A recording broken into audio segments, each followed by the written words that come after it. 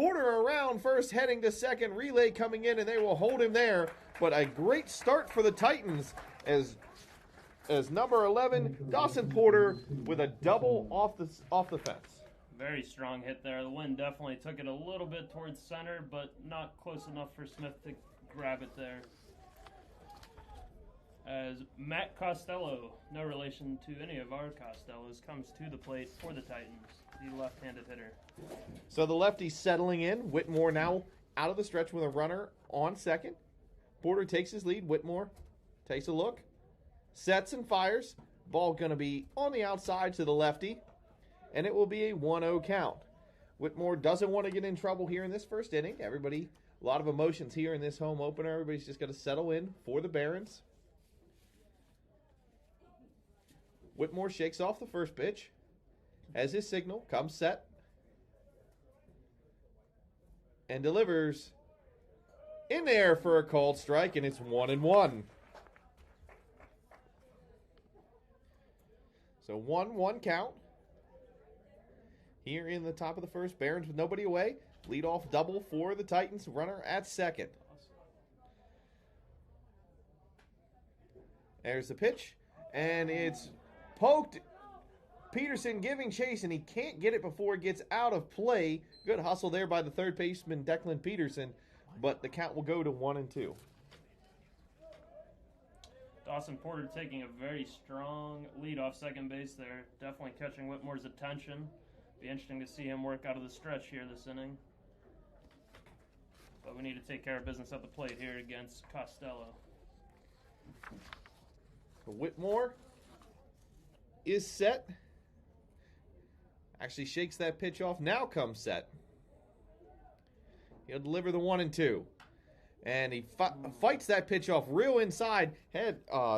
Costello had to almost swing there or it was going to hit him. But it goes foul down the third base line. Count will remain 1-2. Yeah, that one may have stung a little on a cold early morning here today.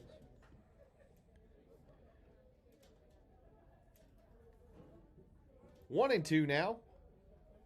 Whitmore sets and delivers. Ball swung on and hopped to Peterson at third. He'll look the runner back to second and throws over to first for the out.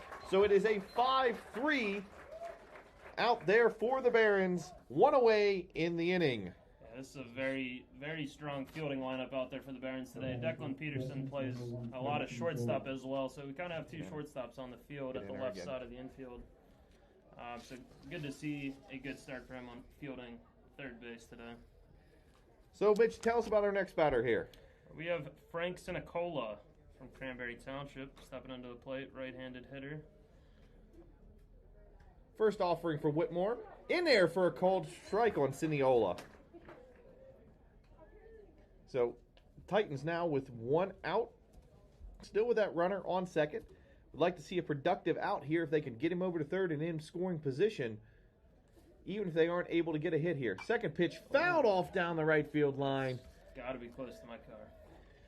Mine too there, Mr. Morelli. Makes me a little nervous. His favorite athletes are Starling Marte and Joey Votto. That's an interesting spread there. But, it's an interesting combo there. Sinicola also is studying English and wants to be a writer after college. I'll see if he can write a run on the board here for the Titans. Whitmore comes set. First pitch is going to miss inside, and that'll bring the count to 1-1. Looked like a hanging curve there, but still a little nerve-wracking in the first inning. Sorry, 1-2. Getting a ball near the head there. So 1-2 count here. Whitmore ahead. See, doesn't want to give him something too pretty. Trying to get a strikeout here. Pitch just off the outside corner of the plate, but a good location trying to get a chase and a ground ball. Yeah, Dawson Porter still has some of his attention at second here. He's definitely taking a strong lead out there, but we need to focus at the plate here once again. Porter led off the game with that double to left center. Whitmore comes set. And there's the pitch. It's in the dirt, and that will bring the count full, so we will have a 3-2 count. Yeah, Sinicola had 2 hits for the Titans yesterday in the doubleheader. Both games he started in the 3-hole for them. Whitmore Payoff pitch coming here. 3-2 count. He delivers. Swung on and hit in the outfield. Left fielder got underneath it, and he will make the grab. Ooh. Loses it on the transition, so the out will be recorded. So that is a F7 for the left fielder Halsey. He makes the out. Runner will stay at second, and there's 2 away in the inning. Batting for Westminster, number 41, Mike Grazer. So the Barons, after giving out that leadoff double now, have an opportunity to get out of the jam as number 41, Mike Grazer, will come up. Grazer. Tell us about Grazer there, Mr. Morelli. First pitch swung on, and the shortstop has it, throws in time. Very clean work by Whitmore there to get out of an early jam. So Whitmore makes it look smooth, and that will end the inning. Barons get out of the jam. We will go to the bottom of the first, still 0-0.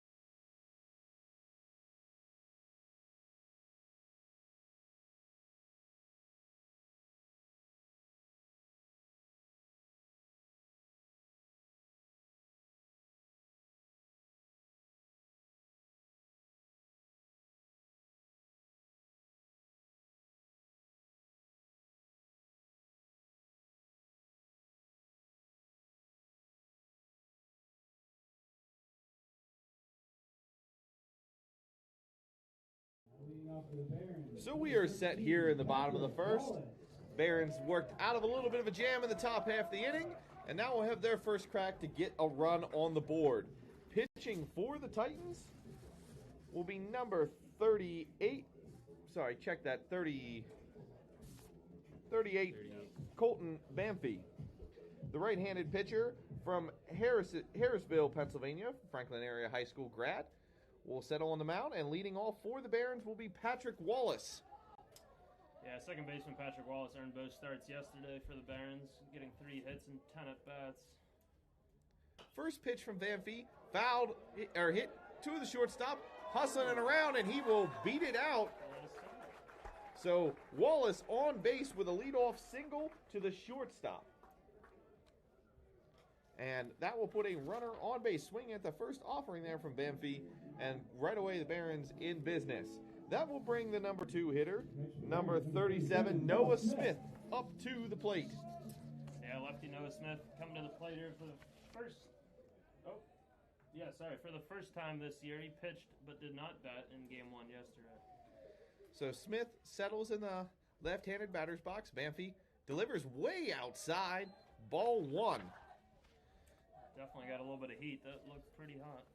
We'll see if Morelli, no relation behind the plate, will be keeping an eye on Wallace and see if the speedy second baseman can maybe swipe a bag. The Barons were caught stealing a couple times yesterday, so Westminster has been efficient at throwing out runners. Banffy's second offering again outside. That one was a little closer to the zone, but it's a 2-0 count. Yeah, I had to do some research for USF last night. Vincent Morelli, no relation to me, but also no relation to Anthony Morelli, former Penn State quarterback. Lengthy research, I did confirm that. My favorite Penn State quarterback there. They didn't call for a called strike, and it's 2-1 to Smith. Yeah, Morelli's doing a good job of trying to frame that outside pitch, but not getting the call today. See if as it goes, if Westminster's able to stretch this umpire out a little bit and get that outside corner called eventually. But 2-1 Banffy is set and fires it in there. Again, going to miss outside, and that will bring the count to 3-1. So Wallace led off the inning with that single to the shortstop. He stands waiting at first base. Banffy facing Smith. A little bit of an unknown for the Barons.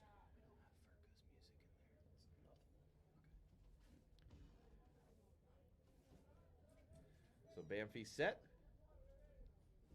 Fires. And that's going to miss outside, and the Barons will have 2 aboard as Noah Smith works a walk in his first at-bat for the Barons this season.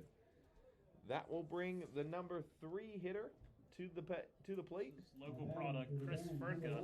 Chris Furka. Chris Furka, the Wheeling Central graduate, one of many OVAC players on Coach Carver's team. Had 4 hits yesterday in the doubleheader. Furka is an outstanding shortstop for the Barons and has provided some valuable explosive bats for the Barons. He has a chance here with runners on first and second. Nobody away here in the bottom of the first inning. Wallace has got his attention out there. Yeah, Banffy steps off the plate. Definitely seemed uncomfortable from the start here as the Barons immediately putting pressure on with Wallace executing the leadoff single and then Noah Smith working the walk. Looks like we got a fan with a jugs gun out here. There, swung on and hitting the outfield. Center fielder settling underneath it, and he will make the grab. Throws it over to third to make sure that Wallace can't tag up in advance. So that will be the first out of the inning. Very nice arm by Cooper there to hold Wallace at second. Very crucial, being the first out of the inning. To leave the sacrifice fly out of play for Costello. Yeah, that was not what Coach Carver was looking for there. He was looking for something on the ground, maybe to move one of his runners over to third and give the Barons a scoring opportunity. Well, now comes up Joshua Costello, brother of assistant coach Tom Costello, for his first at-bat here at Vaquero Field. Yeah, Josh, another local product, went to Stephenville Catholic Central, played on this field in high school, so he's definitely the most familiar with the field out of anyone on the team. A little bit of action there between the Titans' second baseman and shortstop, trying to mess with Wallace a little bit, see if they can pick him off. But first offering is in there, and it's low. So ball 1. I think we may see him take another pitch here, see if Banffy can throw a strike. Yeah, Banffy did walk Smith earlier in the inning. That's why he's at first. Second pitch coming here. He takes a look over at Wallace at second. Fires in. And that's in there for a called strike. And it is 1-1 to Costello, the cleanup hitter. Definitely getting some good run on his fastball there. Going to be running inside to right-handed batters. But it was running very hard and away from the lefties, as we saw with Smith. Yeah, it seemed to be why he struggled to throw strikes, but that one gets into the zone. So the 1-1 coming here from Banffy. Pitch is swung on and hit down the third base line. Coming around to score will be Wallace. Coach sending home Smith. Smith gonna slide a little early, but is in there in time. And 2 runs on the board for the Barons. And just like that in the home opener, Franciscan takes a 2-0 lead on the 2 RBI double by Joshua Costello.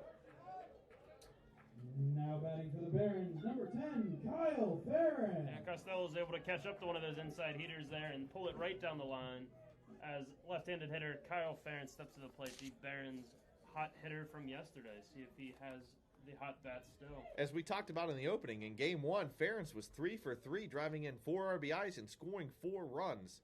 He has an opportunity for another one there with Costello at second.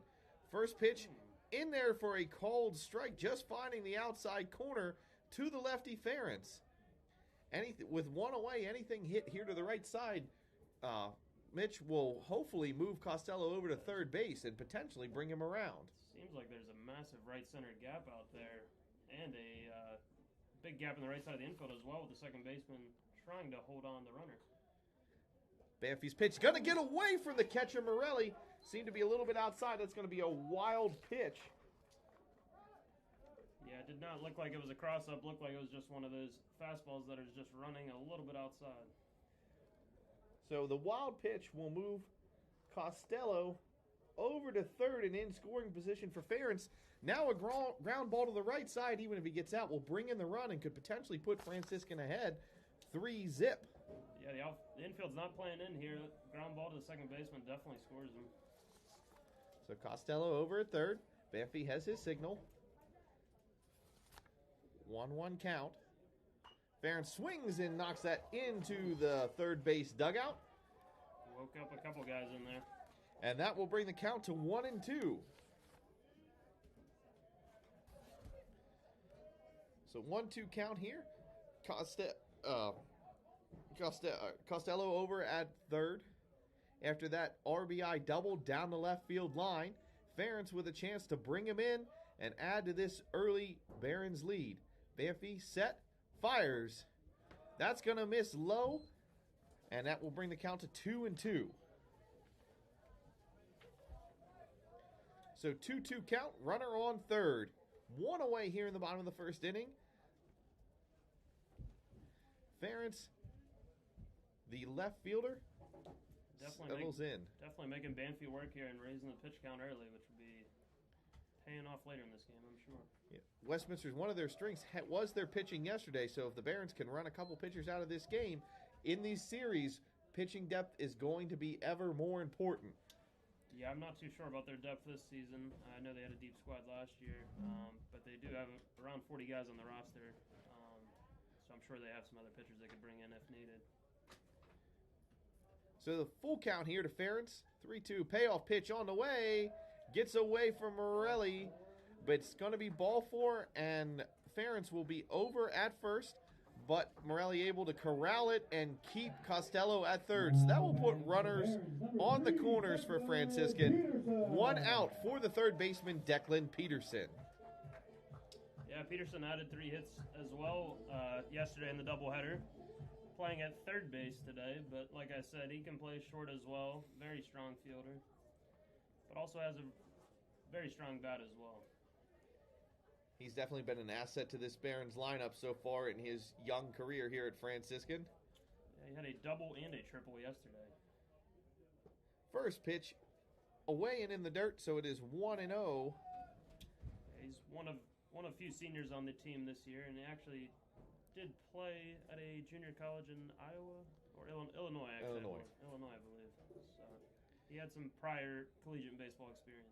We'll see if Coach Carver wants him to take a couple pitchers here, as Banffy's had some control issues. Maybe he can get another wild pitch to allow a run in.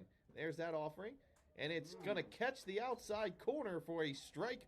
1-1 to Peterson. A 1-1 count, 2 runs already across the plate for the Barons in the inning.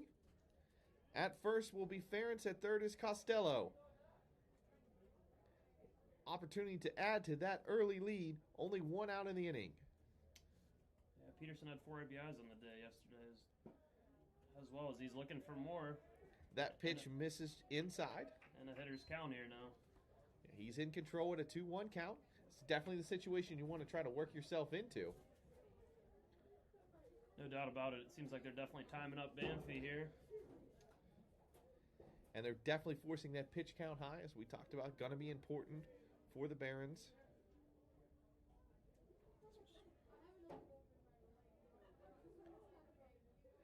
That pitch is swung on and hit into the outfield. Settling under it will be the center fielder in right center. That will let Costello tag up and jog in without too much of a threat.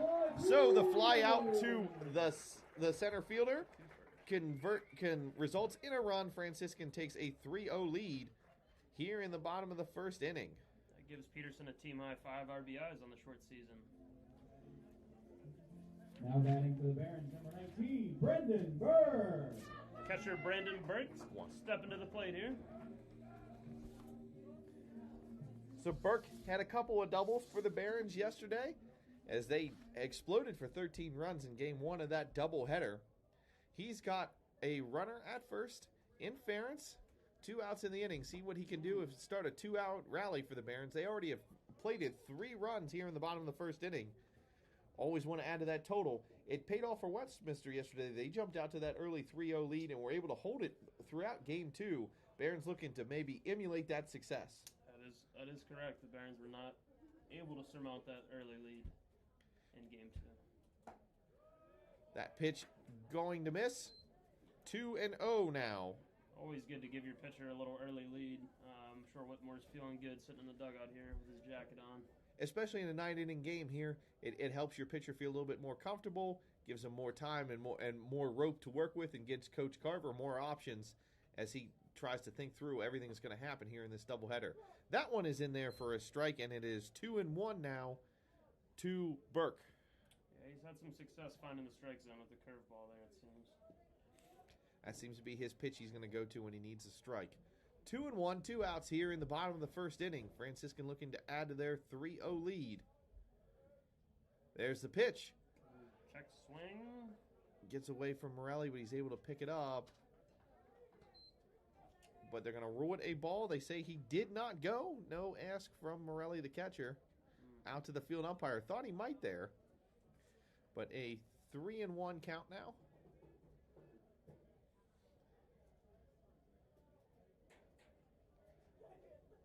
Banffy gets his signal. Sets and fires. That one in there for a called strike. Looks like the curve again. Just a little hanging curve again catches the inside corner. Yeah, that was very close on that inside corner. Thought that knee buckler. Burke might actually earn the walk there, but brings the count 3-2, 2 outs in the inning. Payoff pitch on the way from Banffy, looking to get out of this jam.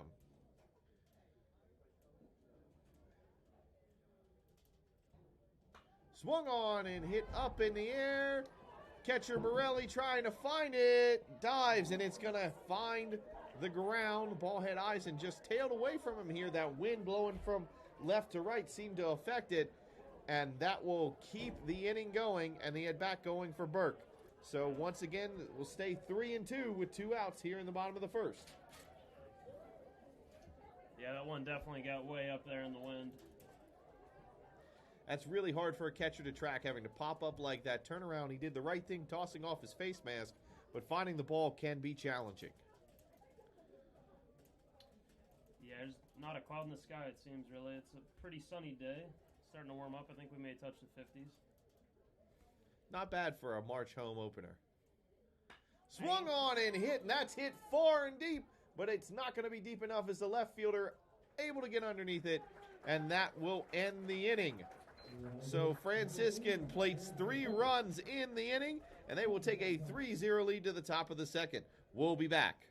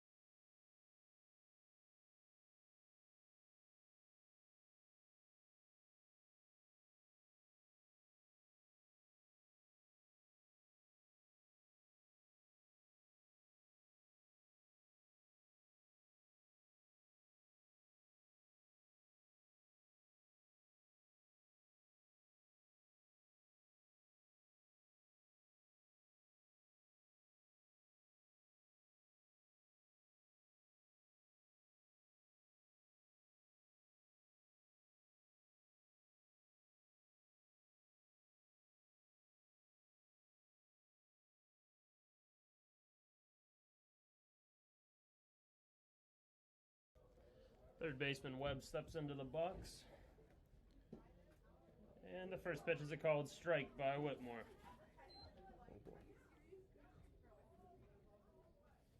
Webb starting at third base today for the Titans.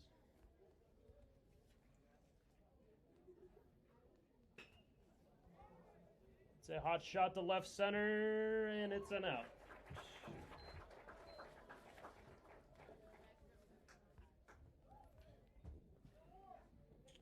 Tyler Barnett stepping to the plate for the Titans now.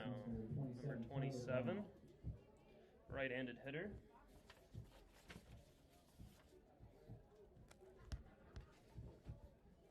Playing right field today for the Titans.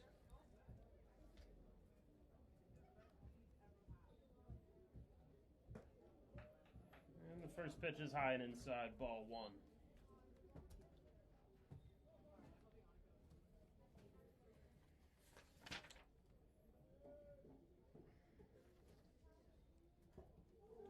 Foul tip, strike 2. Strike 1, sorry.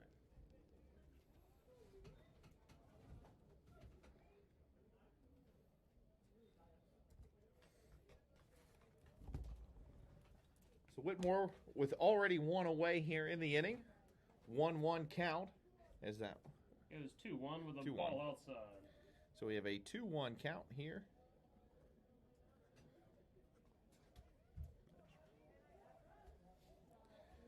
Two-one count. There's the pitch. Swung on and chopped back to Whitmore on the mound. He catches it and throws over to first. So 2 away for the Barons here in the top of the second inning. Always good to get 2 quick outs like that after a big inning by your offense. Keeping the pitch count down and keeping your confidence up. Exactly. That will bring the center fielder, number 5, Brandon Cooper, to bat. He showed a strong glove in center so far. We'll see what he has at the plate. Whitmore with 2 quick outs here in the top of the second inning. He comes set and delivers. And that's going to miss inside 1-0 to Cooper.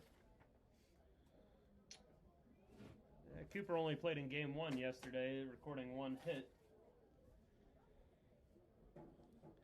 So 1-0 to Cooper. Whitmore delivers.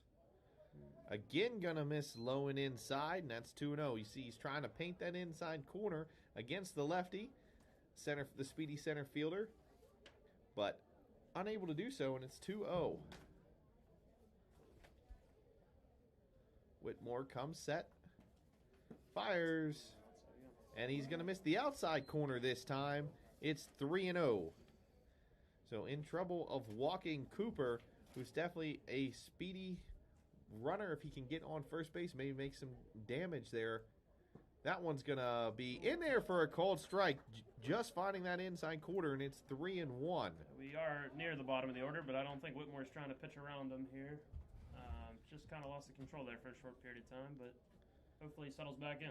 Yeah, it was a quick start to the inning, recording 2 relatively quick outs, but this at-bat turning a little bit more of a battle. That one's fouled back over us here behind the plate, and the count goes full. 3-2, 2 outs here in the top of the second inning. Franciscan leading 3-0. Cooper settles back in the left-handed batter's box.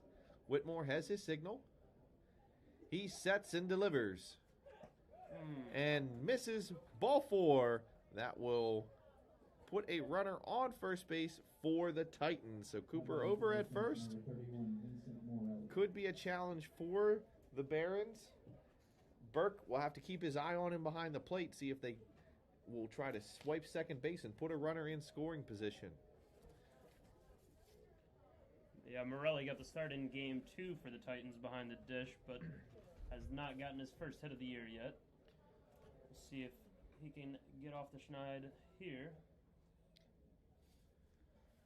First pitch to Morelli. Gonna miss low. So it is 1-0 to Vincent Morelli, with Cooper standing over at first. Whitmore sets, has his signal, and he delivers outside 2-0. So after a good start to the inning there by Whitmore, starting to lose a little bit of control there, walking Cooper, and now behind 2-0 to Morelli.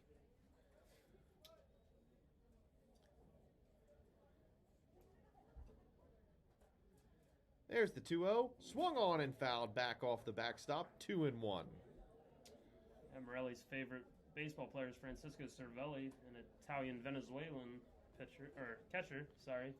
I'm assuming Morelli possibly an Italian American as well. So not surprised with the fandom there. So 2-1 count. There's the pitch. Swung on and hit over to the second baseman. Great jumping grab there by Patrick Wallace. So the L4 will bring the inning to a close. No damage done by the Titans. Franciscan goes to the home half of the inning, leading 3-0. We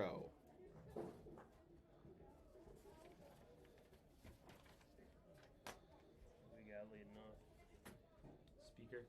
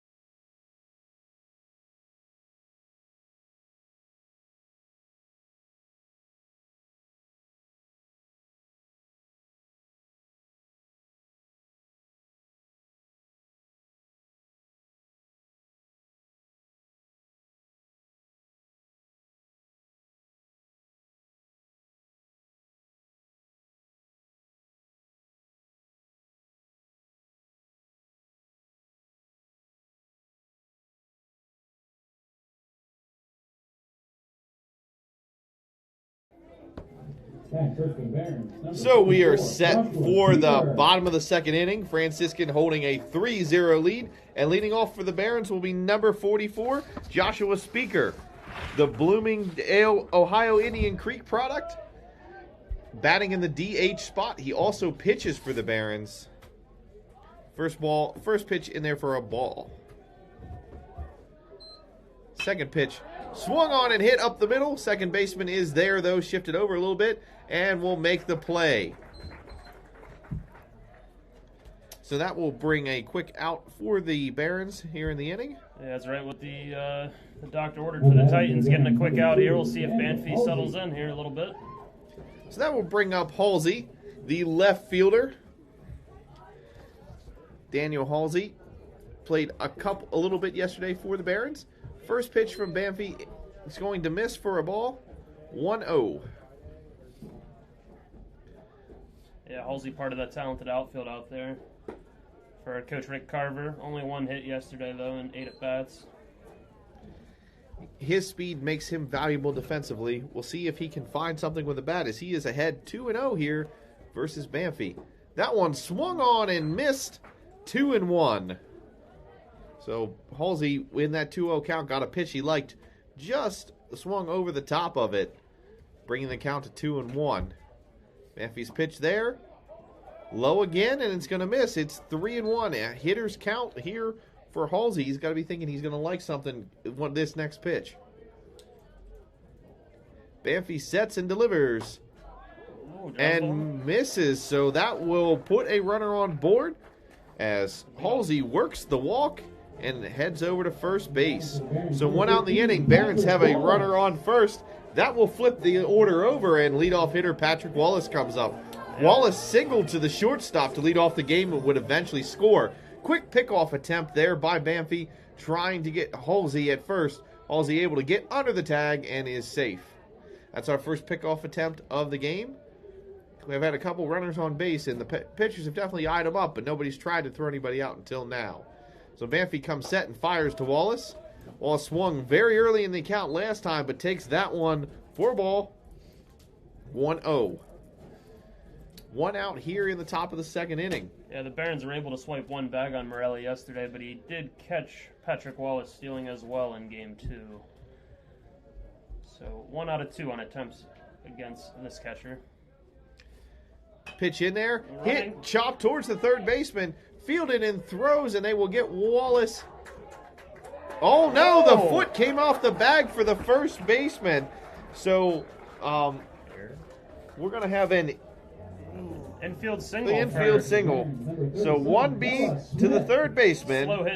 Slow hit ball to the third baseman with. Oh, we have a discussion here. Coach challenging the umpire's ruling, saying that his foot came off the bag. It was going to be a tough play because that was a chopper, and the third baseman had to charge. Not the ideal throw. And after discussion, they rule him out. Home plate umpire will overrule as Coach Rick Carver comes out for an explanation. And he would like an explanation of the overruling there. So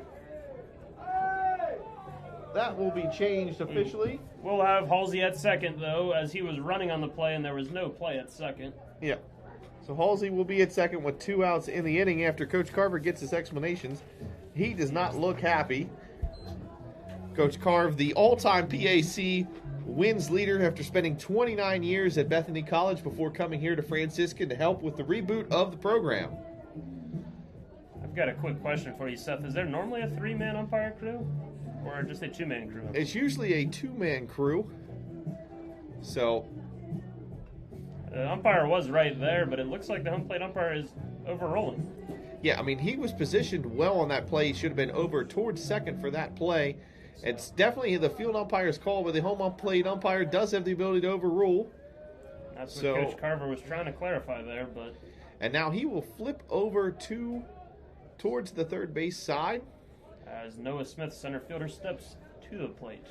So a runner on second, 2 outs in the inning. Noah Smith up. Smith worked a walk in his first at-bat today. First pitch is outside, ball 1. The 9-hitter, Halsey, stands at second.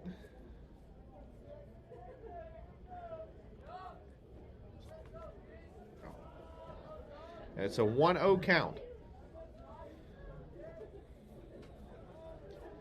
Banffy has his signal. Definitely using both infielders.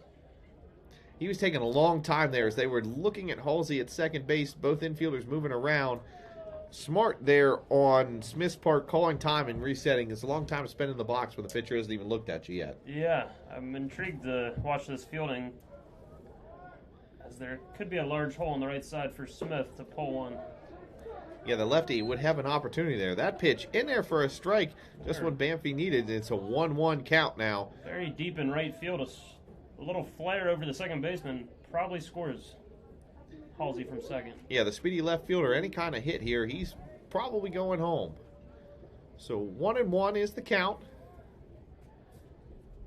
Banffy sets and delivers. That one going to miss way outside. Good grab by Morelli, or that could have gone to the backstop and put a runner in scoring position. 2-1 now for the Titans pitcher, Banffy. Even with 2 outs, you want to keep him at second there if you're the Titans. You never want a speedy runner like him at third with another wild pitch potential. 2-1 count, 2 outs here in the inning. Banffy comes set and delivers. Again, going to miss outside, and it's 3-0. 3-1, sorry. 3-1 count. 2 outs in the inning. I agree with you, Mitch. There's a lot of space there on that right side with the second baseman pretty much standing on the second base bag. So he's trying to look for some kind of a play there. If Smith can get anything to the right side, he's going to let it go. There's the steal attempt, and he's going to be picked off. So Morelli gets Halsey trying to steal third, and that will end the inning. Smith will be at bat to start the next inning. Fresh count to start off the third. But we go to the top of the third inning. Franciscan leading 3-0. So we're going to...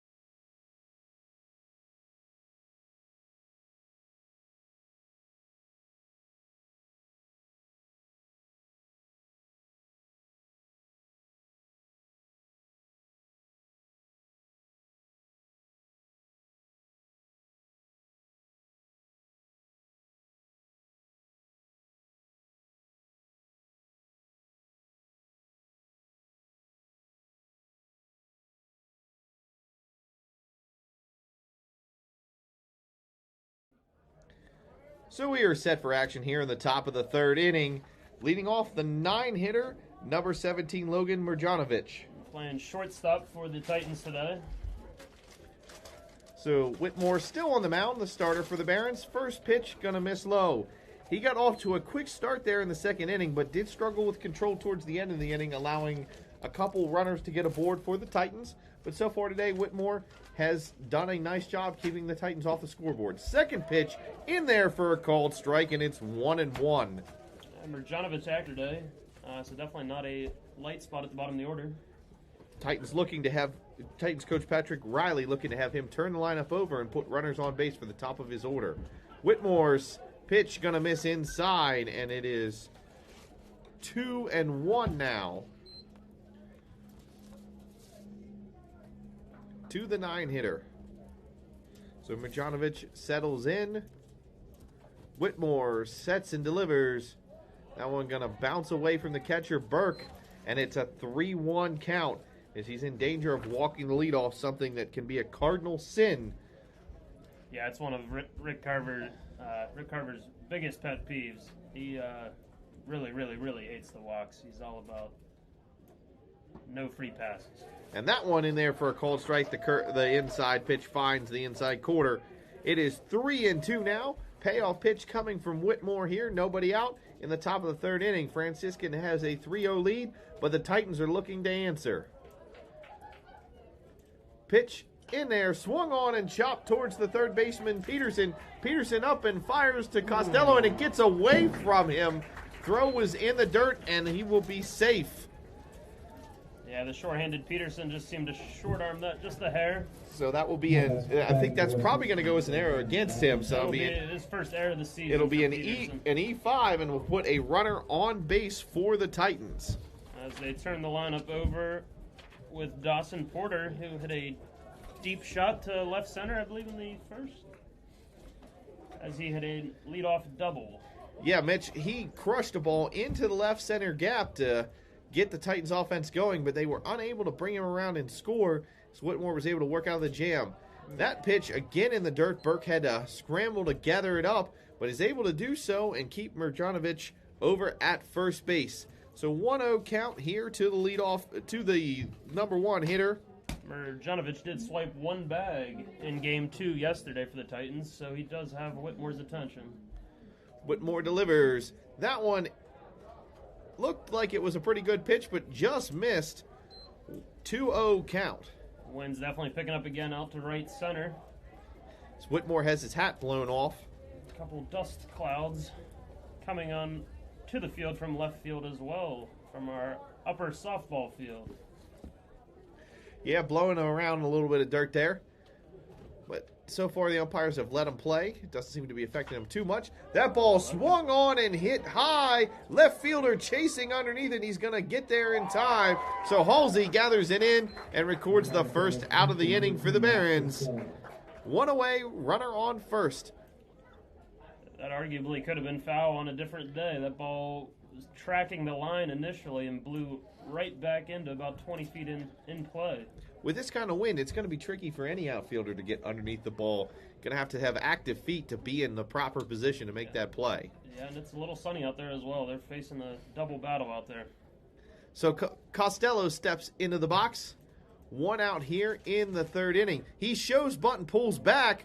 Thought maybe Mrjanovic would try to take off on that, but he does not, and that will be... I didn't see a call there. I think that was ball 1. We're going to rule it as ball 1 for now. 1-0 count. Just a little bit high. Here to Costello as he looked to bunt that one and see if the lefty will try it again. Whitmore comes set. Infield up a little bit with that threat. That ball laced towards the second baseman. Grabs it. Double play ball with a potential there, but is not going to be able to reach as the Barons unable to turn 2, but they do get the out at second base on the fielder's choice. Just another slightly low ball thrown there by Furka, but not sure if they would have got him, even if the throw was on time. As Frank Sinicola steps to the plate for the Titans.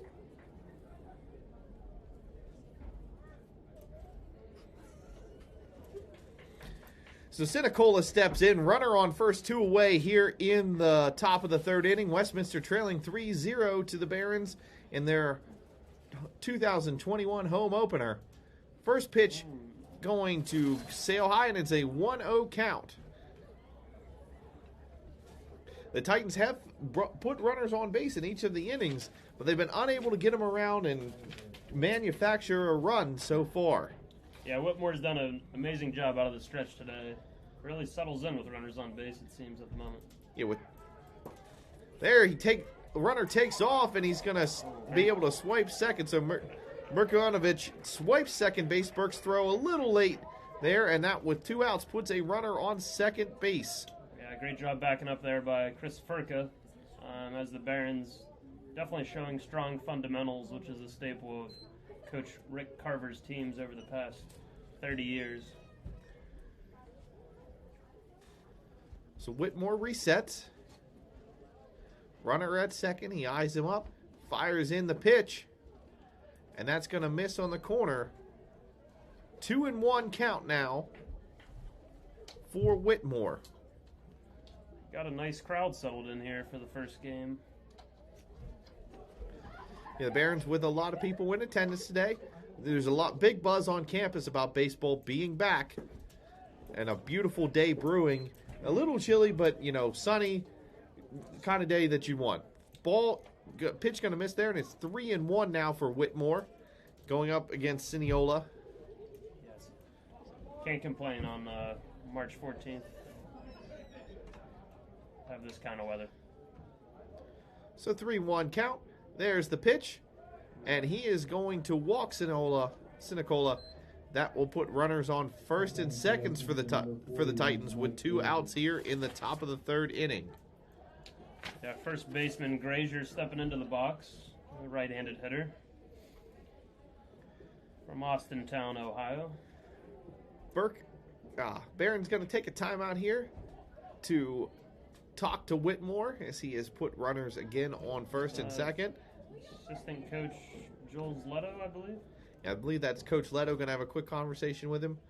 We'll take this break with him. We'll be right back.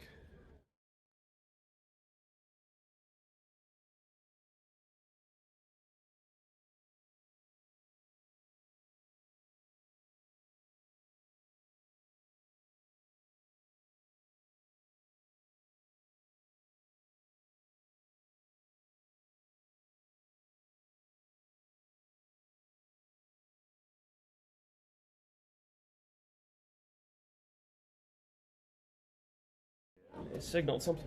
Moves are like bigger, dude. Yeah. So after the conversation, Whitmore going to reset. 2 outs in the inning. Grazier at the plate, looking to try to get the Titans on the board here in the top of the 3rd inning. Trailing Franciscan right now 3-0. Whitmore's first offering. Going to miss inside, 1-0.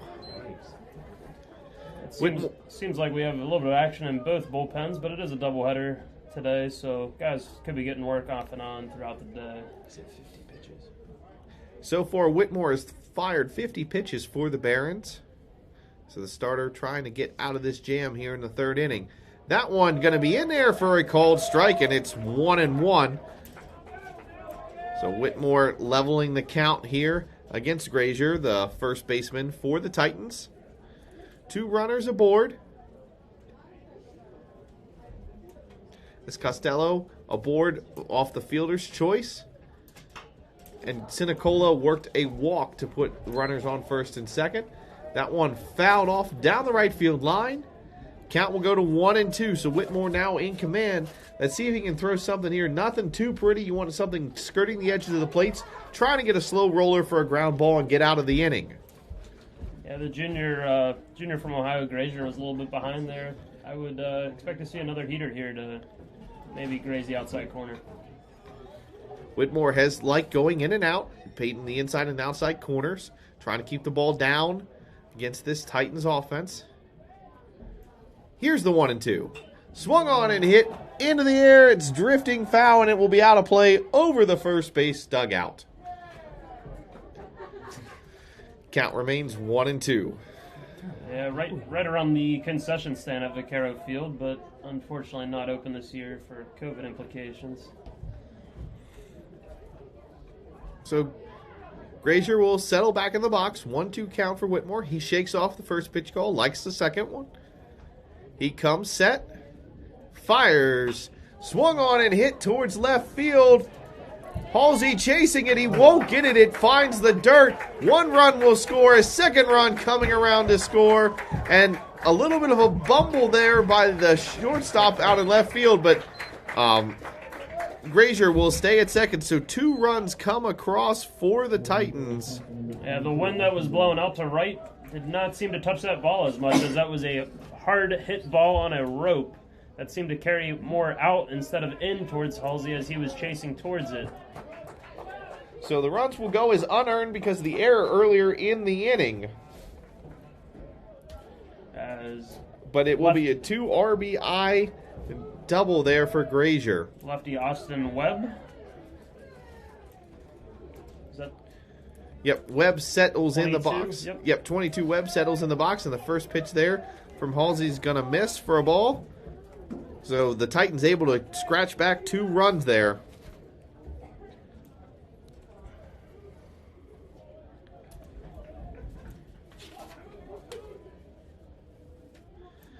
So Whitmore comes set, fires, called strike, and that will level the count at 1-1.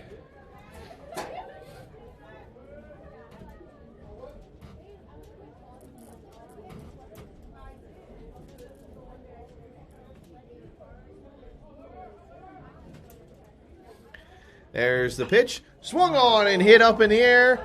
Potential for the out. Outfielders charging in. See who takes charge. Wallace will at second, and he makes the grab, and that will end the inning.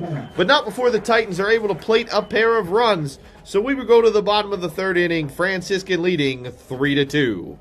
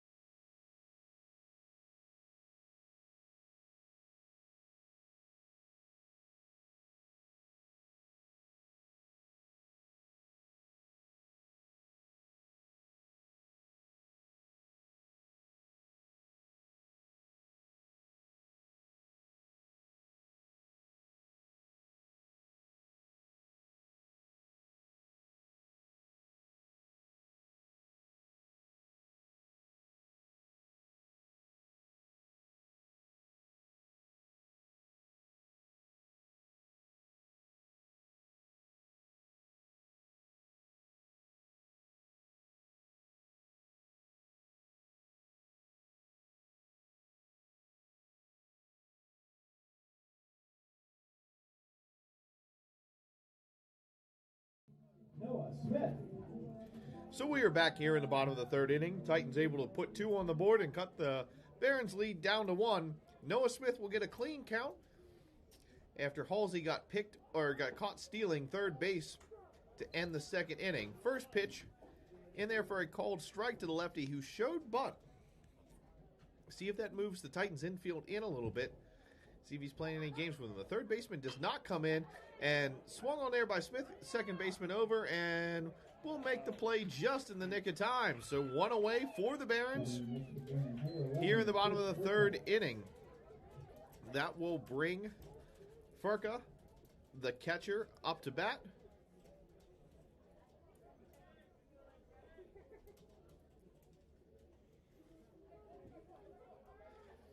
After giving up 3 runs there in the opening inning, Banffy has settled in, shutting down the Barons in the 2nd and getting a quick out here in the 3rd. Furka swings on that one, chopped to the third baseman. It'll be fielded in time. Throw is high, though. Infield single. And, Furka is down. He may have gotten hurt as he was trying to throw on the brakes. I missed it there. I'm not sure if he got hit in the head. I don't know. He It looked like he just slipped down. Looked like he got under the ball and tag attempt. Yeah. So while the trainers jog out to take a look at him, we're going to take a timeout.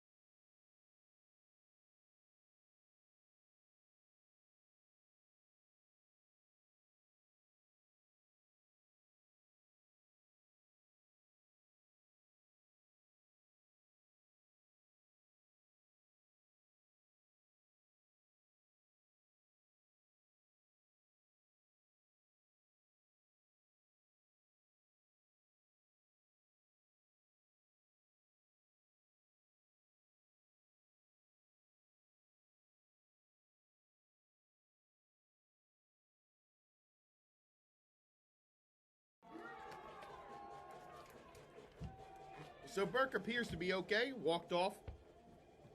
Whatever happened to him there? So he will Furco there. So he will settle at first base, and that will bring up Costello. Costello had a 2 RBI double, ripped that ball down the third base line to get the Barons on the board in the first inning. First pitch is in there for a called strike. So 0-1 now to Costello. 1 out here in the bottom of the third inning. Franciscan leading 3-2, looking to add to that lead. I don't think Furk is looking to steal, but they tried a quick pickoff there. Yeah, after coming up a little lame there on that run to first base, Titans may be thinking they can catch him, taking his time back to first base, but unable to do so. Banffy sets, has his signal and delivers. That one's going to miss inside. 1-1 now to Costello.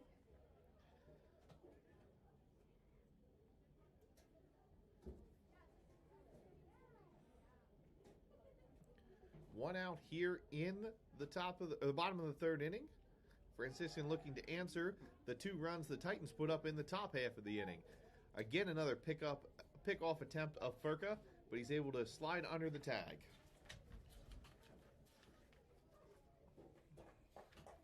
Furka yet with a stolen base this year. Had a couple last spring in Florida. That pitch in there for a called strike, and it is 1-2 to Costello. Costello definitely one of the leaders on this team, Mr. Mitch. Yeah, he had the second highest batting average on the team last year, 382 batting average down south, and a hot start early in the season this year already. Banffy's pitch delivered and hit by Costello high. Center fielder charging in. Shortstop actually goes back and gets underneath it. That one did not have the legs. Thought maybe the wind might blow it around a little bit, but that will be the second out of the inning for the Barons. So 2 away, Number 10, Kyle Farron. and that will bring Kyle Ferentz to the plate. Ferentz worked a walk in his first at-bat, but he's coming off a massive day yesterday for the Barons. Yeah, massive day yesterday. Ferentz only batted .241 last spring, but Coach Carver was really high on him and very excited to see him out here this year, and he's really showing all of his potential in the early going this season. Well, first pitch there to Ferentz finds the outside corner, so it's an 0-1 count. Pickoff attempt coming, and Furka just barely able to get that in there. That was a nice move there by Banffy. Quick snap and throw over to first base. Almost got the runner. A confident play. You got to trust your first baseman there. Banffy delivers. Ferentz chops it to first base, and it will be a 3-U to end the inning. So Franciscan unable to answer. We will go to the top of the fourth. Franciscan leading 3-2.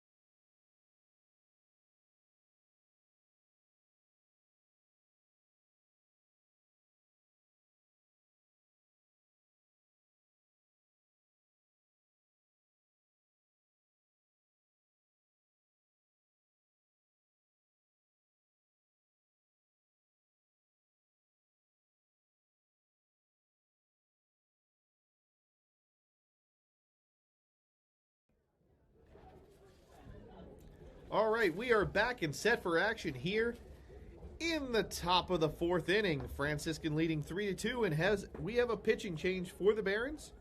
The freshman Joseph Hurlbert coming to the mound a 5'6", 140-pound freshman from Montana City, Montana, will make his collegiate debut in relief for the Barons.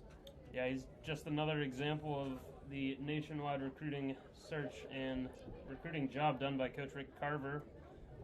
Only kid on the team from Montana, but there are over 19 states represented on the roster this year for the Barons. I know Coach Carver had some high expectations for Hurlburt this year as a freshman pitcher. We'll see what he has in store for us this inning. So Hurlburt will come set. He is facing Barnott. First pitch in there for a called strike. So great way to start your collegiate debut. Step up to the mound and throw a strike, but he's unable to handle the throwback and has to clean that up. Yeah, that closes the book for Whitmore with 2 runs, all unearned. There in the third inning. So that second pitch is chopped down the line, and quickly Hurlburt is ahead 0-2. He's definitely shown the ability to throw strikes in the early going here. And that's one of Coach Carver's pet peeves. He wants pitchers that are going to throw strikes, are not going to fall behind in counts. Walks really come back and hurt you. They did in the last inning, helping the Titans get 2 on the board. That curveball is struck and hit foul over the first base dugout. And the count will remain 0-2 here to the leadoff batter in the 4th inning in Barnott. Yeah, he's shown some fearlessness in the early going for his collegiate debut as he's pestering the strike zone already. And Barnott is one of the better batters for the Titans. He hit a 3 RBI double in Game 2, which really put the Titans ahead. That pitch swung on and again hit foul. It's going to go back over the press box and Last throw of the bleachers. Off the top row, off one of the rows of the bleachers.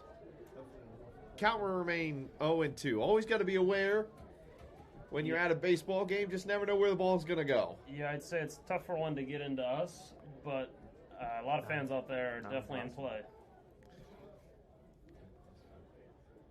So Hurlburt fires there. That one going to miss. Count goes to 1-2. Still way ahead for the freshman pitcher in his first battle on the mound. Yeah.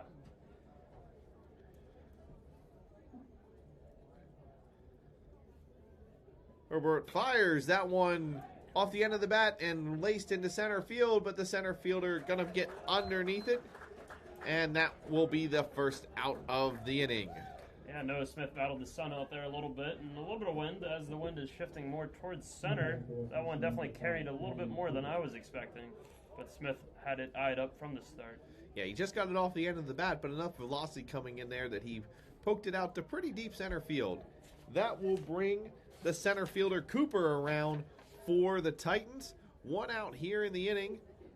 Westminster trailing 3-2. First pitch swung on and hit foul down the first base line. So Hurlburt doing a nice job coming in and throwing strikes for the Barons so far.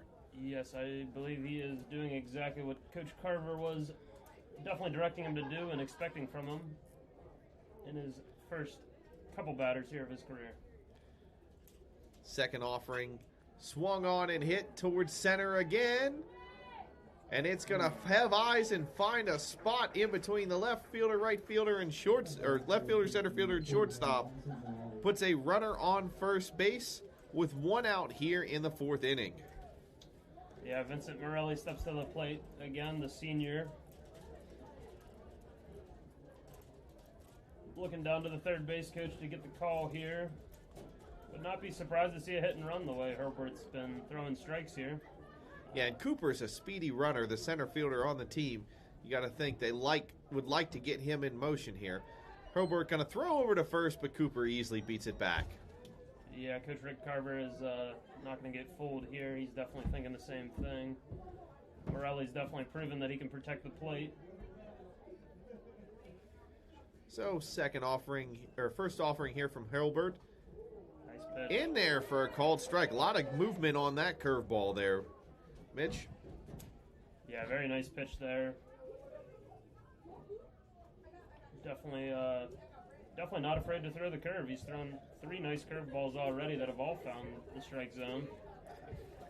So Hurlburt throws over to first, trying to keep Cooper there, let him know that he's thinking about him.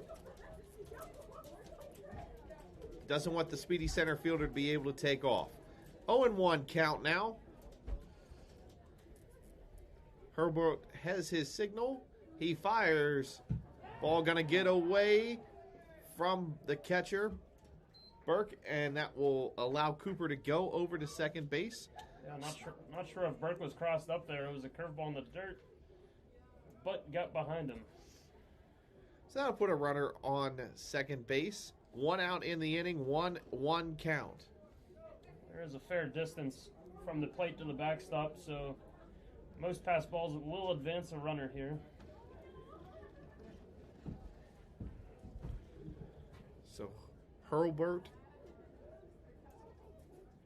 settles in. He fires. Swung on and chopped towards the third baseman. Good fielding play there by Peterson. Over to Costello in time for the second out of the inning. And then a little bit of a check to the runner. Cooper at second base held him there. So 2 outs for the Barons. A runner on second, and that will bring the 9-hitter. Yeah, this is Logan Mirjanovic. 3-hit day yesterday. Once again, just great fundamentals by the Barons there as Declan came into the gap and got that ball, and shortstop Chris Furka covered third base for him. That ball hit into the outfield, center field, or going back and makes the grab. That was Smith. So Smith makes the grab, and that will end the inning. For the Barons, no damage done. We'll go to the bottom of the fourth. Franciscan ahead, 3-2.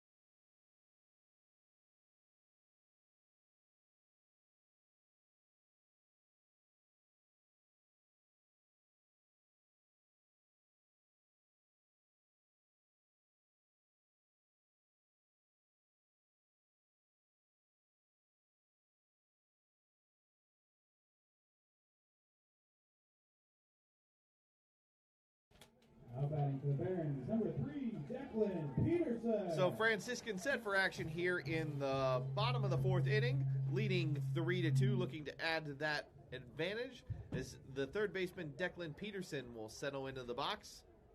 Starter Banffy still on the mound for the Titans. First pitch swung on and struck off the shortstop's glove, and that will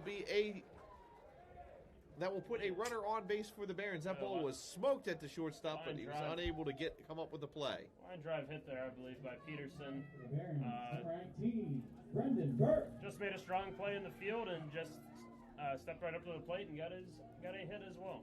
I mean, that's what you want to do. This sport is a sport designed around failure. So you come up, you hit a hard ball, you hope that it finds a gap. That's all that you're looking to do in these situations. Ball well struck, able to get Peterson on base. So Burke will come up. First pitch in the dirt. Yeah, the Michigan native still at the catching spot.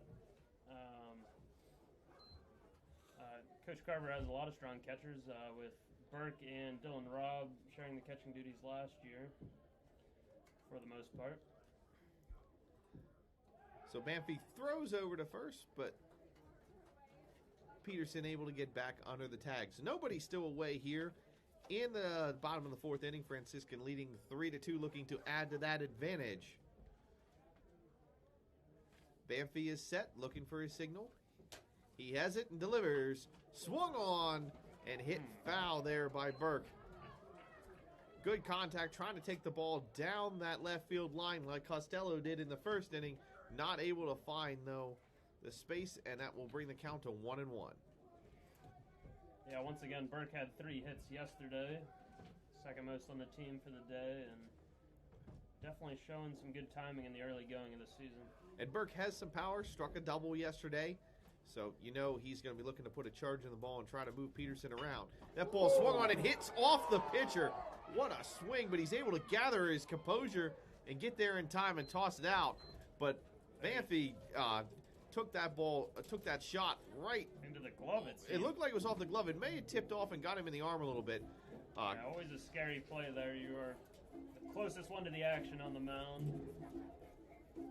And that can happen fast when that ball flies off there.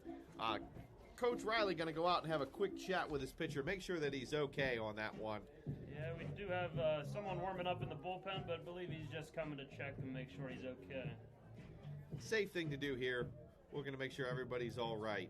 Umpire not counting that even as a mound visit, just making sure that his pitcher's all right. That's a scary situation for anybody. Joshua Speaker. Want to make sure we keep everybody safe. So that will bring Joshua Speaker to the plate. Speaker was unable to get on base in his first at bat, grounding out to the second baseman. But he has now an opportunity with a runner on second base. Speaker, another kid with some power that Coach Carver was excited to get into the program this year. First pitch there from Banffy after the hard shot back at him misses for a ball 1-0. See if Speaker tries to work a count a little bit here and see if Banffy is a little off after taking that hard line shot back at him in the last at bat. Peterson is at second. The third baseman has some wheels. That pitch in there for a called strike, and it will be 1-1. Yeah, Speaker's part of the group of exciting transfers into the program this semester, actually. He had spent some time at Walsh University and Eastern Gateway Community College. But definitely one of a handful of transfers that you'll see today in both these games. So 1-1 count now to Speaker.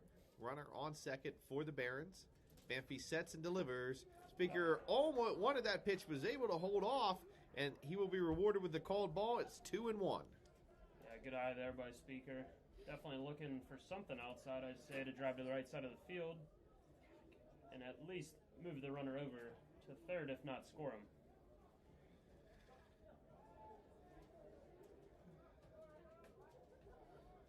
So 2-1 count. There's the pitch. Speaker swings and smacks it in the backstop. That will bring the count level at 2-2 with one out in the inning.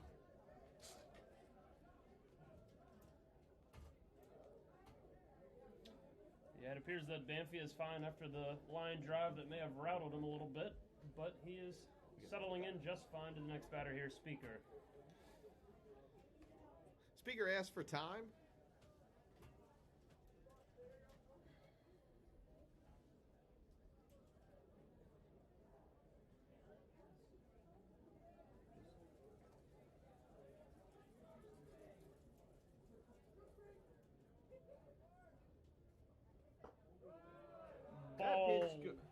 Ball there, inside and low, as it will be a full count.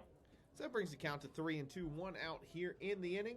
Franciscan looking to add to their 3-2 lead with Peterson on board over at second base. He hit the hard ground shot that just got off the shortstop's glove to get aboard for the Barons. Moved over on the ground out. And that one going to hit Speaker and put him aboard. That pitch would have been ball four anyways, but never good to see someone get hit in the head like that. Speaker seems to be all right as he quickly jogs that off down to first base. So that will put runners on first and second for the Barons with one out. Left fielder Daniel Halsey at the plate. For Halsey. Halsey was able to get on base in his last at bat for the Barons. Yeah, the California native showed off a lot of his tools already in this game. He's been active out there in the outfield for the Barons. There's the pitch. And that one's going to miss inside, almost catching Halsey. But he did not flinch. 1-0 count. Yeah, Halsey's definitely a strong hitter in the 9 spot for Coach Carver and the Barons today. And as a coach, that's something you want. You want to be able to turn the lineup over and give the top of your order the opportunity to drive in some runs. And the top of the order is due on deck for the Barons. That would be seeing Banffy for a third time. This time, Banffy's hat flies off, but he delivers the strike to level the count at 1-1. The wind gust picking up just slightly here at Vaquero Field. If you were with us earlier, we said the wind blows in from left field across towards right field, causes a lot of balls to tail in that direction. So Halsey sets it with 1-1 count. Banffy has his signal. And he steps off the mound, keeping an eye on Peterson at second base. Barons with runners at first and second. Yeah, Halsey earned both starts yesterday, only with one hit, but he's definitely shown some flares today, and he's definitely timing up Banffy a little bit. He has 2 runners on base here, has the opportunity to extend Franciscan's advantage. There's the pitch, swung on and hit foul down the first base line. Almost took out Coach Sean Kirk over there, looks like. That ball was Hot shot. flung down that way. So 1-2 count still here. Barons leading 3-2 in the bottom of the 4th inning. Banffy is set, has his signal. Looks at Peterson at second. Sets and fires. Ball gonna miss outside. Count goes to 2-2.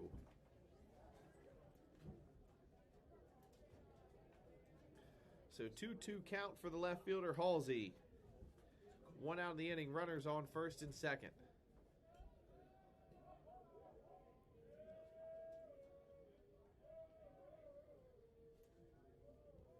There's the pitch. And again gonna miss on the outside corner, and that brings the count full. So Halsey's worked a 3-2 count and has an opportunity to load the bases. Yeah, Halsey in the 9-hole here has a chance to turn the order over to Patrick Wallace, potentially with the bases juiced. Banffy is set. Looking at Peterson at second. He sets and delivers. Ball gonna... Oh, a called strike on the inside corner, and that will end the at-bat for Halsey. That was very, very close, but Halsey strikes out, and that will put 2 outs on the board for the Titans, bringing the top of the order up. Banffy at 61 pitches for the Titans so far today. Yeah, he definitely made him work there a little bit, if nothing else. So Wallace, the leadoff batter, has an opportunity to turn the lineup over. Runners on first and second for the Barons. Banffy sets and delivers. In there for a called strike, and he's quickly ahead to leadoff batter Wallace. This is Wallace's 3rd time seeing him today. See if he makes an adjustment. He's hit the ball well in each one of the at-bats. Yeah, he's definitely timing him up a little bit. Already 3 hits on the early season for him. But only 1 RBI, as he has a couple ducks on the pond for him here to knock in. Let's see if he can throw a little bread and get one of those runners around. There's the pitch in the dirt. Wallace able to hold off, and that brings the count to 1-1. Yeah, Wallace has also shown a strong glove at second base. Coach Carver always is raving about him at second. Very, very fundamental, very, very sound all around in the field. Hoping to be one of the best defensive infielders in the PAC this season. So Banffy sets. Still looking at Peterson at second base. That pitch going to miss outside, bringing the count to 2-1.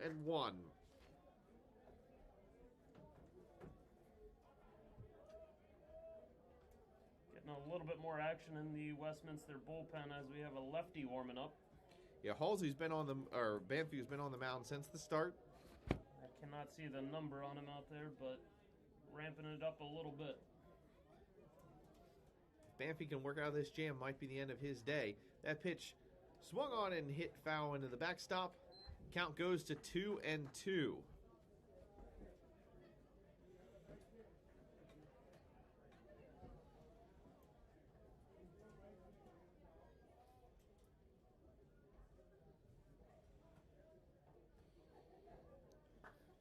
So a 2-2 count for the Barons.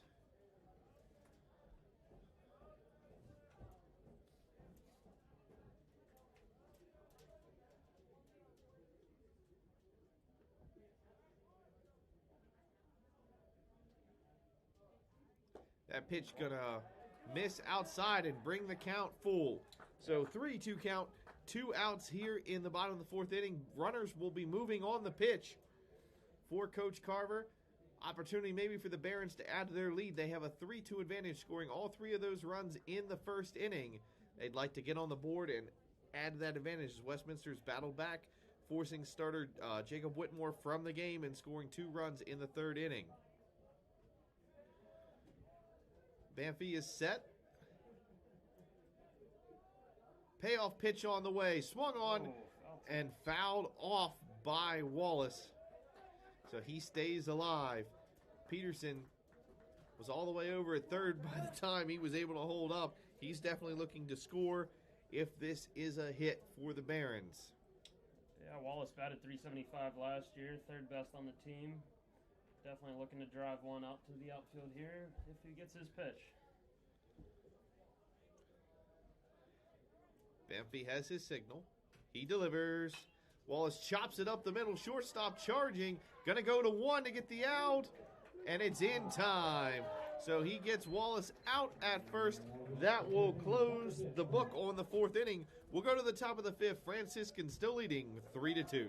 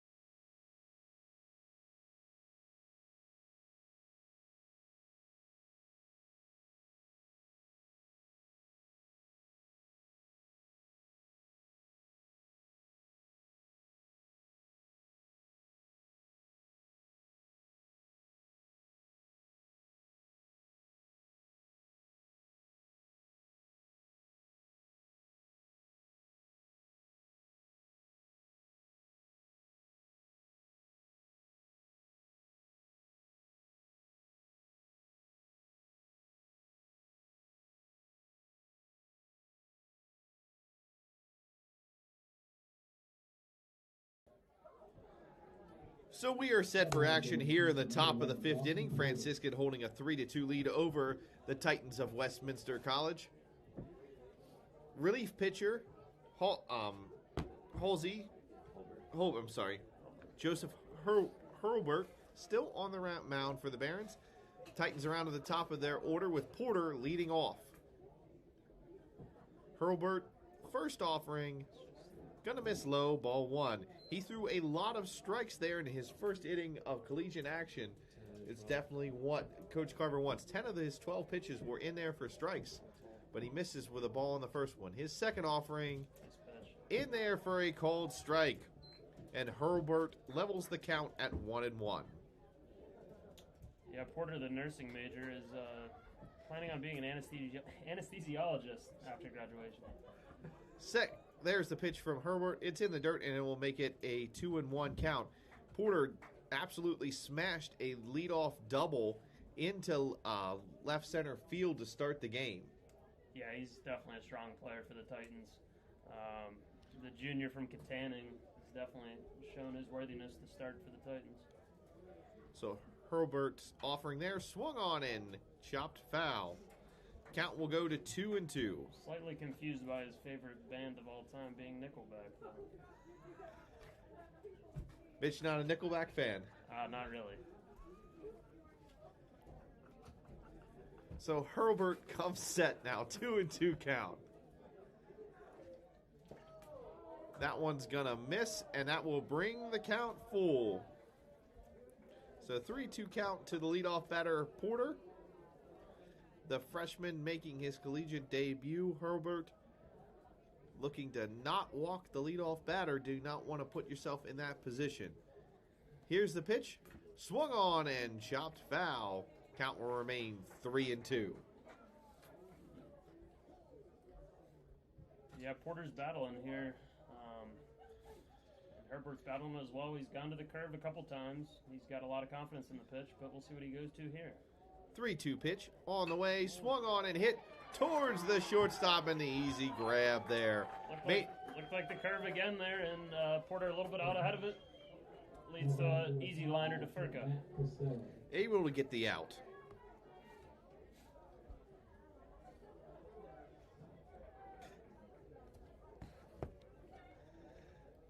So the two-hitter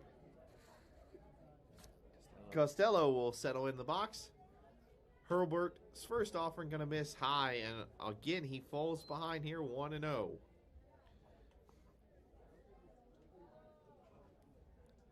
What interesting facts do you have about Costello here, Mitch?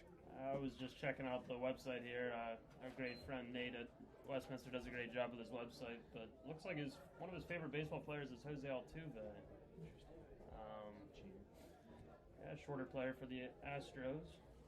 So 1-1 count here for Herbert. That pitch swung on as a chance for the third baseman Peterson, and he makes the over-the-shoulder grab for the second out of the inning. Great hustle there by Peterson. Yeah, I really can't reiterate that this really could be one of the strongest fielding left sides of an infield that you'll see out there in the pack. Really, two shortstops on the field is always a nice feeling to have for a coach. As Frank Sinicola, the graduate student from Cranberry Township, steps to the plate. Went to Seneca Valley High School. So Sinicola, nobody on base, going to look to try to start a two-out rally for the Titans. For its first pitch for Herbert in the dirt. Yeah, it looked like he may be getting in trouble early in this inning, but he's definitely settled back in. Yeah, Coach Rick Carver has confidence in him with no one warming up in the bullpen. And there's a called strike. Good pitch right down the middle, it appeared to be. That brings the count to 1-1. Herbert has fallen behind each of the first two batters, but able to record outs using the athleticism of his infield. There's the 1-1 pitch. Swung on and missed. That curveball had him fooled, and that brings the count to 1-2. He has definitely shown he's not afraid to throw that pitch at any point in the at-bat so far in his young career. So 1-2 pit count for Herbert. Throws that one cold. Strike three on the inside corner. And that will end the top of the fifth inning. We go to the bottom. Franciscan leading 3-2.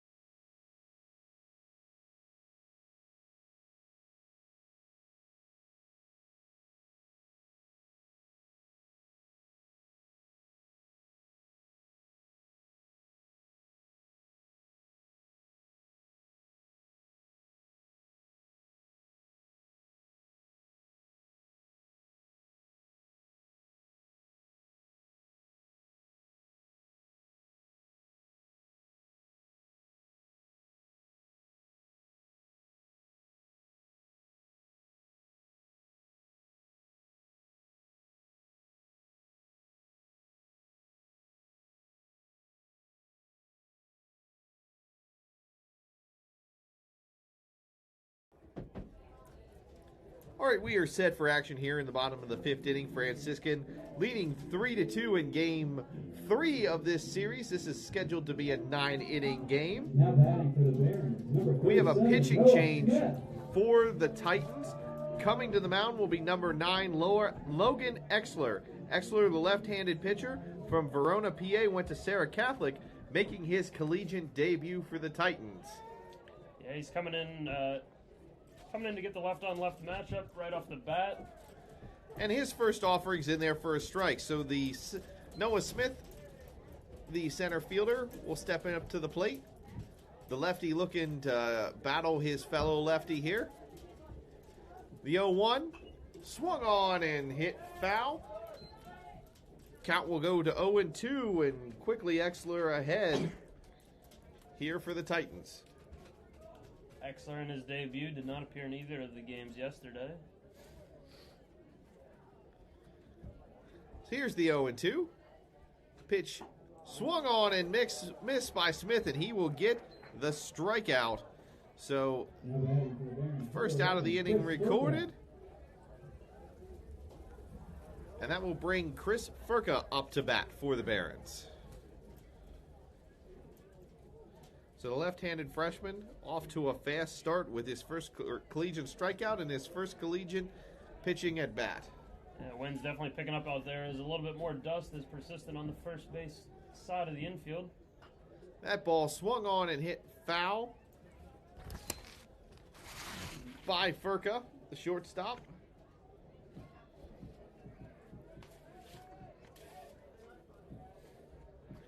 So 0-1 to Furka. There's the pitch. Swung on and laced foul down the third base line into the bullpen area, almost over to the hitting cages. So count will go to 0-2, and once again Exler starting way ahead. He was able to get the quick strikeout against Smith. See if he can do so against the 3-hitter here in Furka. There's the pitch. That one's going to miss low, and it will make it a 1-2 count. Yeah, the junior Furka batted .324 last year for the Barons down in Florida with 3 triples, team high. Definitely has shown his speed already today, more than once. So the 1-2. Going to miss inside, and it will bring the count to 2-2 against Furka. Furka seems to be really up on the plate here, Mitch. I thought he was going to wear one there. I would not have been opposed to see that and get the speedy runner on the bases. Exler sets and delivers. Swung on and missed by Furka, and he will strike out. So 2 strikeouts right away for the freshman Exler. And the Barons have 2 outs here in the inning, bringing Costello up. Looked to be a changeup there. I could not tell for sure, but definitely had Furka way out ahead of him. Yeah, he dropped him down to a knee as he swung through that pitch. That will bring Josh Costello to the plate. Costello had that 2 RBI double in the first inning as he laced one down the left field line. First pitch from Exler going to miss, and he falls behind for the first time in at bat, 1-0. It appears that Westminster has made a slight fielding adjustment, guarding the third base line a little stronger since he's rubbed one down the line on him once before. Second pitch going to get away from the catcher Morelli, and the count will go to 2-0.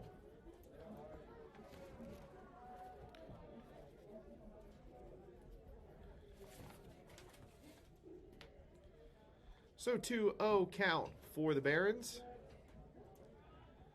Costello at the plate. That curve ball looked like he was trying to find the corner, but unable to do so, and that will bring the count to 3-0. So Exler, after recording strikeouts in against his first 2 batters, falls behind to the cleanup hitter Costello, 3-0. There's the 3-0 pitch, and that's right down the middle for a strike. Costello taking all the way. So that brings the count to 3-1. 2 outs here in the bottom of the 5th inning. Franciscan still holding that 3-2 advantage after plating 3 runs in the opening inning. Costello only drew 1 walk last year for the Barons. There's the 3-1 pitch, and it's going to miss high, and Costello has his first walk of the season this year. We'll put him at first base. Sorry, correction, Seth. That'll be his 5th walk of the year this season. Oh, wow. One in all of last season. He walked 4 times yesterday. So, first home walk of the year and his 5th walk of the season to put a runner on base for Ferentz. Yeah, he was walked 3 times in the loss yesterday.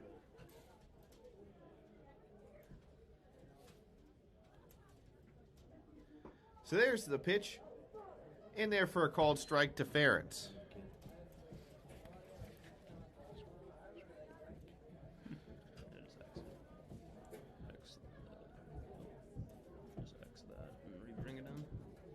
Keep their control panel going. Control panel went blank.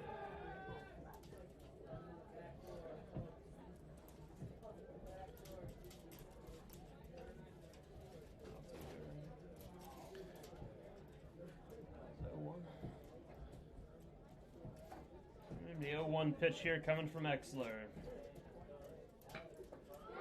Hard shot hit by Ferentz down the line, and it is fair.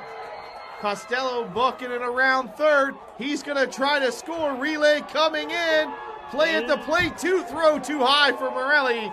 And Costello is safe. But Ferentz with the 2-out RBI double down the left field line extends the Barons lead to 4-2.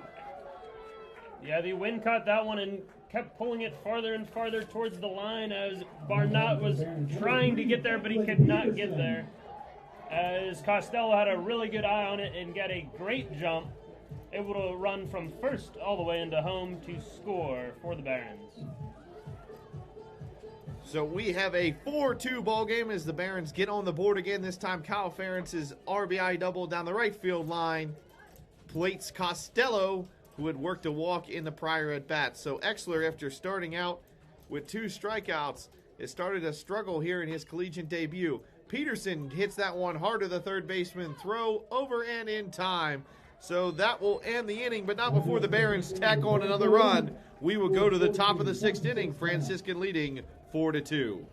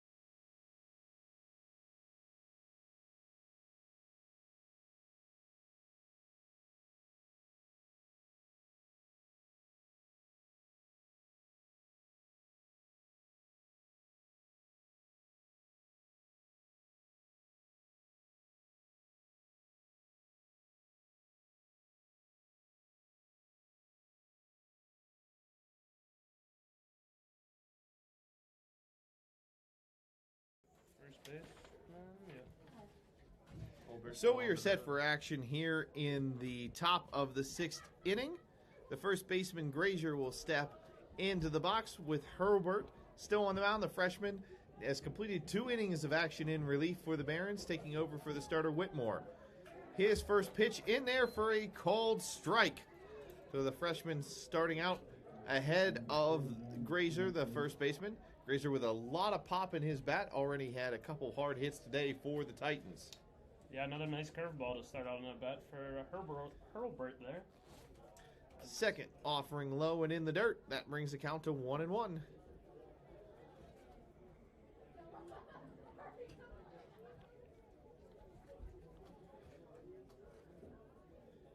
There's the pitch.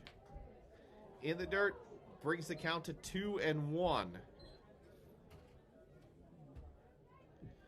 For Herbert.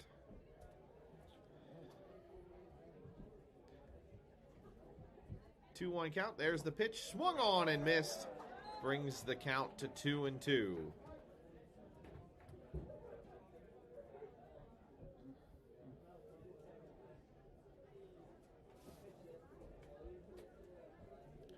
So 2-2 count. Nobody away here in the top of the 6th inning. Franciscan leading 4-2. There's the pitch, swung on and hit out to left field. Going back is Halsey, and he's able to make the catch. Probably not the way Coach Carver would like him to do, rather than run to the spot and get underneath it, but able to drift back and make the grab for the first out of the inning. For more Franciscan University home games, check out the athletic site. All the stats, analysis, home game schedule. So 1 out here for the Titans. There's the pitch in the dirt, and it is 1-0.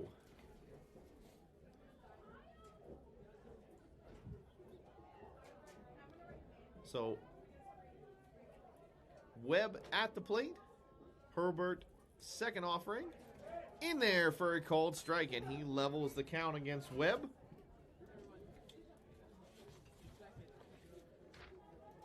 Webb starting at third base for the Titans today. There's the pitch. And just misses. That will bring the count to 2-1. Trying to read up about his family here. It appears his mom swam at Baldwin Wallace, but also has multiple cousins playing currently all across the tri-state area at the moment.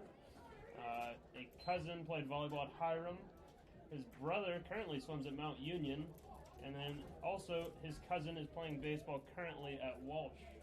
So Webb coming from an athletic family here. Count level at 2s. There's the pitch. Swung and hit down the first base line. It's going to get away from Costello for a fair ball. Webb booking it over to second base. For 3. He might be looking for the triple here coming around, and he's going to be able to get so. So Webb with 1 out here in the 6th inning. Triples down the right field line to put a runner on third for the Titans, and they look to answer back after the Barons plated a run in the bottom of the 5th inning. Josh Costello gave it his all there, but just out of the reach of his glove there, as the ball would make it all the way to the right field fence. So Herbert now has a runner on third to work with, and that will bring up number 27, Barnott. Barnott had a double in Game 2 of the Titans' battle with the Barons yesterday that brought in 3 RBIs. Has not been as active at the plate today, but definitely has power, especially against the freshman here, Herbert. He's got to keep moving that ball around with that curveball that's been working so well for him. Yeah, he really has to look to keep it down here, as Barnott will be looking to put one in the outfield to get a sacrifice fly here. That one is swung on and missed, and that brings the count to 1-1. That's exactly what we're looking for there. A nice low curveball. If you're Coach Carver, you'd want a strikeout here or something popped up in the infield. You do not want this ball to get to the outfield and give the speedy Webb an opportunity to score. That one swung through and missed, as Herbert is now ahead 1-2. You can see that Barnott was trying to put that ball into the outfield, looking maybe to try to take it to left. Got a little ahead of it, and Herbert fooled him. Yeah, he's been really fun to watch so far on the mound. So the 1-2 coming. Swung on and hit over the third baseman, Peterson, and it's going to get into left field. That could be a double for him as he is around first and over to second. So the RBI double there by Barnott brings in a run for the Titans and a close within 1, 4-3. Center fielder Brandon Cooper coming to the plate from Oakdale, Pennsylvania. Went to West Allegheny, which is just down the road, just down Route 22, about 30 minutes from our campus here in Steubenville. So Cooper settles in with Barnott over at second base. Stepping into that inside curve, almost caught a piece of him. Herbert will reset. Pitching out of the stretch now with a runner on second base. He comes set and delivers. It's going to miss high. Ball. 2-0. Should be 2-0. 2-0 right now for Herbert. 1 out in the inning. Runner at second. Franciscan's got to stop the bleeding if they're going to hold on to this lead. Only leading 4-3. Herbert turns and fires it over to the shortstop, Furka, and not in time though. Good thought trying to keep Barnott at second base. Barnott did swipe one bag in the second game of the doubleheader yesterday. He has some wheels and the ability to take advantage of different situations on the base path. Herbert fires that one, just misses. That'll bring the count to 3-0, and he is in danger of walking the center fielder Cooper. 3-0 count. Herbert comes set. He fires in there for a called strike, and that'll bring the count to 3-1. So able to find the strike zone. Looked like Cooper was pretty much taken all the way there, ahead in the count 3-0. So 3-1. This is an important pitch. Definitely a hitter's count. Swung on and chopped down the first baseline foul, and that will bring the count full. So 3-2 count, 1 out here in the 6th inning. The Titans have already plated 1 run to pull back within a single run, and they have a runner at second. Cooper also coming from an athletic family. His father played basketball at Penn State New Kensington for 2 years in college.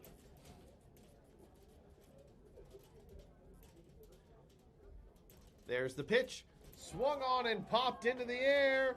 Couple going underneath it. Peterson going to take charge and makes the grab. So that will be the second out of the inning. Definitely not a routine play by any means with the wind there. Definitely moved it 20 to 30 feet while up in the air there. You are correct, Mitch. That makes it very difficult to read. Peterson, though, taking charge of it, calling off Furka. Not seeing infield fly call there, so that was it would not have been with the runner on second base. Yep. So that will bring up Morelli, Vincent Morelli, the catcher for the Titans, at the plate. Runner on second base. And the wind, I think some dirt blew up in his face there as these wind gusts have become more and more intense. He calls time and will step out of the box momentarily. So Herbert steps off the mound. We'll reset here. 2 outs in the top of the 6th inning. Franciscan leading 4-3.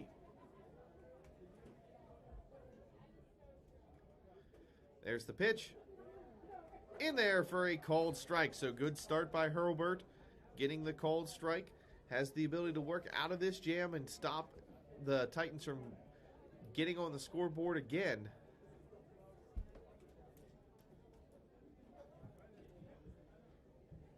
Herbert delivers. Ooh. Unable to find the strike zone with that curveball. And that brings the count to 1-1. Definitely a little bit of an off speed there. To the 8-hitter, Morelli.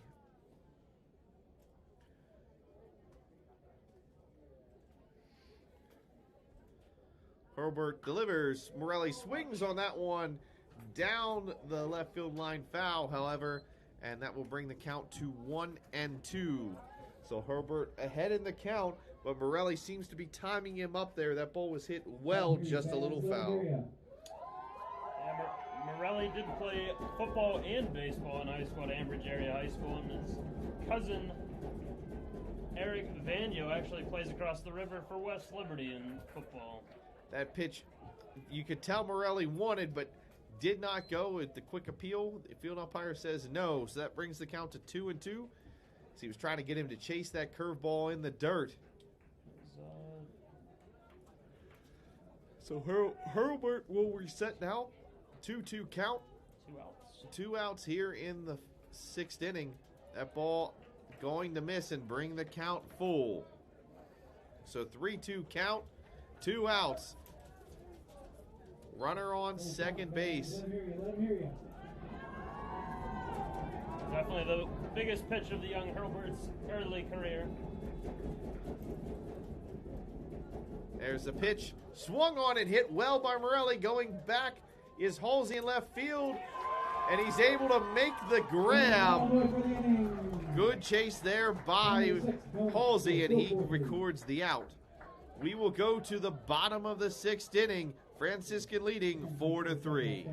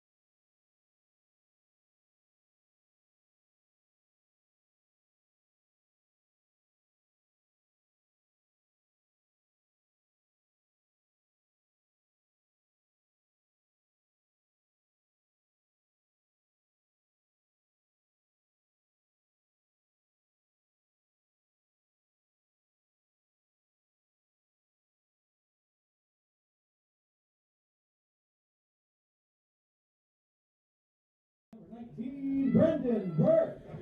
So we are set for action here in the bottom of the 6th inning. Franciscan leading Westminster 4-3 in the home opener of the 2021 season. Barons got 3 runs in the opening inning and brought one across the plate there in the bottom of the 5th inning. Leading off for Franciscan will be number 19, Brendan Burke, and he takes the first pitch for a ball. 1-0. Yeah, the catcher batting above 400 in the early going with 3 hits, including 2 doubles yesterday. Exler, the relief pitcher, came on for the Titans. Got a couple of strikeouts early. That ball grounded out to the shortstop, and the easy 6-3 will put the first out on the board for the Titans. Now batting for the Barons, number 44. That will bring Josh Speaker up to the mound, up to the plate. Speaker, the designated hitter, also pitched yesterday for the Barons, so he can do a wide variety of things for the Barons offense. He can definitely hit the ball hard. Has not had the opportunity to do so far today, but see what he does here. That ball chopped, going in past the first baseman, second baseman unable to get it in time, and Speaker hustles down the first base line and will get on board. So a single down into right field for Speaker. 1 out in the bottom of the 6th inning to see if the Barons can turn that offense into just a couple more runs with the top of the order lurking. As Halsey will now come up to bat. Halsey's been active for the Barons, able to get on base a couple of times today. With Speaker over at first. 1 out here in the bottom of the 6th inning. Swung on by Halsey and hit into left field, but the center fielder able to get it in the left center gap. And that will be the second out of the inning. Speaker safely back to first base. Struck well there by Halsey, but unable to find some grass. Yeah, the wind definitely did not help him much there as it took the center fielder's cap off, but blew the ball closer to center field and made the catch a little bit easier.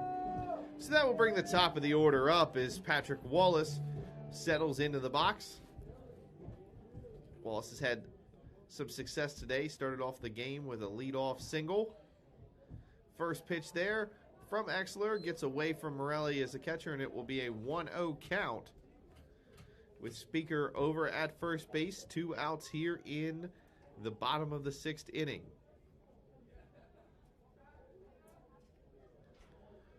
So Exler has his signal.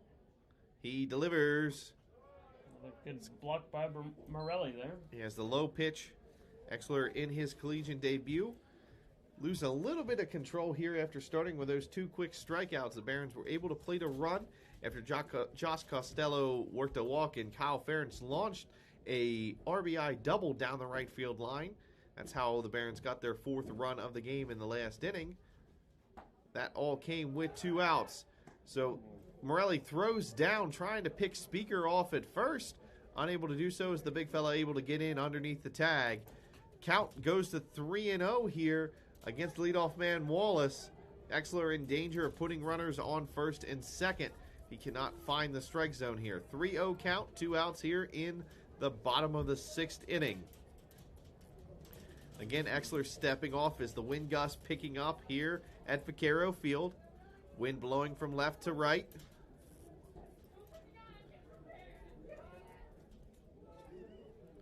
There's the pitch. It's going to miss high, and on 4 pitches, he walks Wallace, and that will put runners on first and second for the Barons. 2 outs in the inning. We may have a pinch hitter coming here for Franciscan, as it looks like number 22, Dylan Robb, will come in to pinch hit for Noah Smith. It'll be his first at bat of the season, as Brendan Burke caught both games of the doubleheader yesterday for the Barons. Dylan Robb did play in a handful of games, though, last year in his freshman season. Yep. Robb with a little bit of power to his bat. He will see how he does in his first outing of the 2021 season. He played and started in 8 games last spring, as he recorded 9 hits, including a double and a triple for the catcher. So Exler has his signal. Runners on first and second. There's the pitch. And he's going to miss again. That is his 5th straight ball after walking Wallace on 4 straight pitches. I remember Dylan Robb being one of Coach Carver's first recruits he signed upon being hired here. The Holtville, California native. Back in 2019, signing with the Barons. Coming across the country here to play at Franciscan. That pitch again missing. Then the catcher, Morelli, tries to throw off and pick off Speaker, who took a really big lead, but he was just able to get back around the tag there by the shortstop, Murganovich. Yeah, Morelli's seeing something out there with Speaker. He has shown the confidence in his arm and has tried to pick him off twice this inning. Trying to get out of this jam for Exler as he's now thrown 6 straight balls. We'll see if Rob is just taking here. That ball swung on and hit hard, but foul down the third base line. If he was able to get that fair, that could have been a run for the Barons. But that will bring the count to 2-1 and end the ball streak by Exler. So 2-1 count. 2 outs here in the bottom of the 6th inning. Franciscan leading 4-3, looking to tack on another run as Rob calls time and will step out of the box. Rob was able to draw 3 walks last season. Historically a pretty patient hitter at the plate. Let's see what he has in store here on a hitter's count at 2-1. Yeah, he's got to be definitely looking for a pitch he likes. There's a pitch swung on and chopped towards the shortstop. Bobbled momentarily, and he's up and makes the throw in time. Umpire to make sure the first baseman Grazer was able to hold on to the ball, but he gets the out, and that will end the Barons' threat in the bottom of the 6th inning. We will go to the top of the 7th inning. Franciscan still leading 4-3.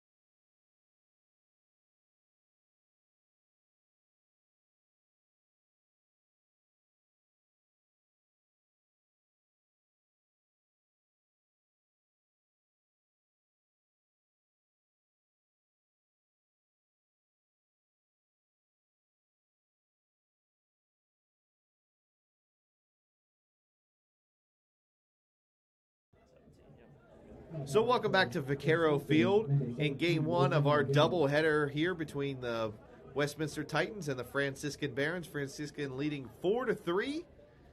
The 9-hitter for the Titans, Murganovich, is up. And Herbert remains on the mound after coming in relief. His first pitch to the 9-hitter is in there for a strike. We do have a defensive change for the Barons, as number 21, James Becker, is going to come in to play center field after Coach Carver opted to pinch hit Dylan Robb for Noah Smith. Robb will come out of the game, and Becker will go in to play defense in the center field slot. This is the 7th inning of a scheduled 9 innings here in Game 1. It's a 1-1 count by Herbert. He gets the ground ball over to Peterson at third. Peterson up and over to Costello in time for the first out of the inning. So 1 away for the Barons. Great throw down. Here in the top of the 7th inning. That will bring the lineup around for the Titans, bringing up the leadoff hitter, number 11, Dawson Porter.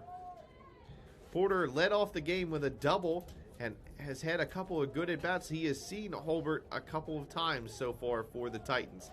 Holbert's first pitch is in the dirt, 1-0. Herbert. So Herbert ahead 1-0. Nice curveball there, and catches the outside corner of the plate. So that brings the count to 1-1. For the freshman who's in a long-term relief role for the Barons today. 1-1 count. There's the pitch. That one's going to miss low and brings the count to 2-1.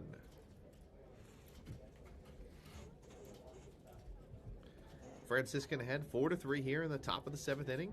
1 out already. Barons looking to continue that with the top of the lineup up. Porter fouls that ball into the dirt. Count will go to 2-2 for Hurlburt. Definitely fortunate to be in the James Blackburn press box today. This wind is not relenting. A lot of people in attendance, though, excited for the return of Barons baseball here on the campus of Franciscan University. There's the pitch. Swung on and missed. Tag out as the catcher was unable to make a clean grab, but that will record an out. For the Barons, a strikeout for Franciscan. So 2 outs on the board. And Herbert's first strikeout of his career? Yes, that was his first strikeout of the day and the first strikeout of his collegiate career. That will bring up the 2-hitter Costello, the second baseman. First pitch from Hurlburt in there for a strike, and it's 0-1. So 2 outs here in the 7th inning. Franciscan looking to have a 1-2-3 inning here and get back to hitting. That ball hit into the air towards center field. The replacement Becker coming over and makes the grab. So good call, but that's not it. That's not it. That's not the end of it.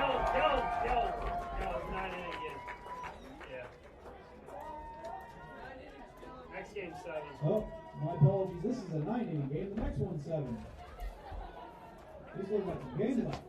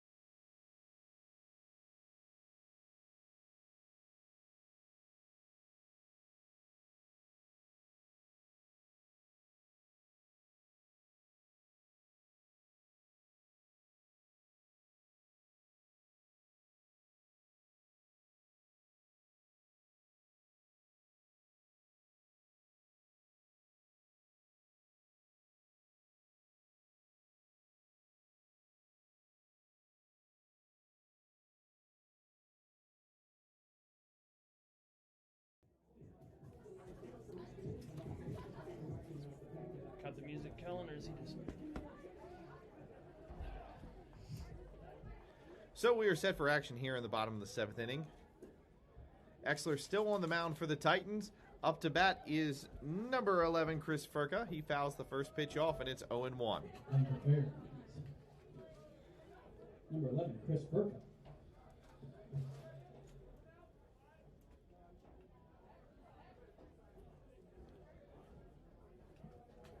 And ball 1 there. That ball in the dirt, so Caught his foot. and they rule that it hit him, so that will put a runner on first base as Furka gets caught in the foot. Or They're talking. They might bring him back. I'm not sure here. I thought I had heard ground, but I heard contact.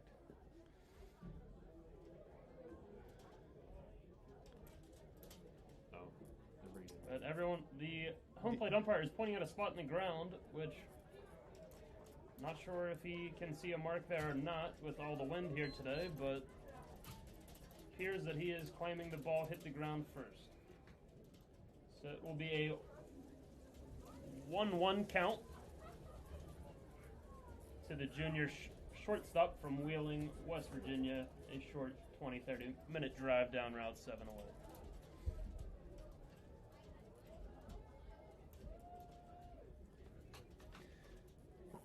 So that pitch is going to miss as well, and that will bring the count to 2-1. A 2-1 count here for Furka. Exler sets and delivers. That ball swung on and hit up in the air.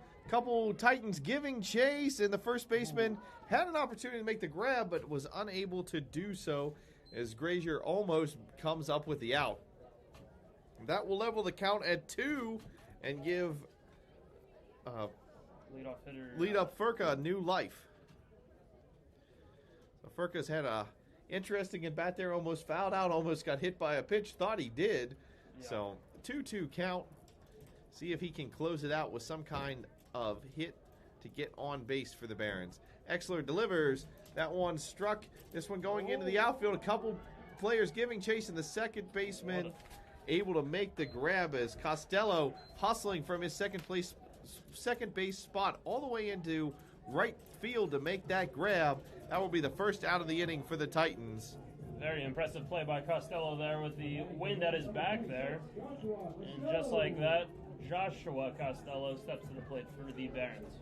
So Joshua Costello's had a big game for Franciscan. He had a 2 RBI double down the left field line earlier today, and then also worked a walk and scored in the 5th inning off the Kyle Ferentz RBI double. First pitch going to miss for a ball, so it is 1-0 now to Costello. We need someone to get us started here. A little stagnant here for almost 2 innings for us. Yep, since that hit by Franciscan's offense is slow. Costello strikes that one.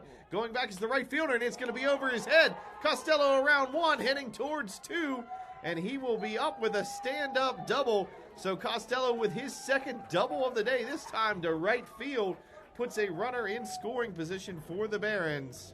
Yeah, that ball was on a line there. Very well hit by Costello. It was his second double of the year for him already in the early going.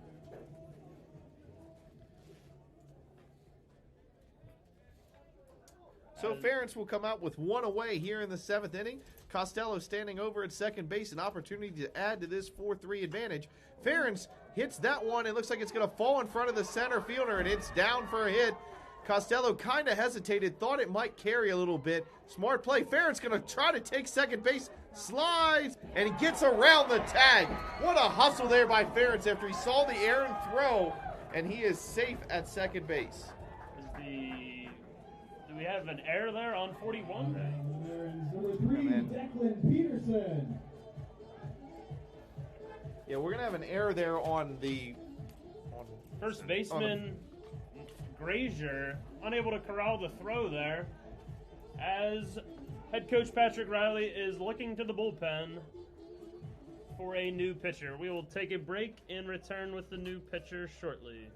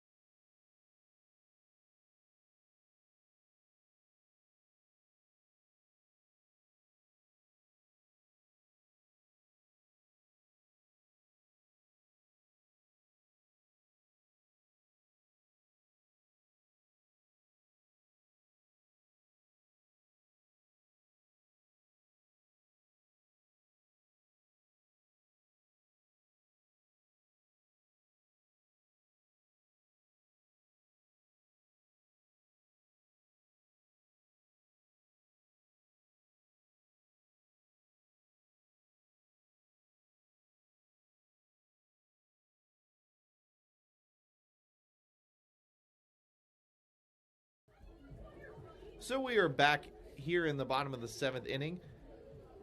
Franciscan having runners on second and third. And we have a pitching change for the Titans. Coming into the game is number 28, Hunter Stellato, the right-handed pitcher from Struthers, Ohio. The sophomore saw some time last year, picked up a win. Mitch, tell us a little more about him. Yeah, one win against Wells last year in the shortened season. Some would say he's really still a kind of a rookie or a freshman of sorts. The education major is looking to become a teacher and possibly get his master's after graduation from Westminster.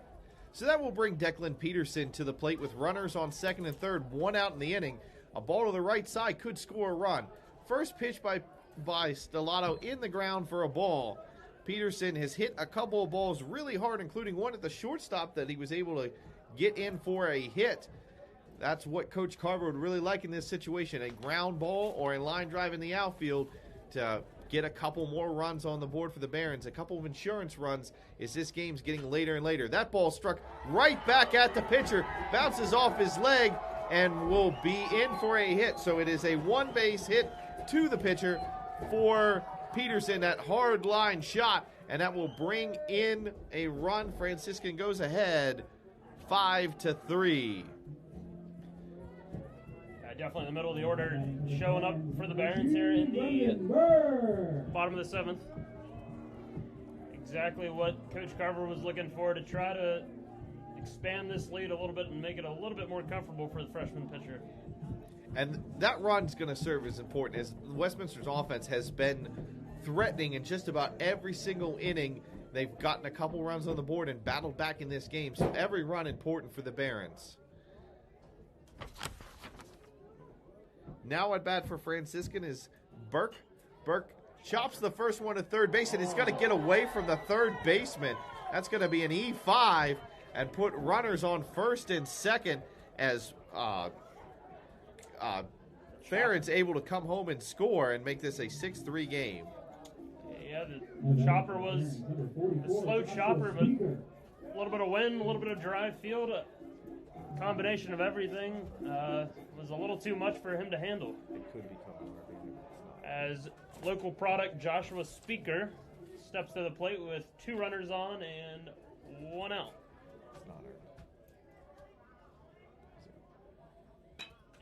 And a hard shot ball to the shortstop. Mishandled. And then throws it away, doubles down on the air. So a mental lapse there, and that ball goes out of play, which will allow Peterson to come around and score. So the shortstop, Logan Mirjanovic. The ball seemed to just sneak right through his legs, and he lost it for a second. It was just barely into the outfield. Quickly saw it, tried to pick off the runner at third, and threw it out of play, scoring a Barron from third. So a couple of errors really hurting the Titans right now, as they have kind of handed Franciscan a 6-3 lead or 7-3 lead, scratch that, and they're going to have a conversation on the mound trying to settle in as the new pitcher, Stellato, has struggled. Yeah, I'm not really sure if he's struggled as much as his defense has struggled, but 2 runners on here, he's got to buckle down. Buckle down in a big way here. So the error by the shortstop where he threw the ball out of play allowed both runners to advance and put runners on second and third. So 2 runners on second and third, 1 out still here in the bottom of the 7th inning. Franciscan leading 7-3. Yeah, Halsey will be looking to drive something into the outfield here. So the 9-hitter Halsey, the left fielder, he's hit a couple of balls hard as well for the Barons today. He's had the opportunity to turn the lineup over and can get some more runs on the board as Franciscan has taken a 4-run lead. That 5-run lead would be so important, and one swing of the bat could not tie this game up. That ball they're gonna rule that a strike. Ooh, even though it got away. Very interesting there. Interesting call there by the umpire, and that makes it a 0-1 count. We have a pinch runner being requested by Coach Carver, number 32, Michael Maynard. So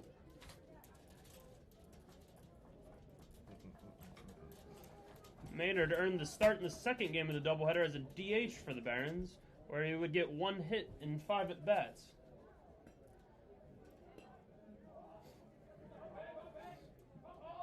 The freshman, or the sophomore from Illinois, has definitely shown some speed in the early going this year. So, not a bad idea to get him in there on the base paths.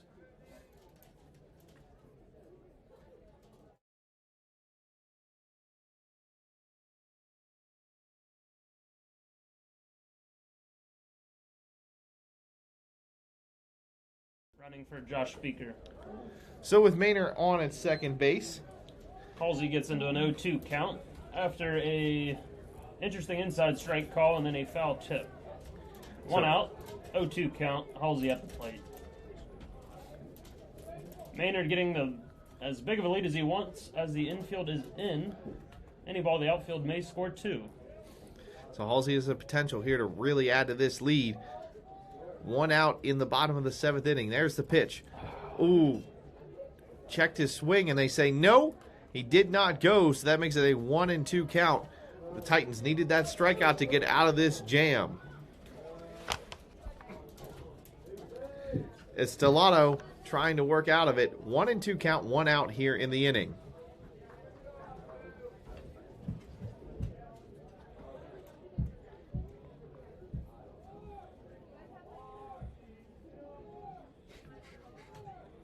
There's the pitch.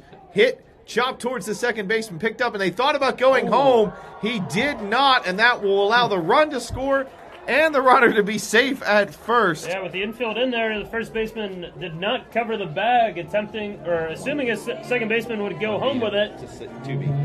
But not hit that hard. Was a tough play at the plate if he went there. So he ate it. And now runners at the corners, Barons up by 5. So an 8-3 lead with the top of the order coming around here with 1 out and runners on the corner for Patrick Wallace. As he will face Stellato for the first time today. Barons have erupted here for 4 runs here in the bottom of the 7th inning, taking control of this contest. Wallace would love to add to that total. Coach Patrick Riley has shifted the defense back, looking for the double play here now. Anything to the outfield, though, once again, should score a run. So Halsey over at first. Maynard at third. That ball hit foul down the third base line. Count will go to 0-2. So 0-2 count for the Barons. For Wallace, the leadoff hitter.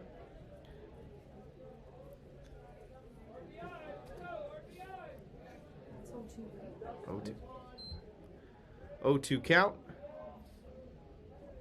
Wallace settles into the plate.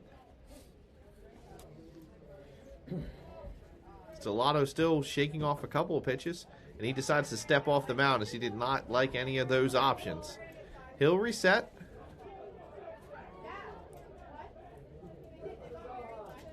He has his signal.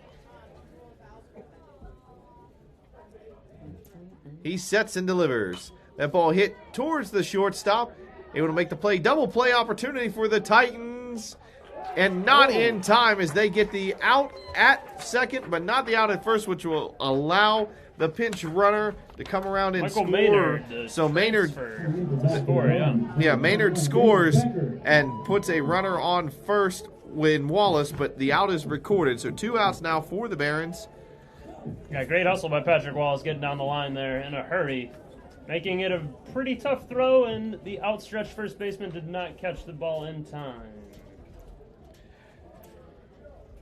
So that will bring James Becker up to the bat. Becker came into the game for Noah Smith in center field in the previous inning, but now here in the bottom of the 7th, going to get his first crack of the day. Yeah, Becker is another transfer out of Maryland that Coach Carver very, very excited about, playing defensively in center.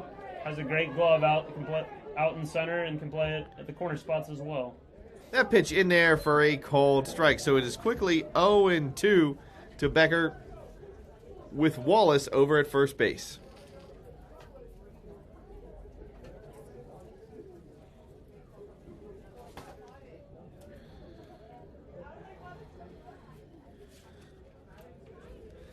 Stellato sets and delivers. That ball chopped towards the second baseman. Able to make the catch is Costello, and that will end the Barons' threat here in the 7th inning, but not before they plate 5 runs. Franciscan takes a 9-3 lead into the top of the 8th inning.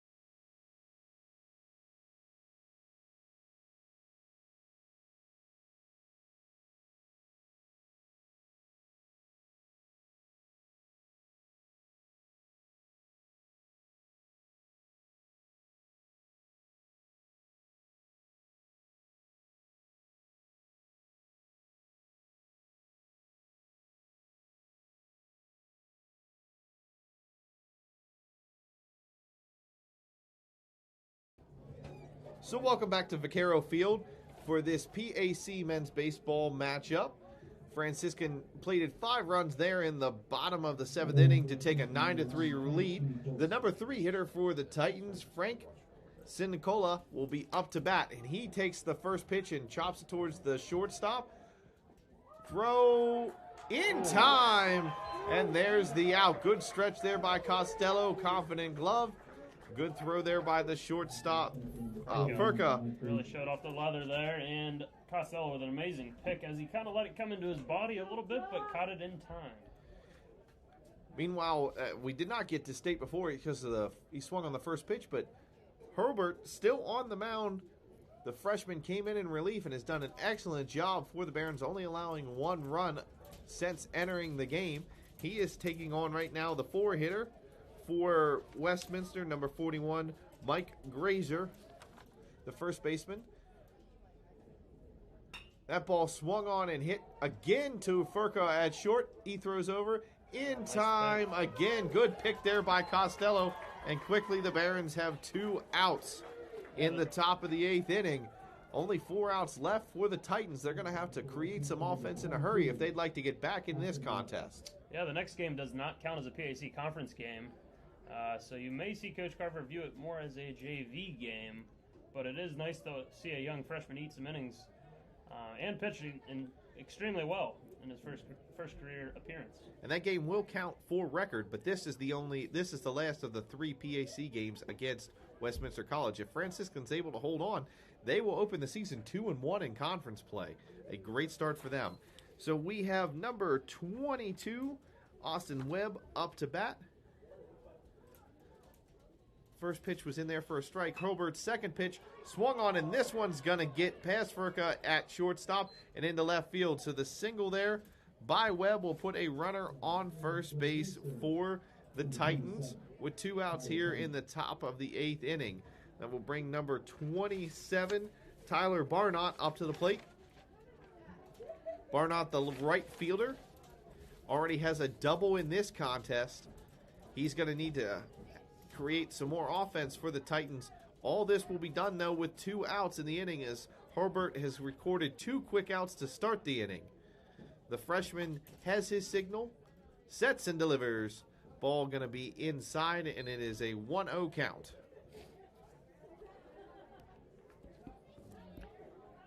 Herbert gets his sign, looks over at the runner at first, sets, and delivers. That curveball in there for a called strike, and that will level the count at 1-1. So Webb, the speedy runner, over at first. Herbert definitely eyeing him up as he already has swiped a base today for the Titans. Yeah, Herbert's gone to that curveball many a times when he's needed a strike with total confidence. He throws over to first to get Webb to retreat back to the bag. Count will remain 1-1. Here to Barnott. There's the pitch. And that one's going to hit Barnott and send him to first base. No. They say that he leaned over the zone. They're going to call it a strike because the ball was in the zone, and that will take the count to 1-2, and he will remain at first base, remain at the box. I agree with the umpire there. It definitely seemed like he leaned hard in with the left shoulder as the floating curve was probably not what Herbert wanted, but may have caught the inside corner. And he definitely did not make an attempt to get out of the way there. That pitch was not coming in at that high rate of speed. He couldn't have gotten away from it. He looked like he was leaning in there. Good call by our home plate umpire. So 1-2 now. Here's the pitch. Swung on and chopped towards slow roller for the shortstop Furka, and he cannot come up with a do or die. That will put runners on first and second with the infield single to the shortstop. Yeah, Furka was shifted back nearly on the outfield grass. It was a long run for him to even get a possible play on it. Yeah, went with the glove and just slid under. That would have been a tough play. It was definitely not routine, and Faruka may not have even been able to get him had he fielded it cleanly. They got a good jump there, but did Barnott, the right fielder. So that will bring up the center fielder, Cooper. Cooper's gotten on base a couple of times today for the Titans. 2 outs here in the 8th inning, looking to get a 2-out rally going as Herbert's first offering is in there for a called strike. So it is 1-2. 2 outs here in the 8th inning.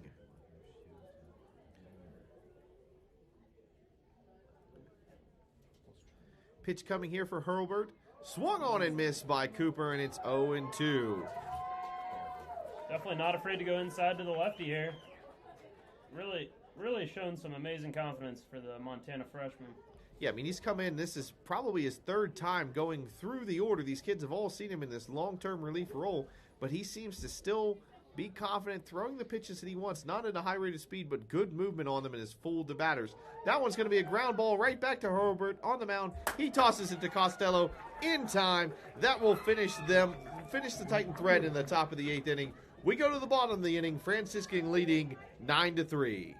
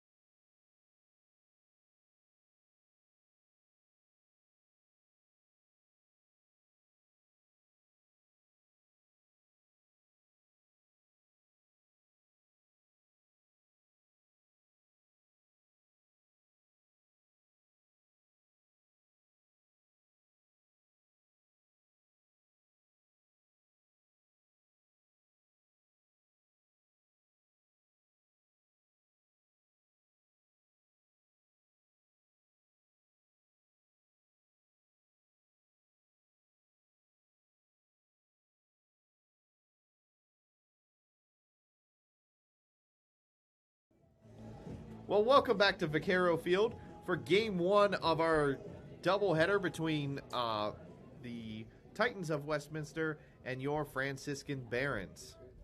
We're in the bottom of the 8th inning, and we have a new pitcher for the Titans. Coming on is number 18, Zach Zeiss, the right-handed pitcher, the junior from Gibsonia, PA, Richard Pineland High School. Yeah, he went to Pine Richland High School, the home of Neil Walker.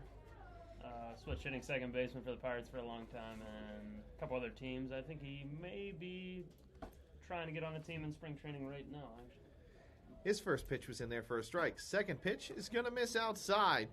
At the plate right now for the Barons is number 11, Chris Furka, the shortstop. He had a big inning in the field there defensively, recording the first 2 outs.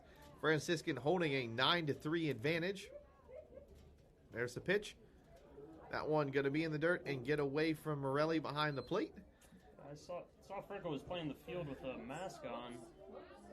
With a mask on last inning. Do you think that may have had something to do with the dust, actually? It could have. He also had a little bit of contact there with the first baseman earlier in the game, laying out one of those balls. We weren't really sure what happened to him.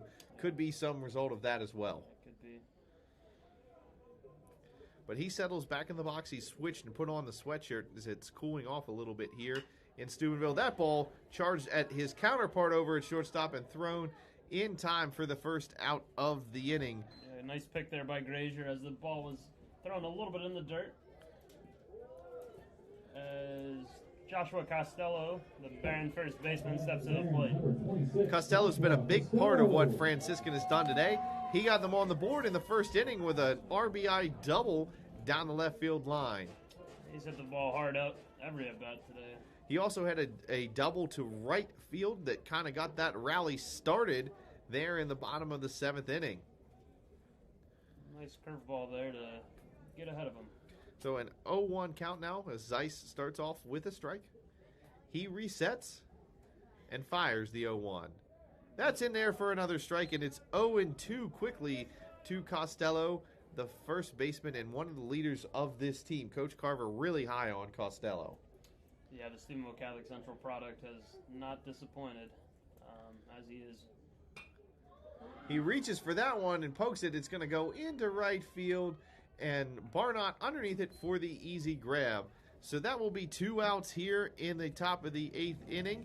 Franciscan does have that 6-run lead, and I know they would be eager to get on the field and close this out, but they would never turn down more runs, and that brings up Kyle Ferentz, who's been one of the hottest batters for Franciscan today.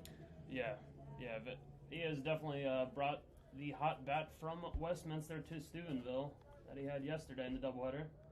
He swings at the first offering and misses and falls behind 0-1, but we've seen Ferentz put a charge in a couple of balls, had an RBI double in the 4th inning to right field. There's the pitch. Hit foul down the first base line. Ferentz also singled to center field and then took second base on a throwing error in that rally in the bottom of the 7th inning. So 0-2 now for Ferentz. Barron's not able to time up Zeiss at all yet. Yeah, Zeiss has kept him off balance. That ball in the dirt, he seems to be throwing with a little bit of a curve ball. Yeah, it seems to be fooling him. Seems to be hiding the ball behind himself a lot, or at least a little later than most pitchers from my eye here. The Barons just aren't able to see the pitch too well in the early stages of the pitch. Yeah, they've not been able to pick up the ball, and that's hurting them here so far. So Zeiss resets and fires. Ball fouled back to the backstop. Count will remain 1-2 for Ferentz, the outfielder on this team. One of the members of this really strong outfield for Franciscan. He's playing in right field today. 1-2 count. There's the pitch. That one going to miss outside. Did not curve maybe quite as much as Zeiss wanted. That brings the count to 2-2. Noteworthy point here. Does not look like the Barons have anyone warming up in the pen. This looks to be Herbert's game. Yeah, to finish out, the long-term reliever's done an excellent job for Franciscan. Yeah, I'm not sure what his pitch count is early in the year, but he's definitely done everything in his power to earn the right to finish this one out. Well, after jumping ahead on Ferentz here, a couple of balls have brought this count to full. So 3-2 count, 2 outs here in the bottom of the 8th inning. There's the pitch from Zeiss, and it's going to miss, and Ferentz is going to draw the walk. So Ferentz will be aboard for the Barons after drawing the walk on the 3-2 count. And that will bring the third baseman, Declan Peterson, up to bat.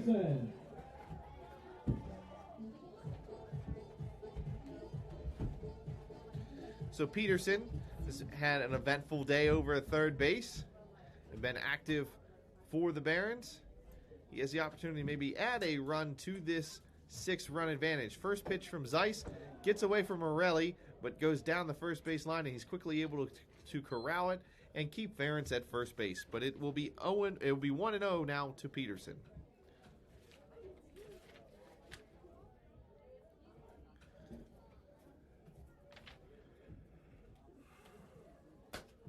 One-0 count. There's the pitch. And again gets away from Morelli, and Ferentz will scoot over to second on the wild pitch. Just a little bit low in the dirt there. Back-to-back pitches. Morelli able to keep the previous pitch in front of him, but that one got slightly behind him, and Ferentz was ready to take a jump. So, Ferentz over to second base. Peterson steps back in the box. Now with a runner in scoring position. The ball to the outfield could score the speedy outfielder. There's the pitch. Again outside, and it is 3-0. So after walking Ferentz, Zeiss in danger of walking Peterson.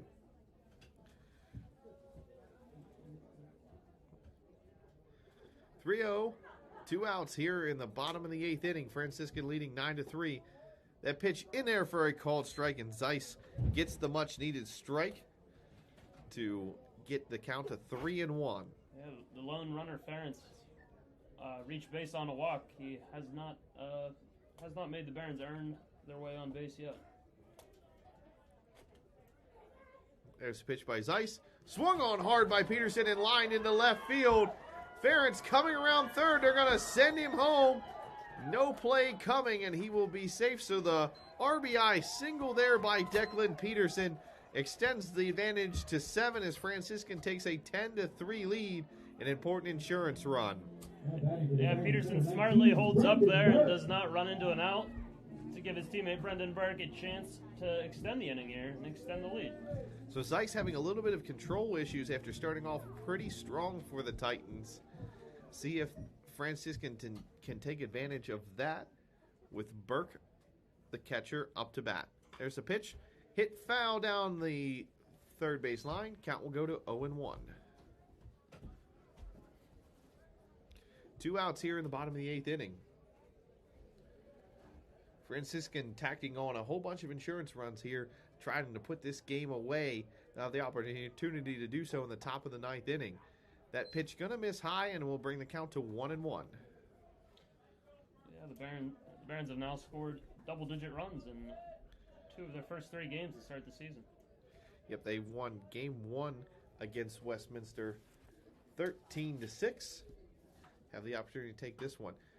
Swung on and hit by Burke, going back, and the left fielder can't seem to find it, and it's going to hit the ground. Hustling around is Peterson. He's going to come in and score. So the double there by Burke will bring in Peterson.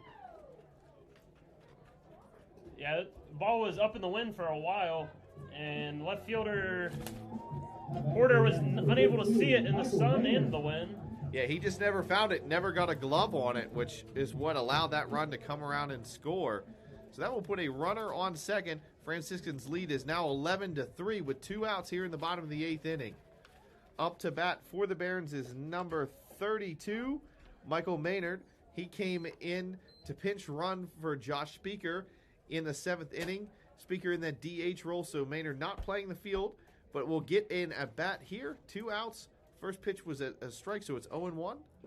He swings on the second pitch and fouls it off. It will go to 0-2. Maynard started Game 2 of the doubleheader yesterday for the Barons in the DH role and was 1 for 5 and also had a pinch hit in game 1.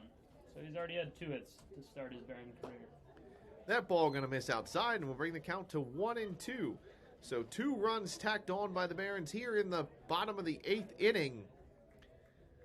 Maynard will look to add a 3rd one as he has the catcher Burke over at second base. Another hit. That ball hit, and it's going to go into left field, and they're going to hold Burke at 3rd, and that will put runners on the corners, but Maynard executing there, taking advantage of his opportunity, putting runners on the corners with a single to left field. That will bring up the 9-hitter Halsey with the top of the order lurking on deck. So Halsey has a chance to do even more damage. All this occurring now with 2 outs in this inning. Franciscan has piled on a couple runs. After Zeiss started strong here, he has struggled. Yeah, he got 2 quick outs, but yeah, a little bit, or 1 walk, and it's led to this. The Barons have been able to time him up so far. Halsey will look to continue that streak as a couple of singles and a double have plated 3 runs for the Barons. Sorry, check that, 2 runs. That ball hit foul. Just foul. Count will go 0-1. So Franciscan out to an 11-3 lead. They've scored 7 runs so far in the 7th and 8th innings to really take a stranglehold on this game. Yeah, it'd be a very strong performance for a 9-inning game for the Barons today. Barons won the 7-inning affair yesterday, but fell in the 9-inning affair to Westminster. That ball going to miss low. Count to 1-1.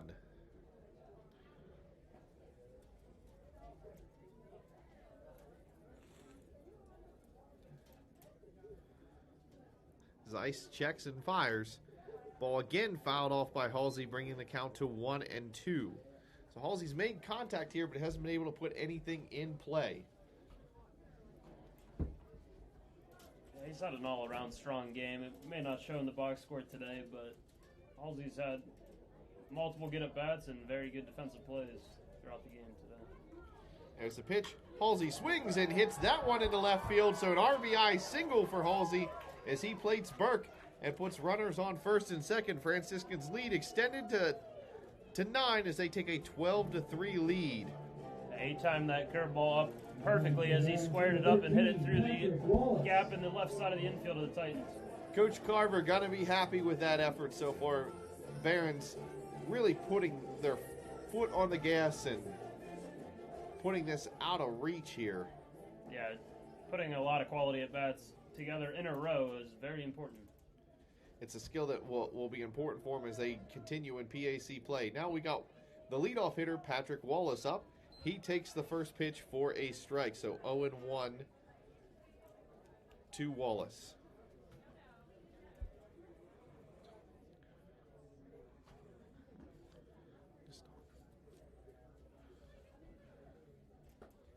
And the next pitch goes as a ball outside.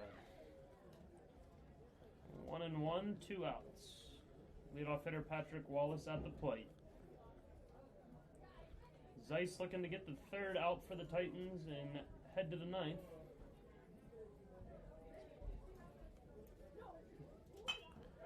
Wallace squares one up, but it is snagged by Costello, the second baseman, to get out of the jam. Another good grab there by Costello, and that will close the Barons' threat in the 8th inning.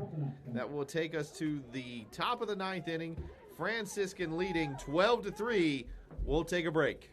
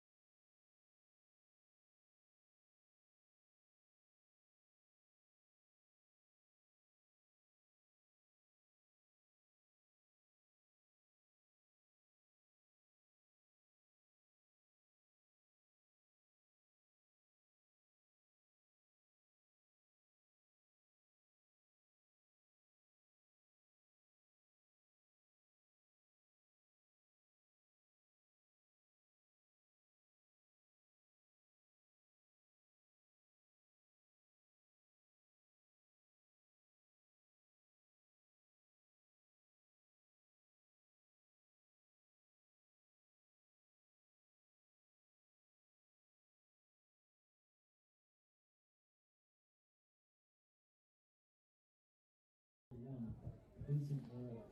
So we are set for action here in the top of the ninth. Franciscan with a chance to close out this PAC victory. They lead 12-3, plenty of runs to work with. The catcher, Vincent Morelli, will lead off for the Titans. Another strike. And one of our big stories coming out of this game is long-term reliever Justin Hurlburt is still on the mound. He came onto the mound in the fourth inning and is still throwing. Actually, in the third inning, and is still throwing. Yeah, he had 74 pitches coming into the inning. And yeah, just had a very good command of the strike zone all throughout. 51 strikes. He's thrown 51 strikes so far, and it's a 1-1 count here to Morelli. Another strike from Hurlburt, and that brings the count to 1-2. Coach Carver has to be thrilled with what he's seen out of the young pitcher so far. Really what the team needed. They were in a tight ball game when he came in. And he has a chance to get out of here, Coach Carver does, having used 2 pitchers to get through a 9-inning game. In college baseball, at the D3 level, that very, very rarely happens. So Coach Carver's got to be ecstatic what that can do for his pitching rotation to have a long-term reliever like this. Yeah, with a starter going less than 5, I would say that happens 1% of the time. It is a rare occurrence. Herbert in a little bit of trouble here. He's worked the count full 3-2. That control maybe starting to go away from him a little bit. Those last 2 curveballs were short and almost got away from the catcher, Burke. So 3-2 count. Nobody on, nobody out here in the top of the 9th inning. Morelli calls time and steps out of the box. He'll settle back in.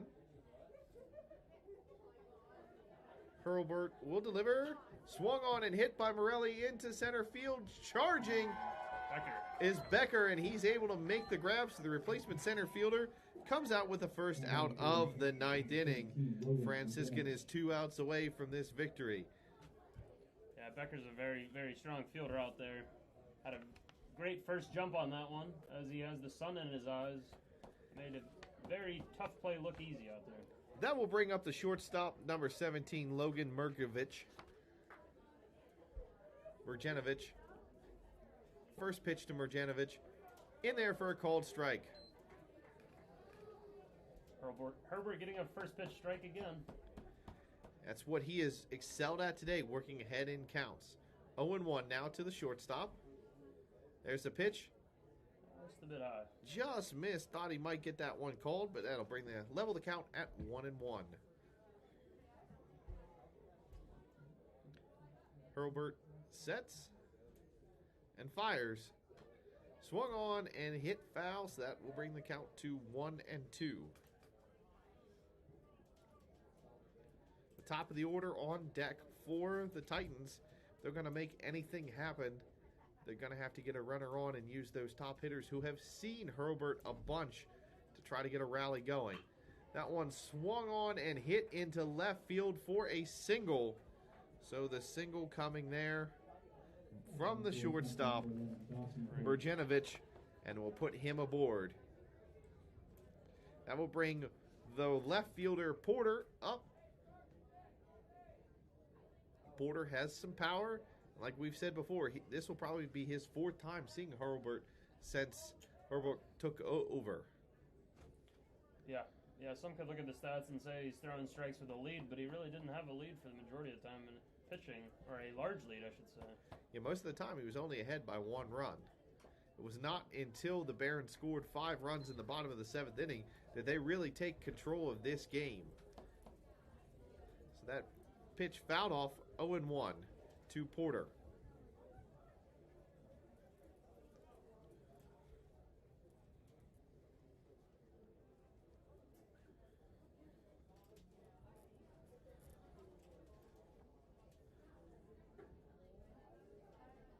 One now on the way, hit down the third base line. That will send Merjanovic around to third. They'll hold him there, and that will be another double for Porter, his 2nd of the day. He had a double in the 1st inning and a double here in the 9th inning. That'll put runners on 2nd and 3rd. Wonder if Coach Carver is going to let Hurlburt stay on the mound much longer, as the Titans are starting to get to him, and the freshman may be starting to wear out a little bit. That'll bring up the 2-hitter Costello. Matt Costello, the Titans version of Costello, has done a great job at second base, made a couple athletic catches for the Titans today. Yeah, that snag last inning may have saved a run. See if that factors into the end score here, but looking to help the team get on the board here with the offense now, as a single may score both runners. So runners on second and third. Franciscan ahead 12-3 here in the top of the ninth, trying to close out this victory. 1 out on the board. That pitch going to miss high and bring the count to 1-1 for Hurlburt. Has not pitched all the stretch that much today, or at least not with many runners on base. So let's see how he reacts. And as much as Franciscan would like to keep the score the same, they will gladly trade an out for a run here. As with this big league, Coach Carver just needs 2 more to close it out. You know, he's got his kids thinking, just get the out.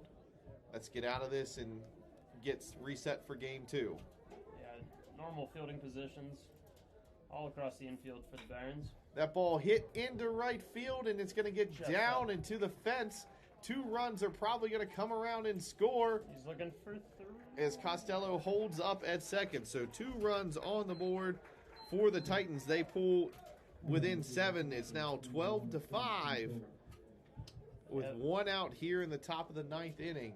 That was a hard hit ball with the wind going the other way as well. All fighting against Ference. Coach Carver coming out to talk to him. Maybe the end of the day for Hurlburt. What an excellent job, though, the freshman has done up until this point. Yeah, it looks like we may see Patrick Wallace. It looks like the second baseman is getting ready. Yeah, he closed out the Game 1 victory for Franciscan yesterday against Westminster. That will do it for Hurlburt. We're going to take a brief timeout. We'll be back with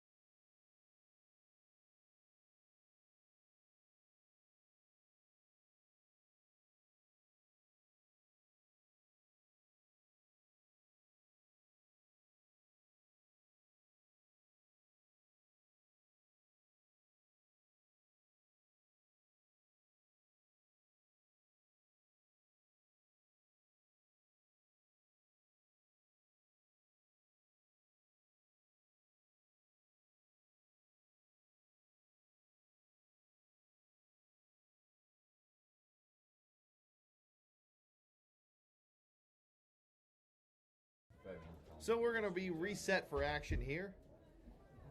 At the plate is the number 3 hitter, Sincola. And he takes the first pitch up the middle for a single to center field. Franciscan bringing the rally in as Costello will come around and score from second base. So Westminster plates their 3rd run of the inning and pulls back within 6. The change for the Barons, they took second baseman Patrick Wallace, who also serves as kind of the team's closer. He closed out the Game 1 victory yesterday and brought him to the mound. They took the designated hitter, Michael Maynard, and put him into second base, and that completed the switch. Mike Grazier comes to the plate for the Westminster Titans, the first baseman for the Titans today. Wallace gets the sign and delivers. First pitch is in there for a called strike. So it is 0-1, and Westminster is now starting to put a little pressure on Franciscan, plating 3 runs and pulling back within 6 here in the 9th inning. They're going to have to do something special if they want to get back in this game. Wallace's pitch is in there for a strike. You're going to wonder with him playing the field, he really didn't get time to warm up here if that first batter was a little bit of that as he's trying to settle in and find a strike zone. No, not at all. He really only got his 8 pitches of warm-up in and jumped right into it. So that one's going to miss for a ball, and it's 1-2 now as he is facing the heart of Westminster's order. 1-2 count, 1 out here in the 9th inning, looking to close this one out. There's the pitch by Wallace, swung on and lined out to Peterson. Peterson trying to pick off Sinicola over at first, unable to do so, but good thought there by Peterson. That will be the second out of the inning. Franciscan 1 out away from capturing the victory. Third baseman Austin Webb coming to the plate So for the Titans. Webb has some speed. Will look to keep this game alive. Barron's 1 out away from closing it out. Wallace sets and fires. It's going to miss outside, 1-0 to Webb. 2 outs here in the top of the 9th inning. Franciscan leading by 6. Closing in on that PAC victory, looking to improve to 2-1 in PAC play this season. That pitch swung on and missed by Webb. Brings the count to 1-1.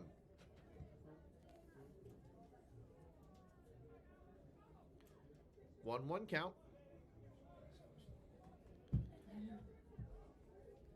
There's the pitch.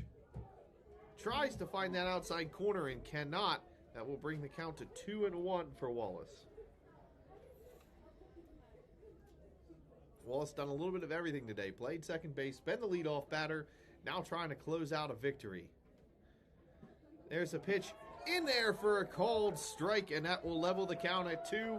And Franciscan is 1 strike away from ending this one. 2-2 count now to Webb. Franciscan looking to get their time here at Vaquero Field off on a good start. That ball chopped. Wallace going to field it, throw it to Costello in time, and that will be our final out. Franciscan takes game 1 of the doubleheader, winning 12-6. Stick with us in approximately 20 minutes, and we will have game 2 of our doubleheader. That game will be a 7-inning doubleheader and will not count towards PAC standings, but will count for the team's overall records.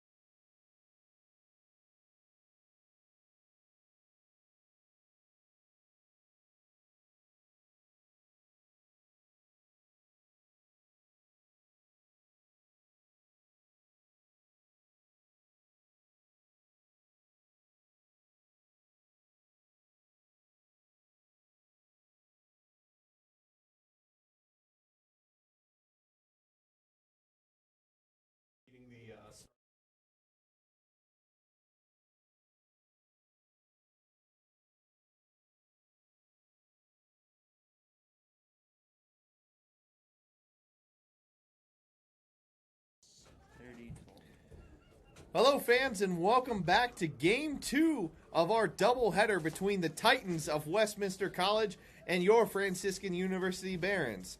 This year in PAC play, the fourth game of the series does not count as a conference game, but it will count for overall records. So we may see some depth and some new faces from both teams. On the mound for the Barons to start Game 2 will be number 20, Samuel Tyler.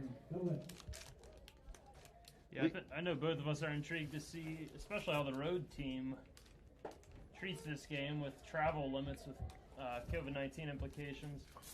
So the home team will have a full roster with the away team only having a travel roster. So it'll be interesting to see if the away teams will have as much depth as the home teams. And building off of that, the away team travel roster is only 25 players, so not a lot of depth to work with, especially when the first game is a conference game. Leading off for the Titans was number 26, Sean Davis. He grounded out to the first baseman for the first out of the inning. So a quick out there for Tyler, the starting pitcher. The freshman from Chandler, Arizona, making his collegiate debut. That pitch is in there for a called strike, and quickly it is 0-1.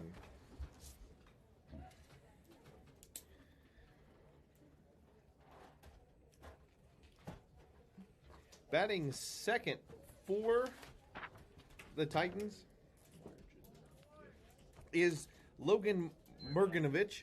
Murganovich played shortstop for the Titans in the first game and batted a couple of times. He got moved way up in the batting order, batting ninth in the last game, now batting second for them. That pitch in the dirt, or in there for a called strike. He's playing at second base here in Game 2 as well. Had a multi-hit game at home, I know, and I believe last game as well, so he is a guy that's going to move up and down the order. Yeah, he was 1 for 4 in the last game, scoring one of the runs for the Titans. That one is lifted into left field, and quickly they have a single. So a runner on board for the Titans with one out here in the first inning. In Game 2 yesterday, Mitch, Westminster also started fast, plating 3 runs in that first inning. That proved to be too much for the Barons to overcome as the Titans cruised to a 5-3 victory. Yeah, that is correct. The last 2 games against these two teams, whoever scored first has won. So definitely an importance there. Now batting for the Titans will be Tyler Barnott. Speaking of that first inning from Game 2 yesterday, Barnott had a double that brought in 3 runs. In Game 1 today, Barnott had another strong outing, going 2 for 4 and hitting a double into left field. Tyler's right now is trying to settle into this first collegiate outing. He is behind Barnott 0-2. Runner over at first. Tyler pitching out of the stretch. There's the pitch. In there for a called strike, and it is 2-1 now to the 3-hitter. Barnott. Barnott started in right field the last game for the Titans. I believe that he is there here in Game 2 as well. There's the pitch. Runner goes. Thrown into the outfield by Rob, the new catcher for the Barons, and a stolen base for the Titans. Yeah, Tyler was able to keep a good eye on the runner there, but he did get a quick jump on that ball in the dirt and was able to get there, no problem. Good hustle there by the second baseman, and that will put a runner on second. 3-1 count to Barnott. Tyler delivers. And that will be ball 4. So runners on first and second, 1 away here in the first inning. That will bring up number 1, Frank Sinicola. So Sinicola also played in Game 1. He was the designated hitter for the Titans, going 1 for 4 with an RBI, a strikeout, and a walk. He puts a good bat on the ball there and will drive one into left field. That will load the bases for the Titans as they hold the runner at third. Just out of the reach of the new shortstop for Game 2, Michael Maynard. So Maynard coming over and playing. This is part of this new faces and new places since this is a non-conference matchup. Coach Carver digging a little bit deeper into his bench. He can always go back to some of his starters later on. The team will have almost a whole week off as they do not play again until Saturday next week. But a couple starters are the same, but giving some new faces an opportunity. The only starters in the same positions will be Patrick Wallace at second and Joshua Speaker at DH. Now batting for the Titans will be James Diamond. He has a great opportunity to get the Titans on the board early with the bases loaded and only one out.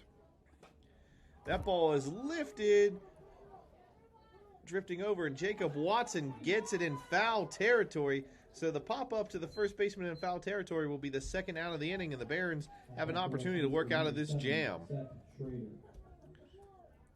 That will bring up for the Titans number 7, Seth Schrader.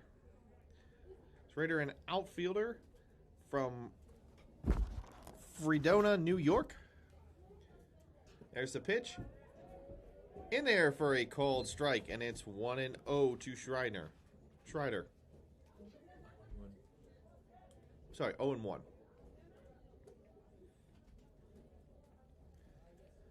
Tyler resets and delivers. That one's going to miss low, and it'll level the count at 1-1. The bases are still loaded. The Barons have 2 outs, so the easiest bag can result in an out if they can work out of this jam for the starting pitcher, Samuel Tyler.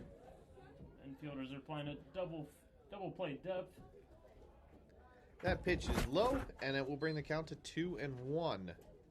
So Tyler falling behind here.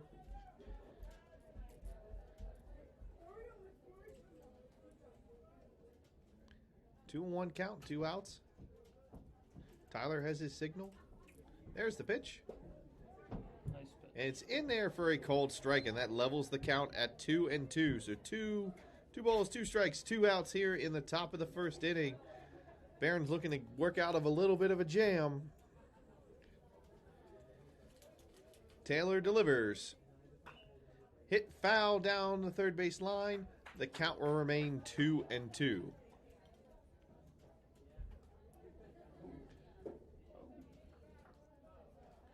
So Schrader settles back in the right-handed batter's box. Tyler gets his pitch. Sets and delivers.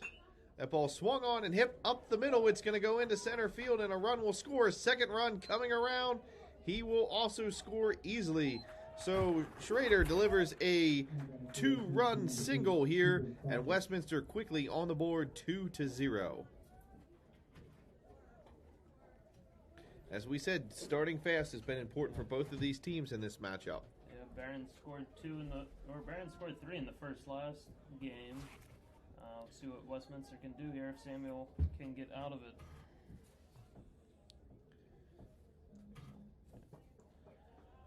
At the plate for Westminster is Cooper Krawczyk, freshman from Lewistown, New York. Krawczyk getting his first action of the day. So Tyler after giving up 2 runs. Try to get out of this. 2 outs for the Barons. That pitch is going to miss outside, and it is quickly 2-0 to Krawczyk.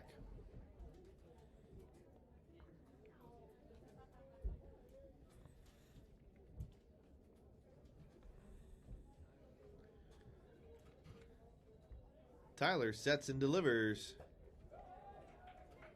Again, a ball, so 3-0 now to Krawczyk, and Tyler's in danger of walking the bases loaded here in the first inning. Already given up 2 runs. So far, he's going to have to find a strike here. He does not want to get back into a bases loaded situation. There's a pitch, and it is in there for a strike, getting the outside corner. Brings the count to 3-1. Krawczyk looked like he was taking all the way there. So 3-1 count. Batter has the advantage here. See if he finds something he likes. Tyler delivers. That ball hit foul over the first base dugout. Count will go full. So 3-2 count. 2 outs here in the first inning. Titans threatening to build on their 2-0 lead. They've already plated 2 runs in the inning. Krawcheck back in the box. Tyler has his sign. He delivers. Runners go. Ball 4, and that will walk the bases loaded.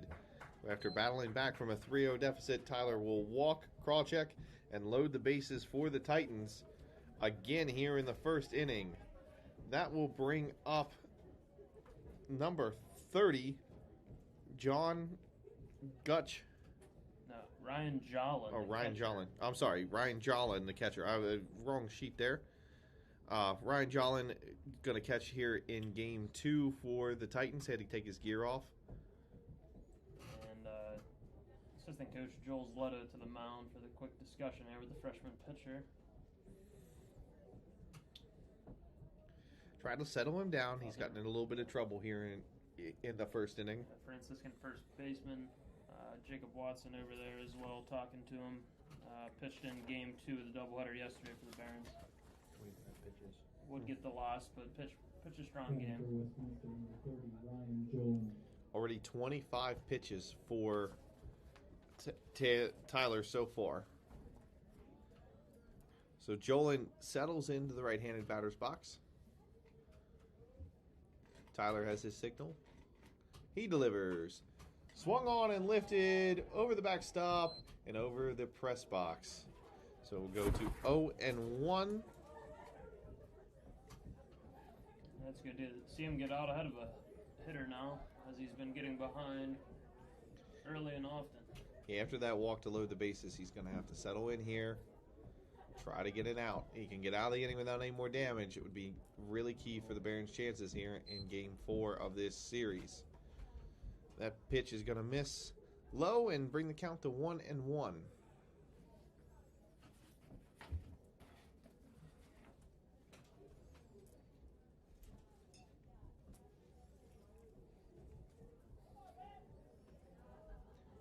Pitch from Tyler, lifted into the air. Watson over at first, tracking it in foul territory now. He comes up with the grab, and that will end the inning. So we go to the bottom of the first. Westminster jumps out to a 2-0 lead.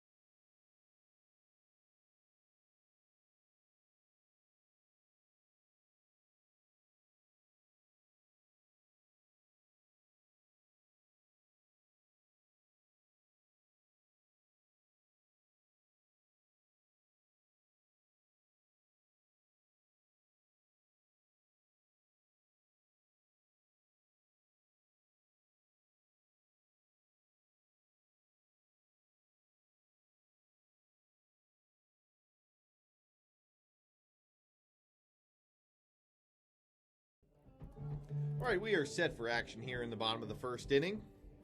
For Westminster, on the mound in game number 2 will be the freshman number 25, Timothy Lewis, the left-handed pitcher. And the first pitch by Lewis gets struck into center field by the leadoff batter, number 13, Patrick Wallace. So Wallace quickly picks up a single, and the Barons have one on board. Yeah, he's doing what he always does. He's been hitting the ball hard all year. Already his 5th hit of the young season. So that will bring James Becker to the plate. Becker came on in relief in center field in the last game. Yeah, Becker started game 2 of the doubleheader yesterday. Still looking for his first hit in a Franciscan uniform, though. So he will take on the freshman here. First pitch, outside for a ball. 1-0 to Becker. Titans jumped out to a quick 2-0 lead there, plating a pair of runs off the freshman Taylor. Franciscan looking to answer. There's the pitch. That's going to miss inside and get away from the catcher, and Wallace jogs over to second base. So the wild pitch will result in Wallace over at second, nobody out, and a 2-0 count to Becker.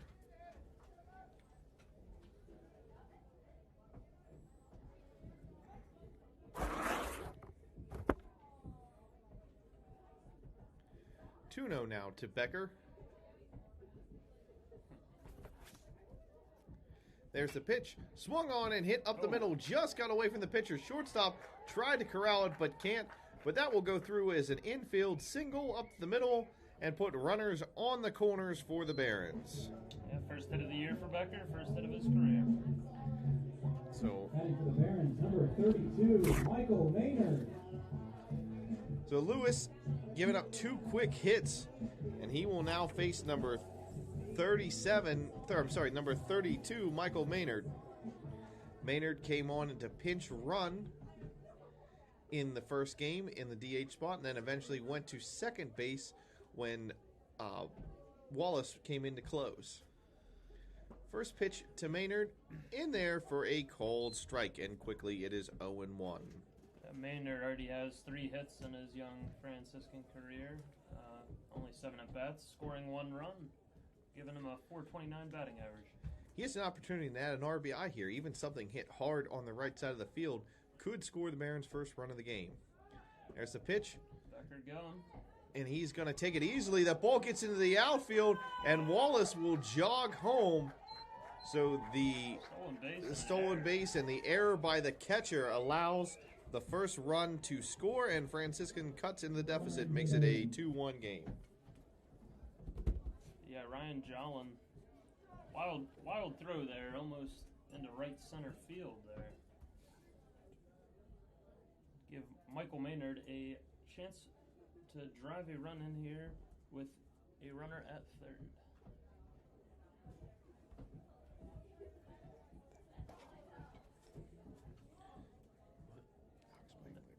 Still no outs in the first as an 0-1 count to Michael Maynard.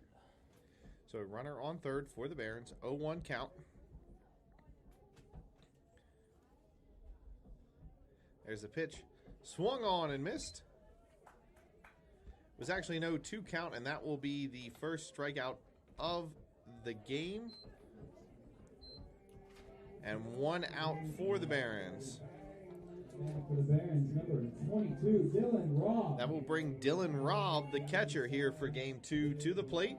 Robb, an experienced player for the Barons, about as experienced as you can get on this roster. Yeah, he had 8 starts last year, getting his first start of the year here in game 2. Only his second at-bat of the season here with a pinch hit last game. Robb with an opportunity to nod this game at 2. Any really kind of hit anything to the outfield or a ground ball is probably going to allow the run to score. Yeah, he's got some pop in the bat. Like I said before, he has a double and a triple in his career. That ball fouled into the catcher's glove, and he falls behind 0-2. So Robb trailing 0-2 is Lewis on the mound beginning to settle in.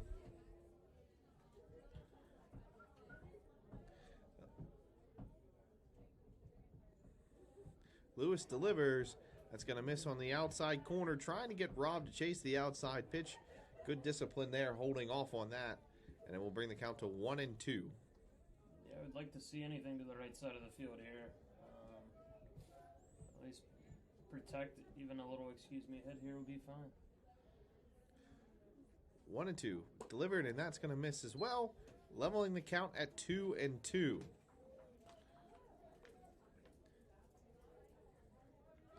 With Becker over at third. An opportunity for Rob to get this game tied back at 2. 2-2 count. There's the pitch. Swung on and lifted high and into the outfield. Center fielder running under it. He's able to charge forward. The runner, Becker's trying to score, slides around the tag and is ruled safe. So a sacrifice fly there by Rob will get the run in, and the Barons tie the game at 2. Good hustle there by Becker to get in, and a great slide to get around the tag of the starting catcher, Jolin. Yeah, it was a great throw by Sean Davis out of center field there. It looked like he may have lost the ball for a period of time, but actually he may have just timed it up perfectly, ran right into it, one crow hop, and very strong throw to the plate that Becker was barely able to beat.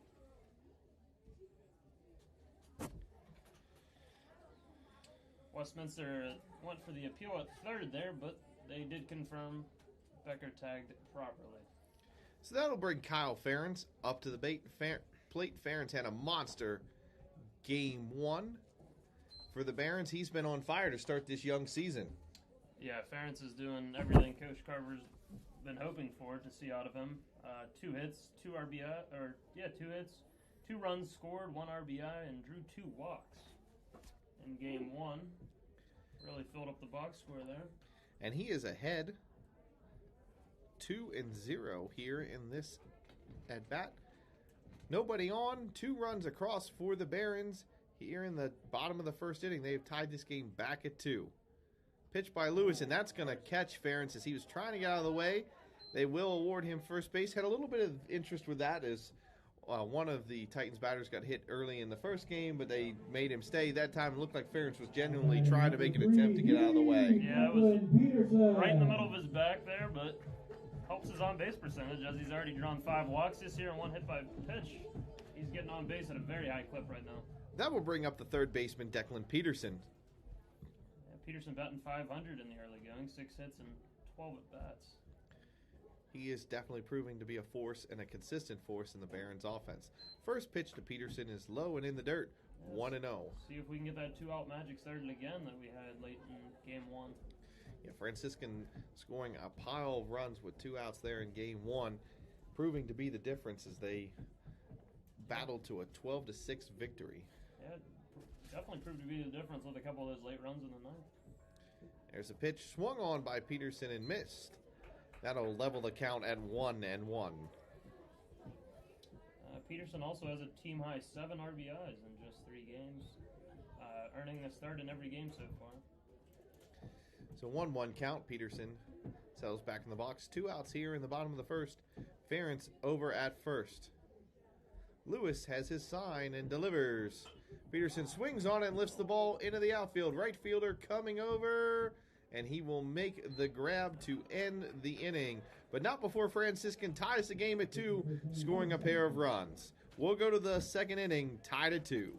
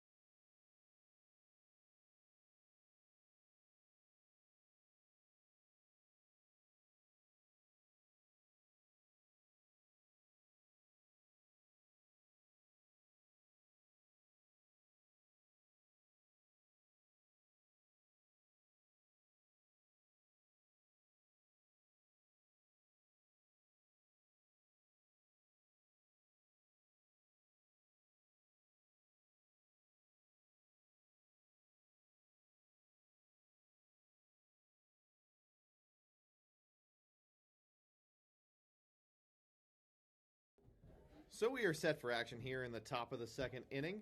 Leading off for the Titans will be number 12, Logan Fordyce. Fordyce seeing his first action of the day.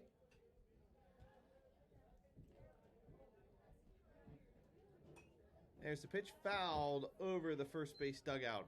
Still on the mound for the Barons will be the starter, Samuel Taylor. Taylor gave up 2 runs here in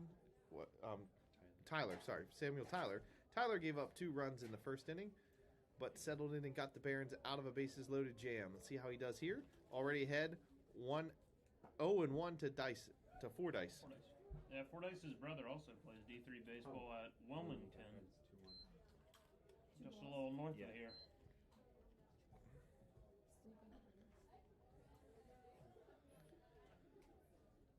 Tyler delivers. That one's called a strike on the inside corner, and will level the count at 2s. Score 2-2, count 2-2. Lots of 2s on the scoreboard. There's the pitch. And will miss, bringing the count full. 3-2 now. Yeah, they're making Fordyce. Making Tyler throw a strike here. Tyler already with a walk in the first inning that loaded the bases. There's the pitch, and he will walk Fordyce to start.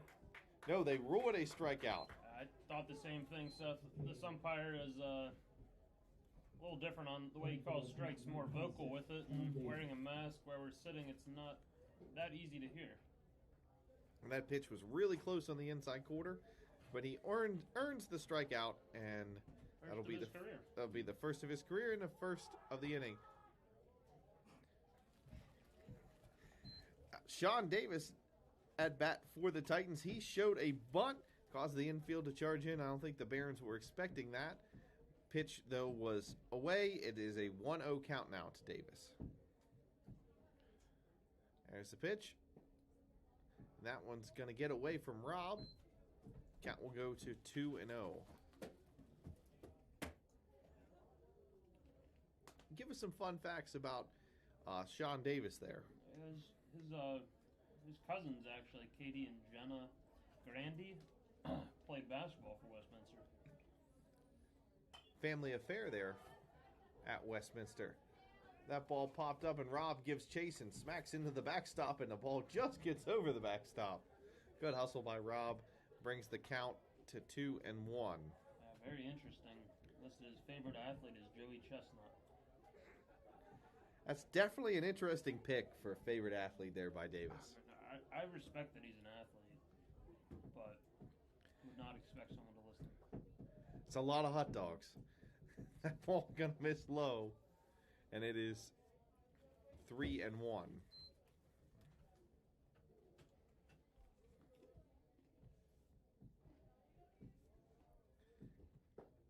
Tyler delivers, and that one's gonna miss, and this time it is a walk. So 1 aboard for the Titans. Back for Westminster, number 17, Logan Morganovich.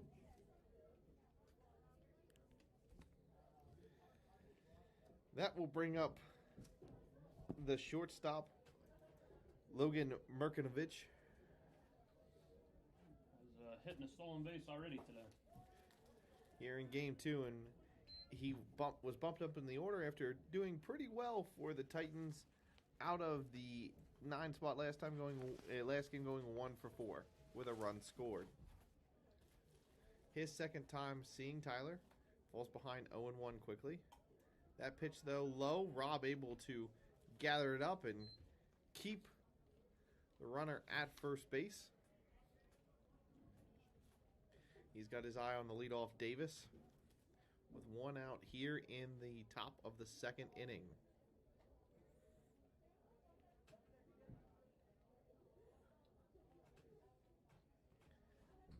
There's the pitch. Runner was off on the pitch and is able to drive it into left field, going for 3, and he's going to be able to get there. Davis, speedy, able to get around the bases and put himself over at third, and the hit and run opportunity executed perfectly there by the Titans, with Merkinovich smacking a single into center field, and Davis hustling around to third base. That'll put runners on the corners for the Titans with only 1 out here in the 2nd inning. Westminster looking to strike again. Yeah, I was surprised the throw came into third there. I thought Logan could advance the second possibly, but did not run into an out. That will bring up the 3-hitter Barnott, the powerful right fielder. Will go up against Tyler for the second time today, and Tyler's first pitch is in there for a called strike. 0-1 now to Barnott. Franciscan needs an out here to get out of danger and create an opportunity to get out of this inning without giving up any runs. That pitch lined back to the second baseman. He's going to throw over to first, and it hit the runner, and it's going to go to the backstop, and that's going to allow a run to score. Unlucky break there for the starting second baseman. Yeah, Patrick Wallace did everything right there. Westminster #1, Frank Chicola. In my eyes, and just caught the runner right in the back.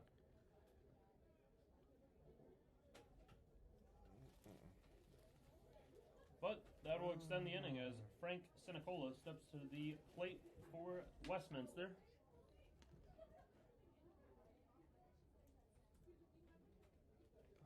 No. Playing as the DH here in Game 2.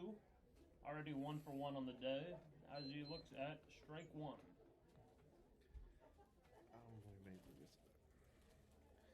So Westminster has grabbed a 3-2 lead. Opportunity to add to that with 2 outs here. There's a pitch. It's going to miss inside and brings the count to 1-1.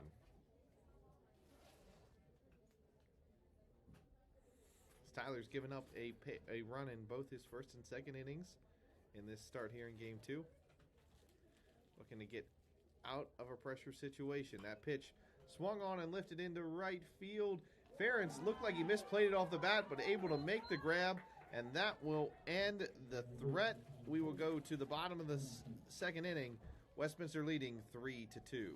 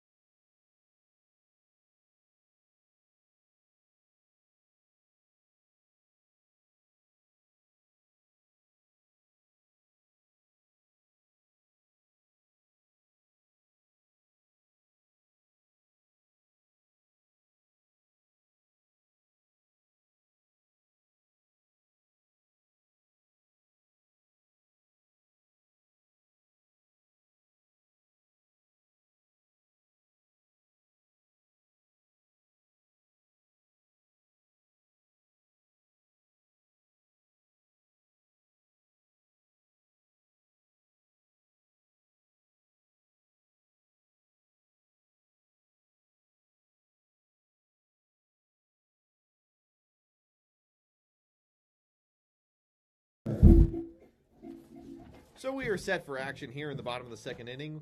Westminster played another run to recapture a 3-2 lead. Leading off for the Barons is number 44, Josh Speaker. Yeah, Speaker went 1 for 3 in the first game of the doubleheader in the DH spot. And Coach Carver has given him a chance again here in Game 2. First pitch is in there for a strike. Second pitch is going to miss high from Lewis, the Game 2 starter for the Titans. He gave up 2 runs in the first inning as Franciscan was able to string a couple of hits together. There's a pitch, and that is going to miss, bringing the count to 2-1.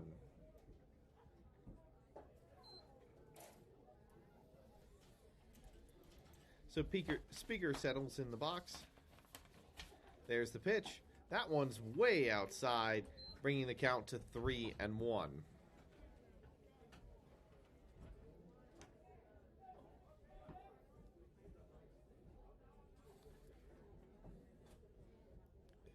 So Lewis sets and delivers. And it's going to miss again, and he will walk Speaker And that will put one aboard for the Barons as they look to answer back after Westminster scored a run in the top half of the inning to take a 3-2 lead. First walk of the day for Lewis and the Titans as he faces Jacob Watson. He pitched 6 innings against the Titans yesterday, allowing 4 earned runs and ending up getting the loss. Watson getting the start here at first base. He lifts that one in the air. Center fielder trying to settle underneath it, and he will. Speaker retreats back to first base, and that'll be the first out of the inning. So 1 away for the Barons. And that will bring up number 37, Noah Smith. Smith in right field in this game after starting in center field in the last game. He made the shift over. Drew a walk, struck out once in 2 at-bats. That pitch in there for a strike. Good pitch. Yeah, he's starting to get that curveball working here. Is Lewis, the Maine native. Smith trying to present there a little bit, trying to make sure he has 2 eyes on the pitchers. He had a hard time tracking that last curveball. Lewis delivers. That one's in there for a strike, and he is ahead 0-2 to Smith. Speaker on first after working a walk.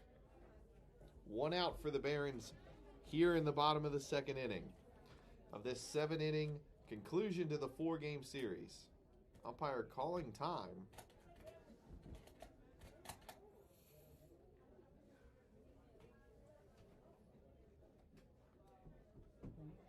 Everybody settles back in. Lewis has his sign. He sets and delivers.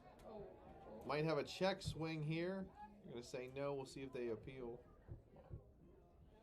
Wow, no Umpire behind the plate says no, he didn't. They're going to appeal to the field, and the field umpire agrees. No, he didn't. It looks like Smith just stopped his swing in the nick of time, and that the count will go to 1-2. Almost had him fooled with that curveball. Yeah, he's gone to that pitch many times already just in the 2nd inning of his first start, and it's proved to be a weapon for him. We'll see if the Barons adjust to it. That one hit hard by Smith past the first baseman and into right field. Speaker trying to get third, hustling around, play in time. Good slide there by Speaker. They said he did not make the tag. That will put runners on first and third. Good hustle by the big man, getting himself into scoring position. Yeah, very impressive there. The play was right in front of him as he was running there, and looked up and had his third base coach wave him there and turned on the Jets there. So with runners on the corners, that will turn the lineup over and bring Patrick Wallace, the leadoff batter, to the plate. He's already 1 for 1 on the day and scored a run. Yeah, Wallace hit a single in his first at bat on the very first pitch he saw from Lewis. Didn't take long to find one he liked. Here's this offering, and it's going to catch the outside corner for strike 1. So Lewis starts strong here against the leadoff batter and second baseman Wallace. 0-1.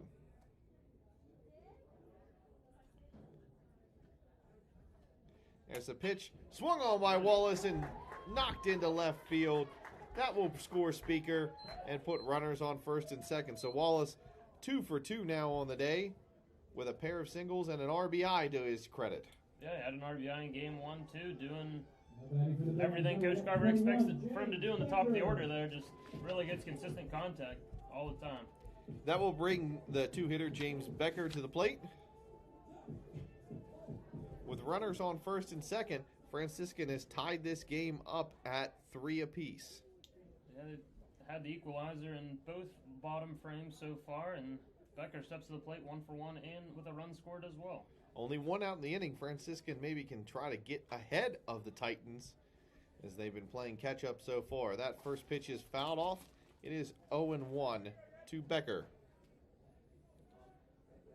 Yeah, Becker getting his second start with the Barons. An exciting transfer from Maryland. Just coming Franciscan here this semester. From St. Mary's St. College. Mary's, yep. That ball lifted into the air. Left fielder charging hard. Shortstop back to get it, and he will make the grab. And that will be the second out of the inning. So 2 outs for the Titans. Have a chance to get out of this situation. Barons number 32, Michael Maynard. With Michael Maynard, number 32, coming to the plate.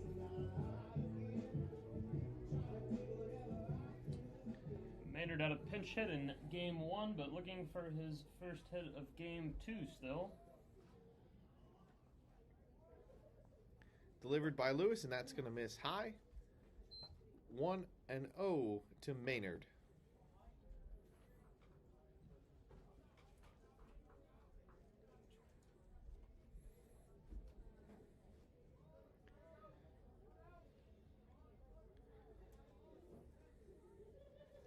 Lewis delivers, again gonna miss the outside corner. 2-0 now to Maynard. Yeah, the middle infielders really love to play with the runner at second base for Westminster. I don't recall them throwing one to second yet as a pickoff attempt, but really do their best to try to keep the runner at bay there. Lewis delivers in there for a called strike. There's the curve there, even to the lefty there. He's not afraid to throw it. Bringing the count to 2-1 with 2 outs here in the bottom of the second inning.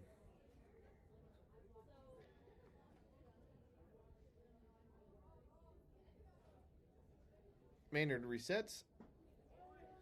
And it's going to take that for a called strike, and that will level the count at 2-2. Yeah, with 2 outs, this is a big at bat in the early going already. Lewis has a chance to get out of this situation. Barron's already played in 1 run in the inning and have runners on first and second. He turns and fires. That one's going to miss outside. So that will bring the count full. 3 balls, 2 strikes.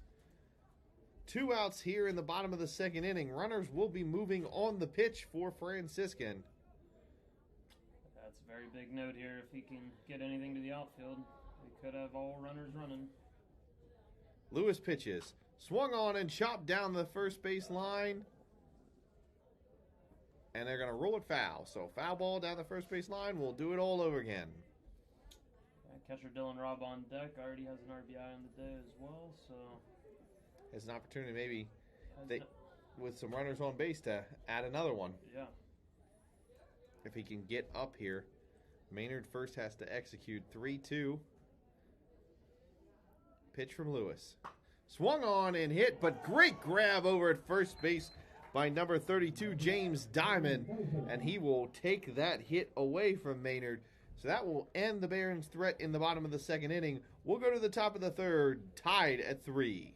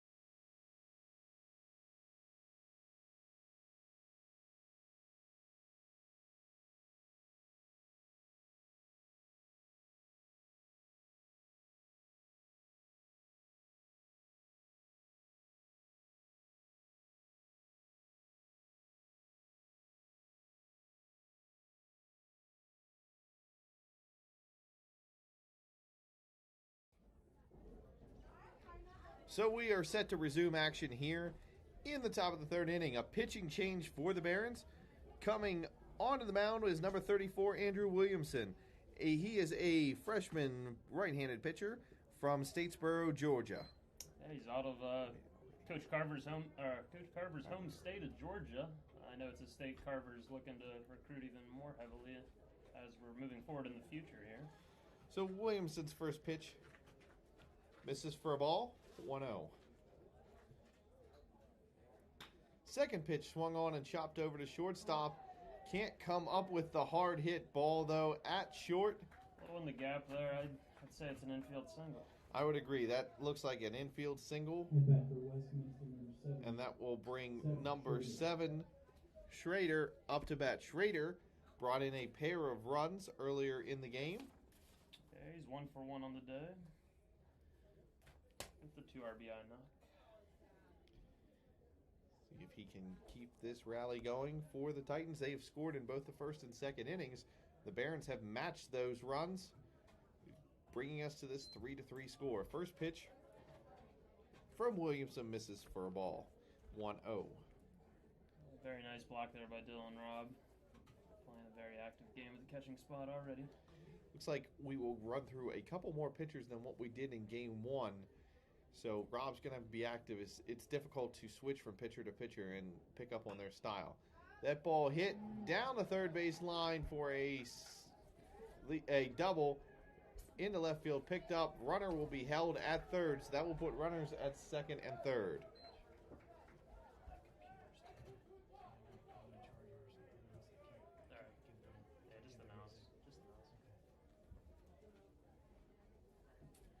So runners at second and third for the Titans. Nobody away, and Williamson struggling here in his first collegiate action.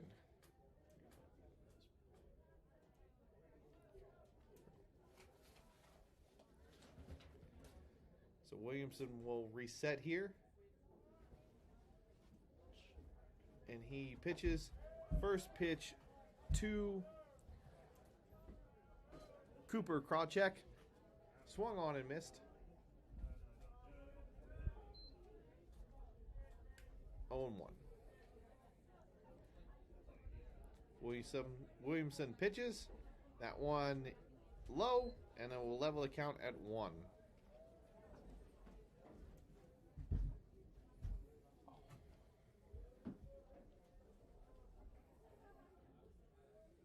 So 1-1 count to Krawcheck.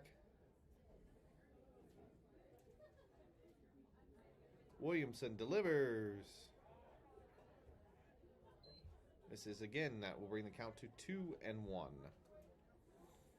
Runners at second and third, nobody out. Titans have an opportunity to take the lead for the third time today in the third inning.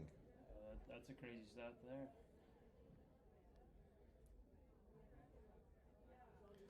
Williamson delivers, and he's going to miss inside. Krawcheck walked in the first, showed his patience early, so I would not be surprised to see him take here at 3-1. That's an opportunity too. 3-1 count. Runners on second and third. Williamson delivers, swung on by Krawcheck and knocked foul. That will bring the count full. 3-2 count now to Krawcheck. Williamson looking to record his first out of the day. Runners at second and third. Barons need some kind. Oh, he's going to miss and load the bases. That ball really inside. And he has worked the bases full with no outs. Titans with a prime opportunity to get a couple runs on the board. That will bring up the catcher, number 30, Ryan Jolin.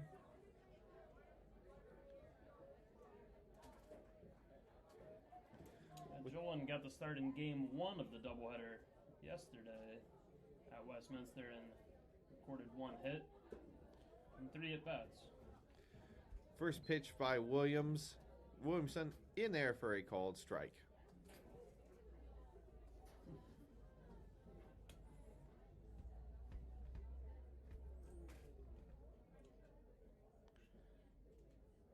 There's a pitch.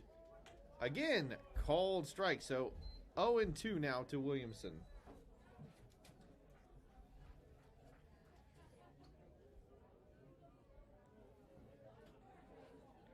No outs here in the top of the third inning. Westminster looking to take back the lead. Game currently tied 3-3. Williamson hits him in the helmet, so Jolin gets hit in the head. He will take first base, and that will walk in a run. Westminster takes a 4-3 lead, and the bases will remain loaded. Williamson seems to be looking at his hand like he's having the ball slip a little bit. Not sure if the wind or cold weather here is playing a factor.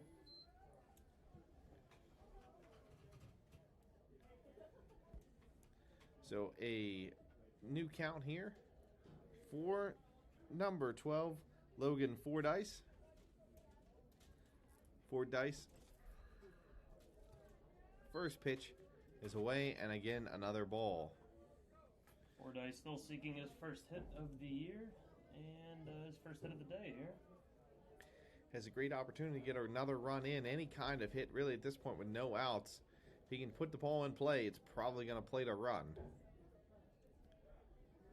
Williamson delivers and misses again, so it's 2-0 after hitting the last batter. Williamson in danger of walking in another run. We got the Barron defense at double play depth here as well, looking to get 2 outs here on the ground ball up the middle and give up the run. Pitch hits the inside corner, called strike.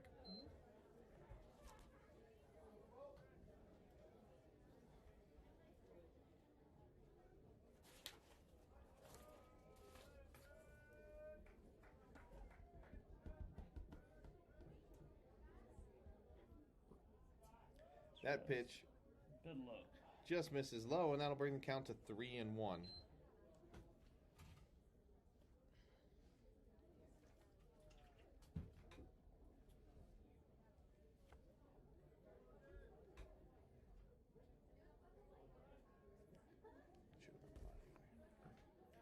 That pitch And the 3-1. in there for a called strike.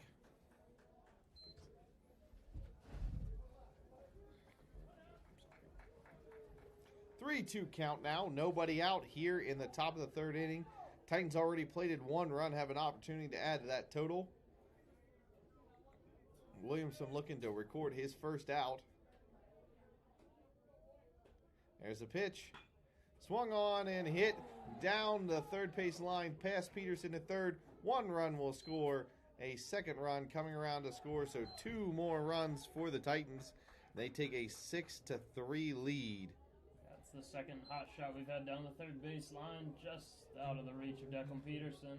Number 26, Sean Davis. So that will bring up number 26, Sean Davis, the leadoff batter. And Coach Carver has seen enough. He is going out to the mound. Looks like he's going to make a change. So we will take a timeout with him. Westminster takes a 6-3 lead here in the third inning.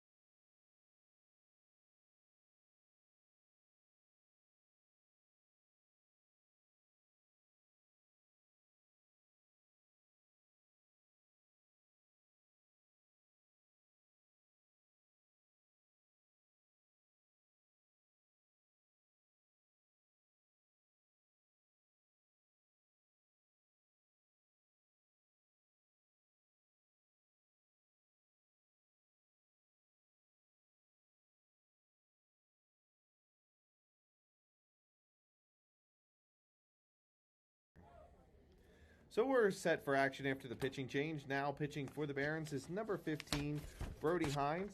The right-handed pitcher is a sophomore from Tampa, Florida. As he misses inside, ball 1. So Hines will try to stop the bleeding here as Williamson allowed a couple of runs. Now Westminster has taken a 6-3 lead here in the top of the third inning. Hines delivers. That ball struck hard to right field. It's down the right field line.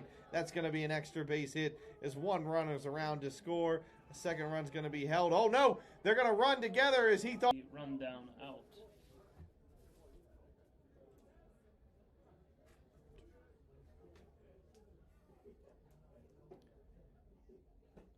So Davis is going to pick up an RBI and will be standing on third base. But the first out of the inning was recorded. It is a 7-3 game as the second baseman, number 17, Logan Murjanovic, is now up at the plate. 1-0 count. He swings on that one and lifts it high into the field. Shortstop underneath it, and he will make the grab. So 2 outs now for the Barons. For Westminster, number 27, Tyler Barnett. That will bring up the right fielder, number 27, Tyler Barnett. With a runner standing at third, the opportunity to plate another run. Westminster already has 4 across in this inning. Yeah, Barnett had an RBI in game 1, but still looking for his first hit in game 2. First pitch was called for a strike. Yeah, it's tough to see with this umpire. He's kind of signaling in front of his body, and from our angle, it's hard to see. So we believe it is an 0-1 count. Here's the pitch. That one's going to miss, and it's 1-1. We believe.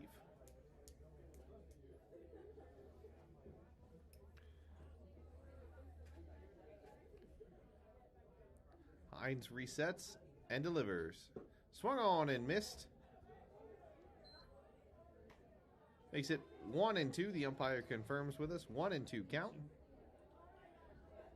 Hines finding the strike zone early. Good to see. So after giving up that blast to Davis, his defense gets him an out, and he drew a shallow pop-up. Has a chance to get through the top of the order here and not prevent any further damage if he can get Barnett out. Hines delivers. Swung on, hit towards second base, fielded there. Easy throw for Patrick Wallace. He makes the out, and we will go to the home half of the third inning. Westminster leading 7-3.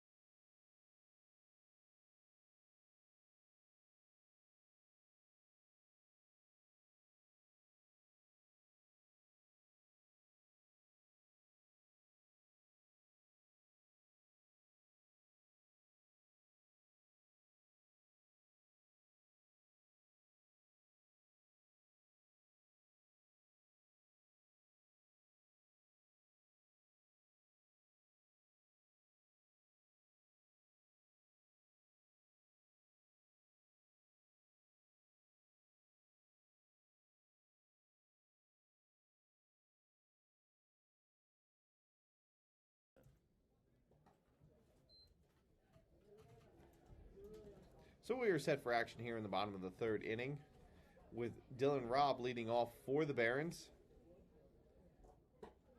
And he is quickly ahead 2-0 as Lewis remaining on the mound for the Titans.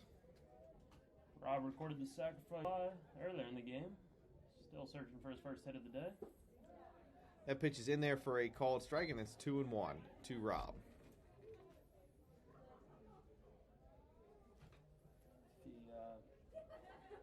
Quite a few high RBI hitters behind him. It'd be nice to get on base here to start this inning off.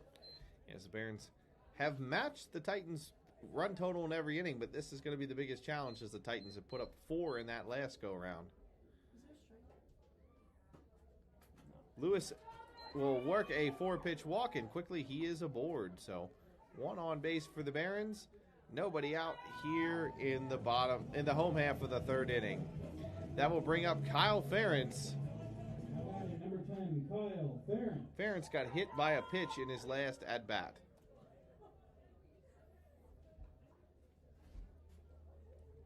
Rob over at first. Lewis sets and delivers. That one's going to be a called strike, and it's 0-1 to Ferentz.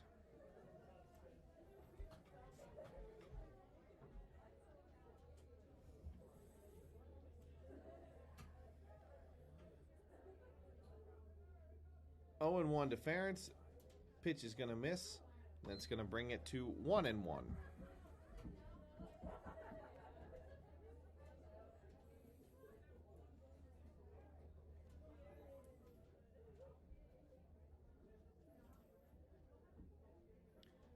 There's a pitch that's going to miss high, and that brings the count to 2-1. So Lewis started this game for the Titans, still going. He's got some help from his offense. He has allowed 3 runs, but with that 7-3 lead, can pitch with a lead and makes it a lot easier for all pitchers. That one in there for a called strike and levels the count at 2-2. Yeah, he's liking to go to that curveball, the same curveball that hit Ferentz in the first inning, but seems to have gotten his control down a little bit better here. 2-2 from Lewis. There's the pitch. Ferentz holds off, and pitch just misses. Good job by Ferentz to identify that was not going to come across as a strike, and it's 3-2. 3-2.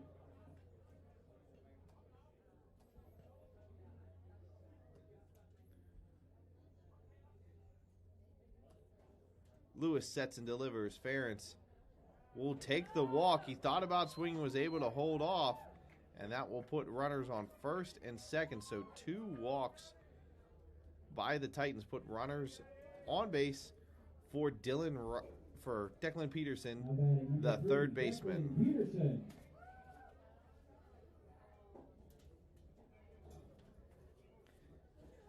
Wind continuing to pick up here. Big dirt cloud blowing across the infield. Lewis with nobody out. 2 runners on. Pitch swung on and missed by Peterson. Peterson has stung the ball really hard consistently for the Barons today.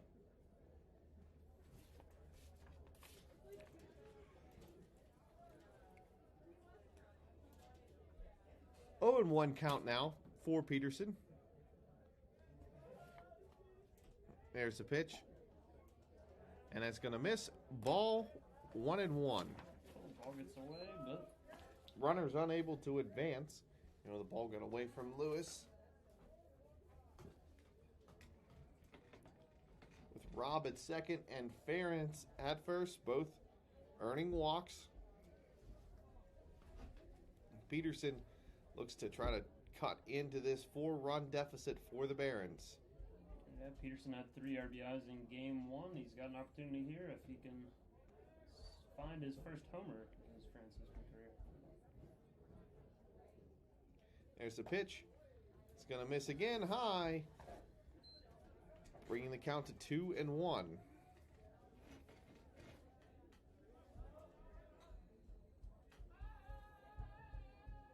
Two-one count now for Peterson.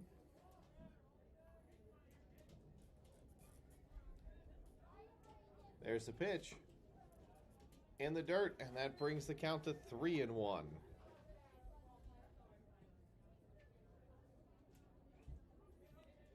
3-1 count now for Peterson.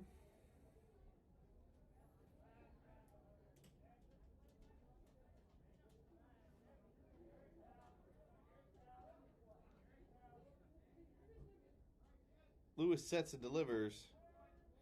And a called strike there will bring the count full. So Peterson looked trying to earn the walk and load the bases. Decided he didn't like that pitch, but strike call on the outside corner. 3-2 count. Nobody out here for the Barons. Great opportunity to get some runs on the board. Lewis delivers. And that's a called strike 3. So Peterson goes down looking. And the first out of the inning is recorded. After a backdoor curveball, it looked to be for strike 2. He came with the heater down the middle there that tied up Peterson in the first out. So one out for the Barons. Runners on first and second. That will bring up Joshua Speaker. There's the pitch to Speaker, and it's hit over the shortstop and into center field. And that's going to load the bases for the Barons as Rob holds up at third. Runners on all 3 bases, and Jacob Watson coming to the plate for the Barons. Now batting number 4, Jacob Watson. Watson got the start for the Barons at first base here in Game 2. He also pitched Game 2 yesterday against Westminster, pitching well, but unfortunately picking up the loss. Yeah, Watson's still in search of his first hit of the year, as he did not bat at Westminster, but is now batting here for his second time of the day here in the 3rd inning. The Titans are having a discussion on the mound here, as it does appear that there is a lefty warming up in the bullpen for them. Cannot see their number of the pitcher warming up from here. But Coach Riley will be remaining out of it.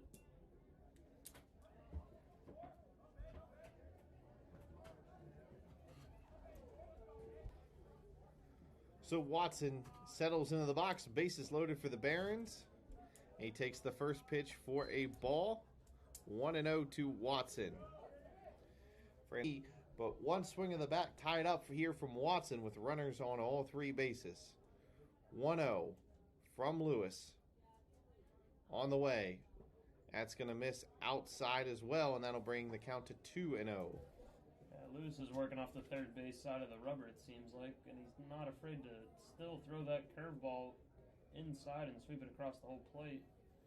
Be interesting to see if Watson can time him up on one that he hangs here. Charging in for it, makes the diving grab for the first out. Barons advance, and that ball is going to get thrown away. Speaker going to third, and the throw away by the center fielder will allow both runners to score. Since it was in the outfield, Speaker goes all the way over to third, so 2-run score for the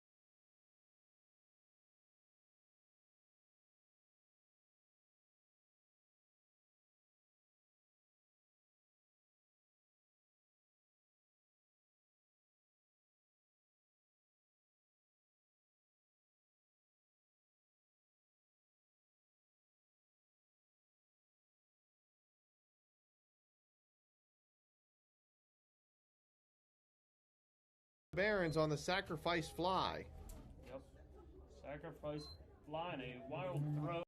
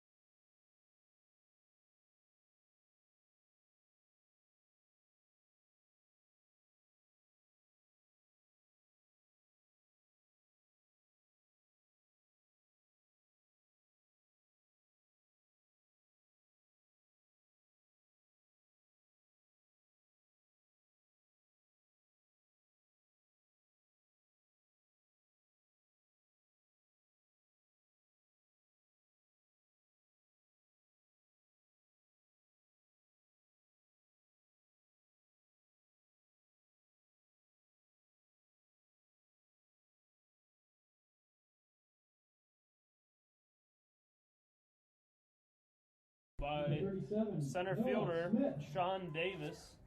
Sails over the head of the third baseman and into the dugout, which was out of play, giving each runner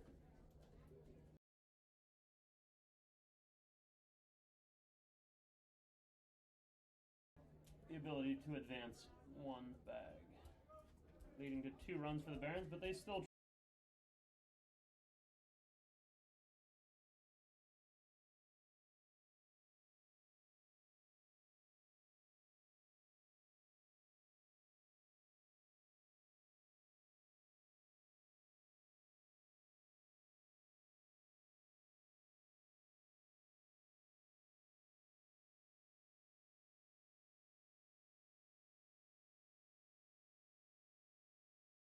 trail by 2 as Noah Smith steps to the plate.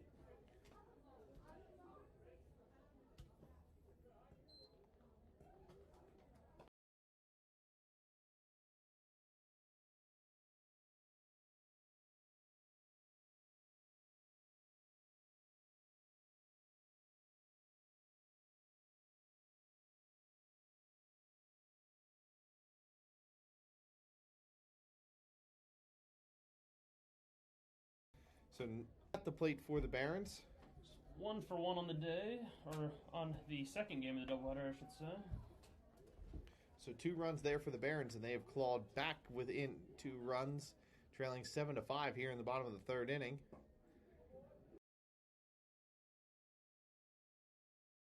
Pitch to Smith is going to miss outside, and it's 2-0. Gotta wonder how much longer the Titans are out there, as the starter has given up 5 runs. Thanks to his offense, the Titans are ahead, but the Barons have gotten to him here in game number 2. Another pitch gonna miss for a ball, and it is 3-0. Smith looks like he is on pace to draw a walk. Lewis has to fire a strike here. Yeah, this could easily be his last batter at the top of the order coming up. There's the pitch. He's able to find a strike. 3-1. Yeah, lots of activity right now down in the Titans bullpen. Lewis looking to get out of this situation. That's a walk for Smith. So the top of the lineup going to come up for the Barons with runners on first and third and only with 2 outs in the inning.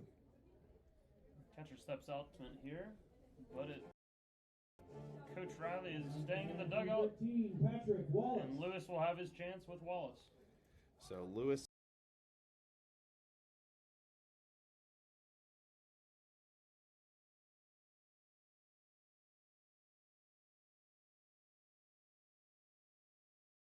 facing Wallace. Wallace is 2 for 2 off of him so far. Runners on first and third. 2 well-hit singles by Wallace, and that pitch gets a little bit of away from catcher Jolin.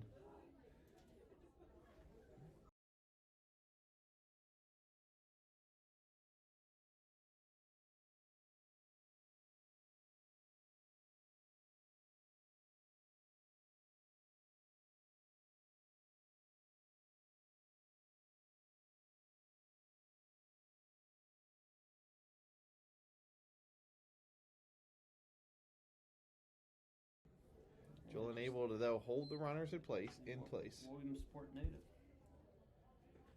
Home to Little League World Series. Great event. There's the pitch. Again low.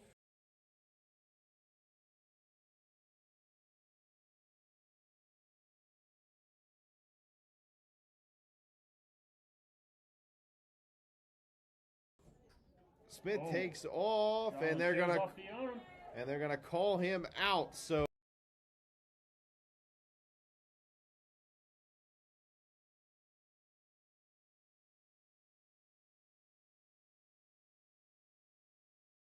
that will end the Barons' threat in the bottom of the 3rd inning.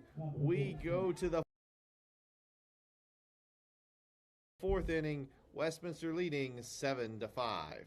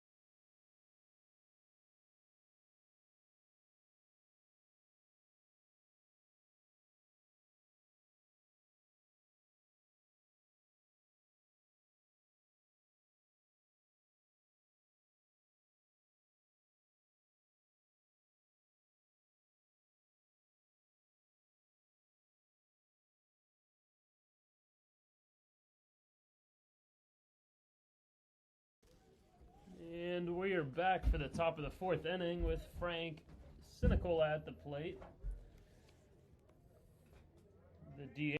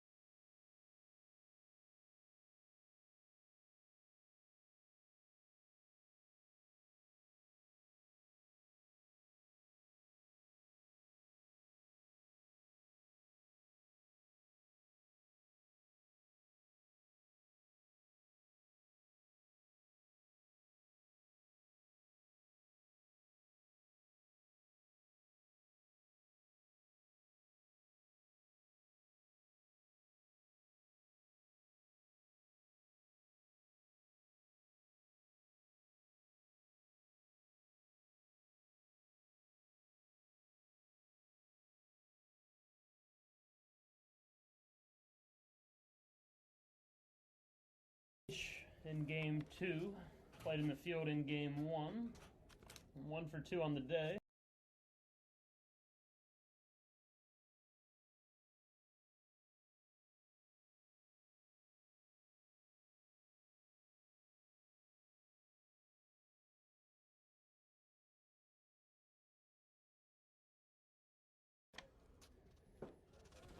Sees the first pitch from Hines as a strike on the inside corner.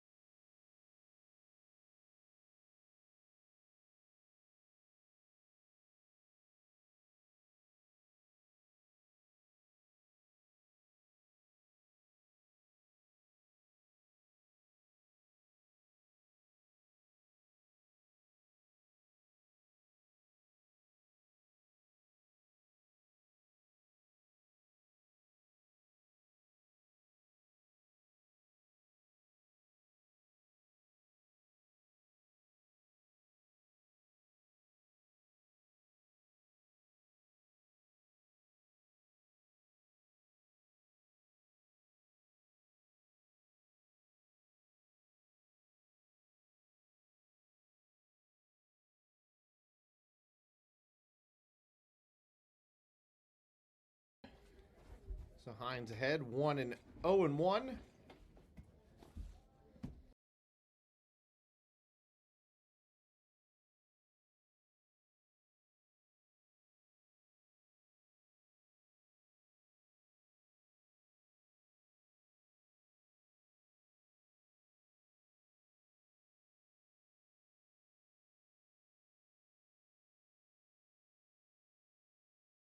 To Sinicola. Let's see if the Barons can snap the streak of every single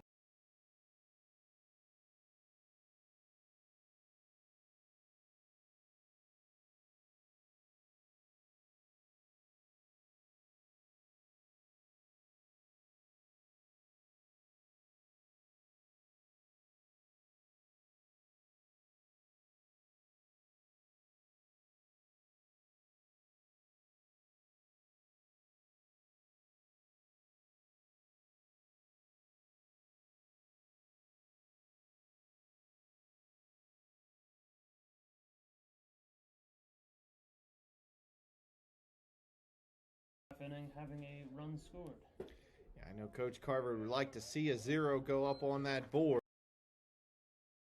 If he has hope of coming back in this one. The offense for the Barons has produced 5 runs, unfortunately giving up.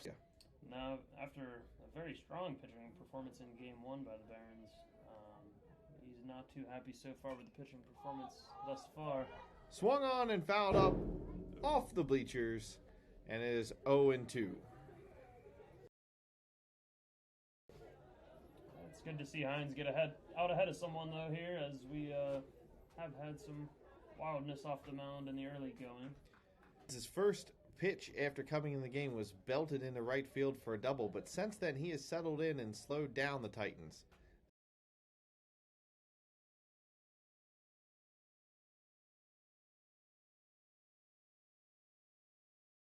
Pitch Swung and fouled off the backstop.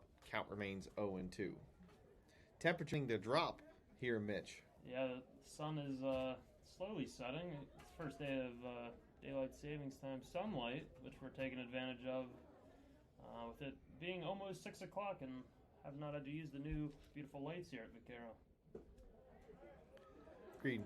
We probably will see them before the end of the night is over at this pace, but pitch from Hines, going to miss for a ball, and it is 1-2. Yeah, the shadow from the press box here is slowly shifting closer and closer to home plate, as you'll see on your screen, as the sun is setting behind us and creating more schlings.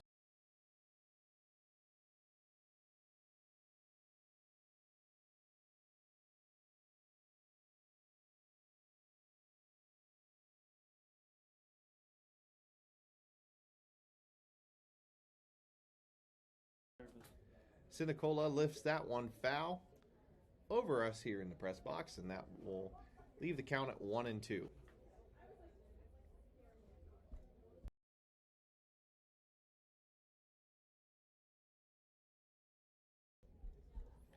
Hines sets and delivers. That one just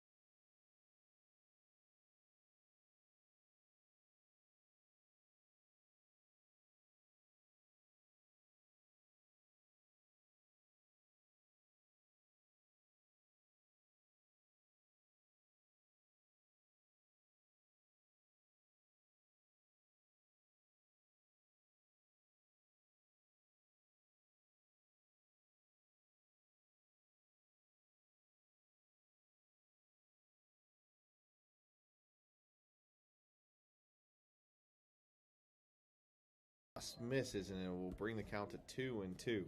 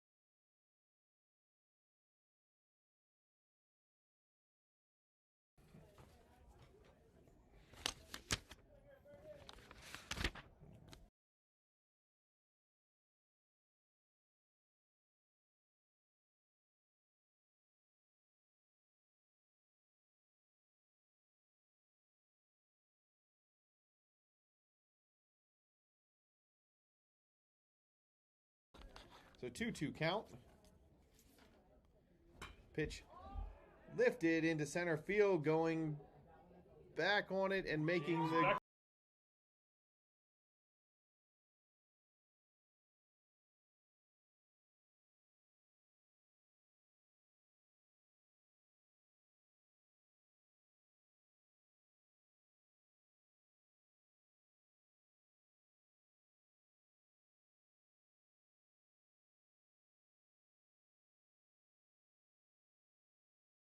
grab is James Becker. Nice grab there by Becker. He had to hustle back into deep center field as that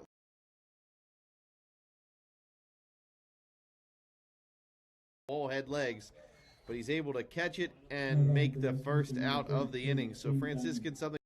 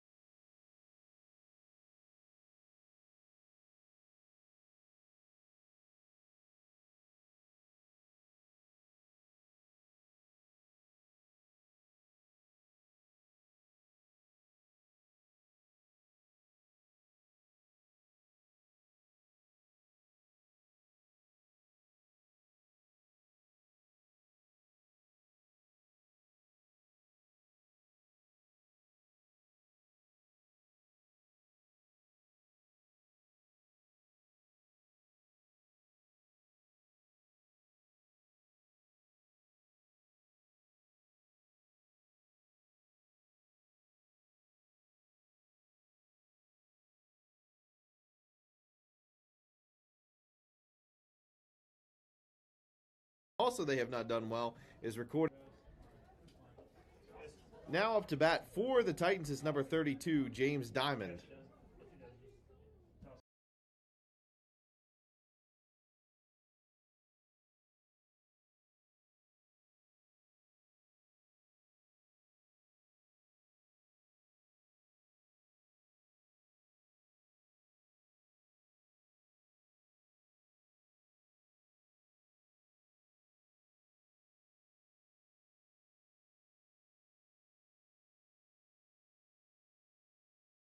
Quickly. That one may have found a car behind us. It sounded like it made contact with somebody's. I believe my car's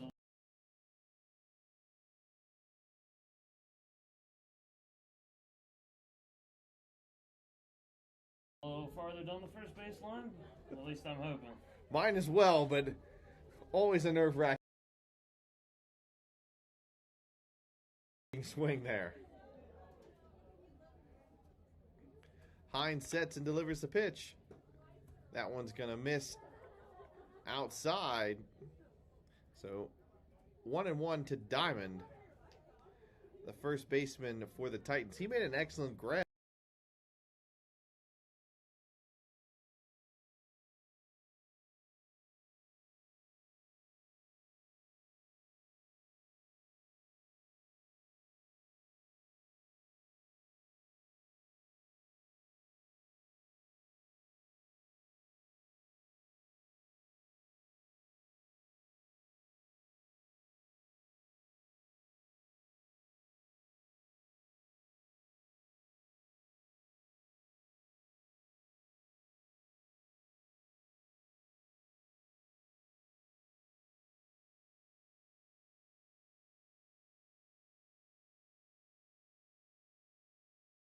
A couple innings ago at first base to stop a run by the Barons.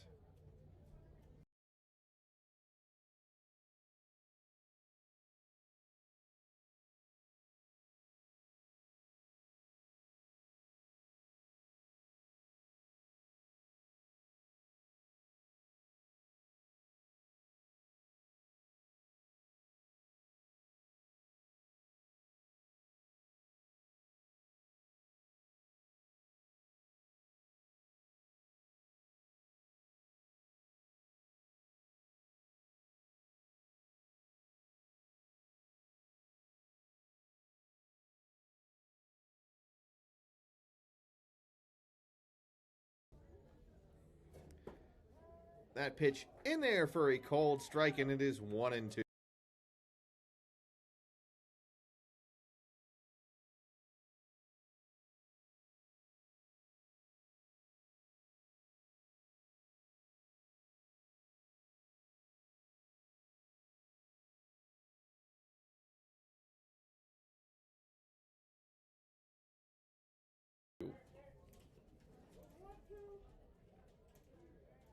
Uh, 1 and 2.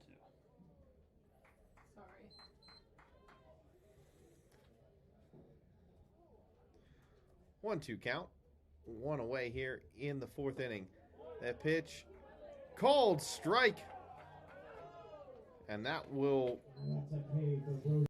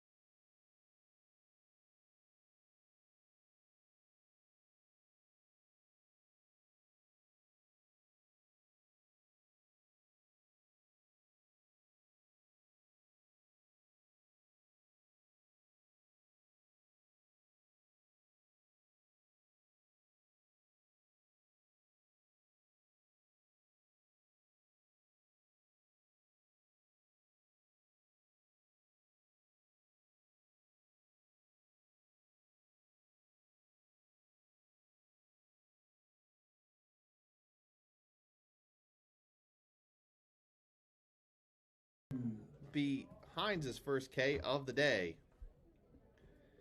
So 2 outs here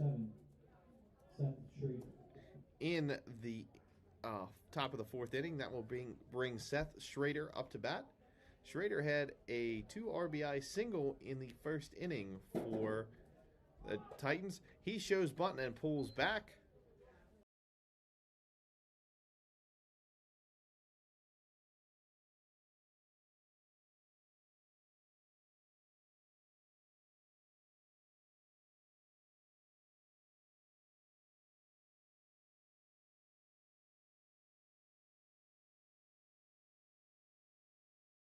Pitch missed high anyway. It is 1-0.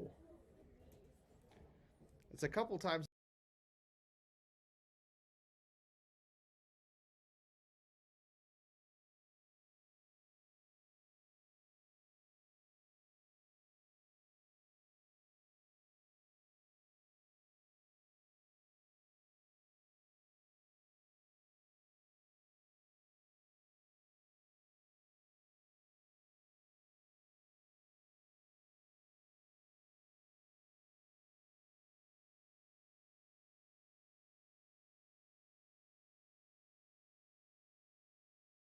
Titans have done that and threatened to show bunt, but they have not attempted an actual bunt yet.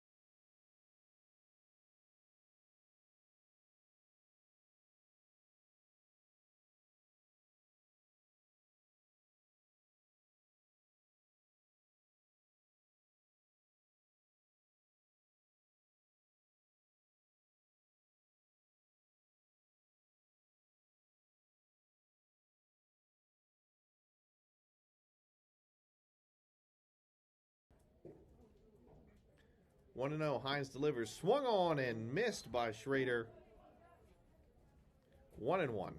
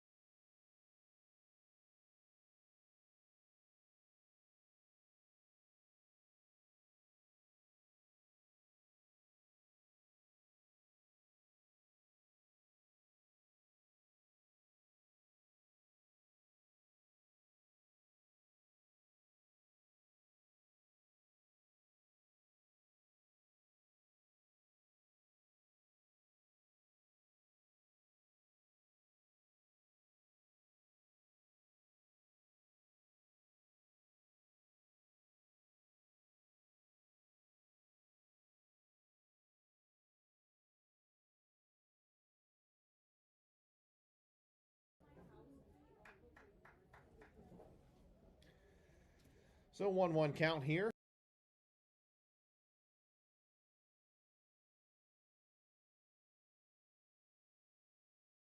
For Hines. He sets and delivers.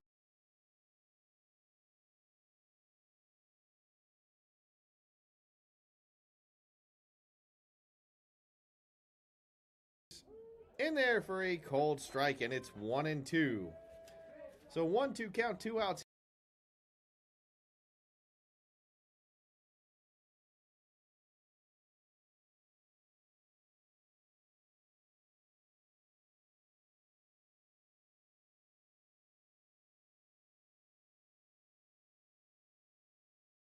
In the top of the fourth, Franciscan looking to hold the Titans scoreless in an inning for the first time here in Game 2. Yeah, Hines definitely settling in. Good to see. Did not appear in a game for the Barons last season on spring break. Did the Florida native in his home state. But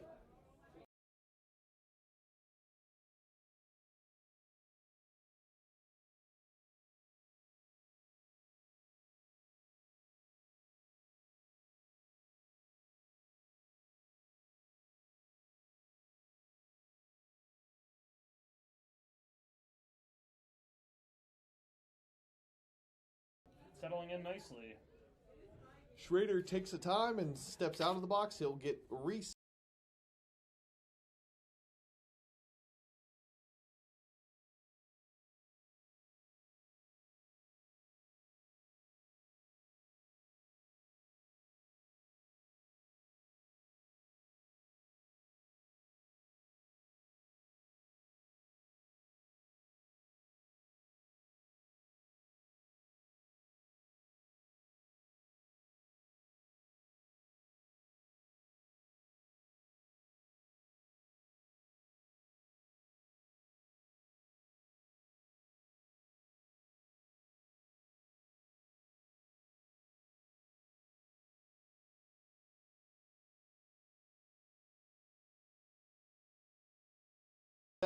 Hines has his signal.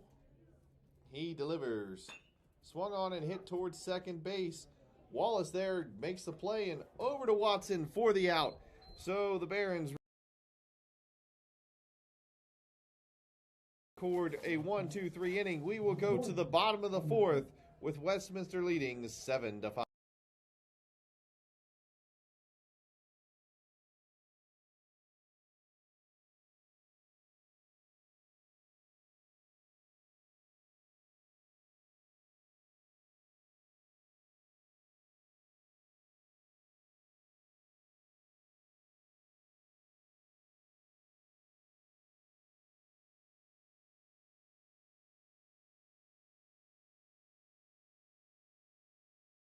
5.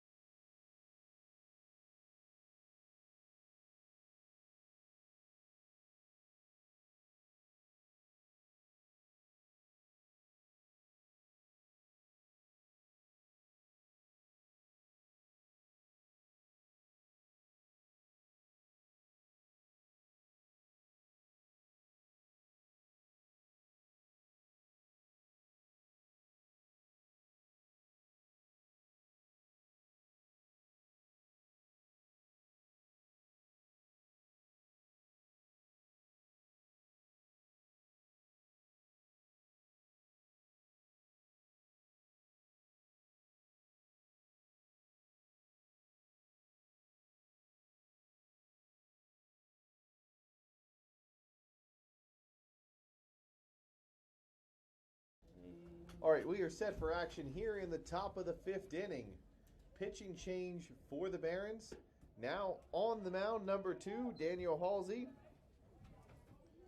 So Halsey, who played in the outfield for the Barons in the last game, now making his first appearance on the mound this season. He starts off with a strike.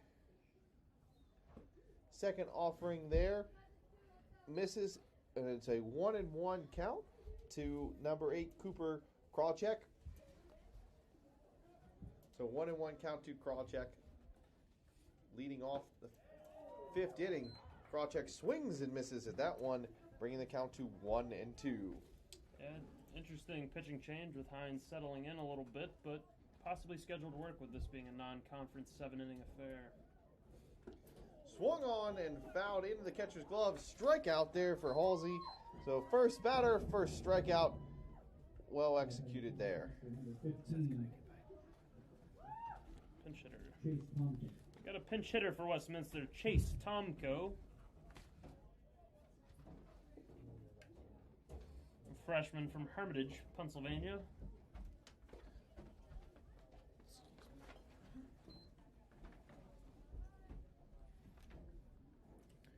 He's going to come in for Jolin, the catcher. Looks at the first pitch, and it's a ball.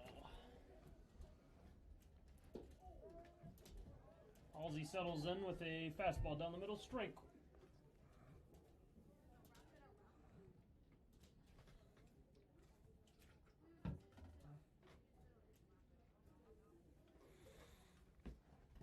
That one's fouled off. And that brings the count to 1-2. One out here in the top of the 5th inning. Westminster leading 7-6. They used a big 3rd inning where they scored 4 runs to take that lead.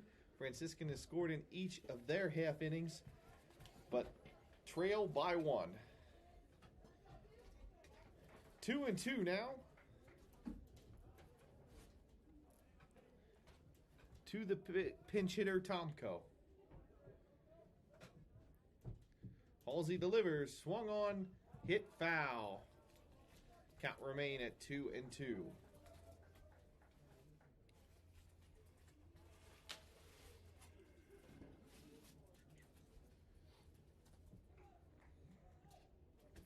Tomko settling in.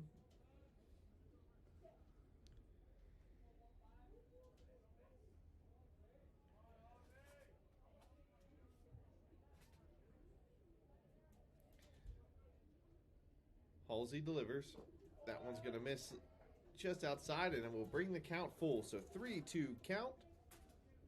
One away here in the top of the 5th inning.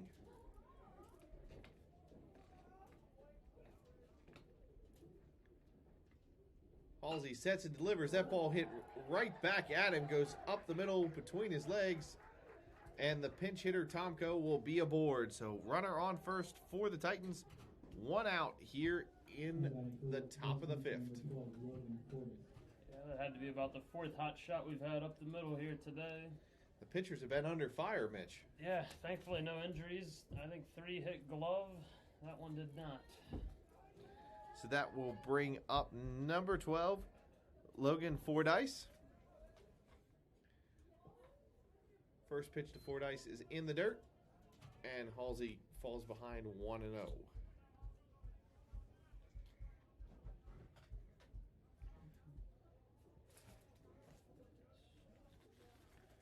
1-0 pitch. On the way. Cold strike on the outside corner, and that levels the count at 1-1. 1-1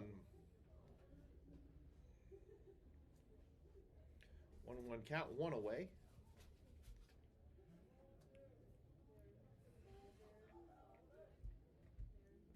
There's a pitch. Struck foul. Count will go to 1-2. Fordyce is 1 for 2 on the day with a strikeout and 2 RBIs.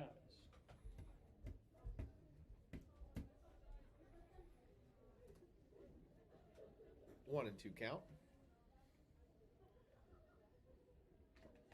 Halsey delivers that one low, bringing the count to 2-2. He also lists his favorite movie of all time as The Sandlot. That's a classic. That's a classic. I don't know if it's my favorite baseball movie of all time, though, but it's a debate we could have. It's a good debate to have, but I don't mind that one. Swung and missed, and he will strike out. So that'll be the second out of the inning for the Barons. That brings the order back to the top as Sean Davis, the leadoff, will take a crack here at Halsey.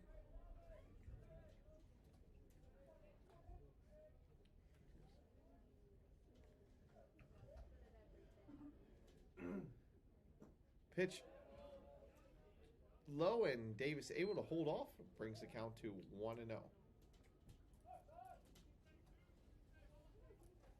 Franciscan seeking their second consecutive inning of not allowing a run. If Halsey can take care of business with Davis at the plate here. Halsey sets and fires. That ball driven down the right field line, but just foul. Nothing more than a long strike, and that will level the count at 1-1.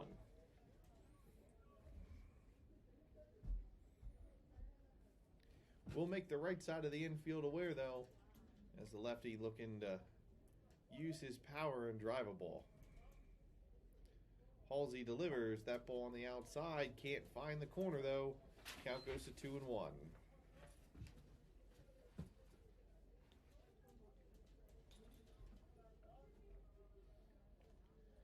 2-1 count, 2 outs here in the top of the 5th inning. Halsey delivers. That ball swung. Going to get past Wallace at second base into right field.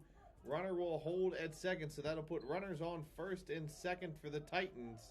Yeah, just out of the reach of Wallace there, but good clean defense by Noah Smith in right field to get the ball in, to not let the runner advance to third. That will bring up the second baseman, number 17, Logan Virginovich. Virginovich with an opportunity to get the Titans back on the board.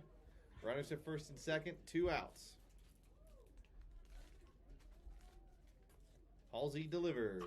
Swung on, lifted towards the right field line, but it's going to drift foul.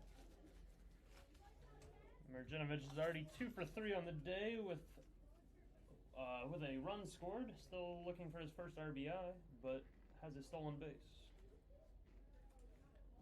0-1 now.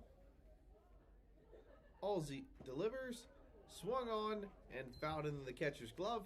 Count to 0-2.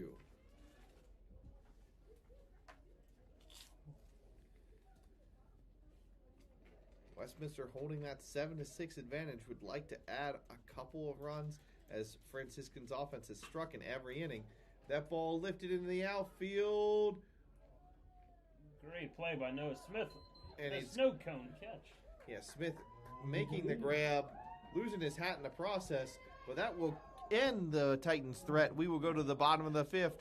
Franciscan trailing 7-6.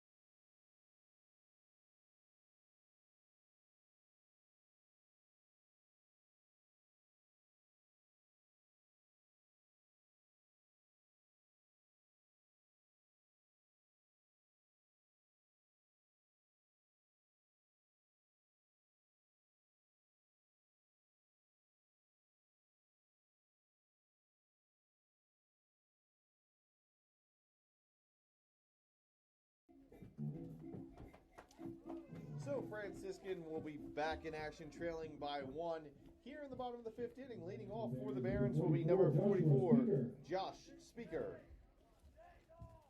Speaker 1 for 1 on the day so far. Scoring a run and drawing a walk. Takes a big, healthy cut at the first pitch, and it's 0-1.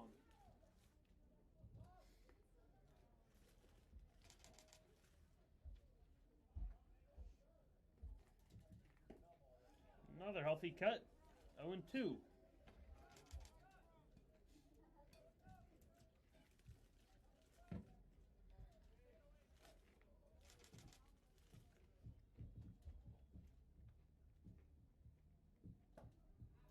And it's 1-2 now as that pitch misses high.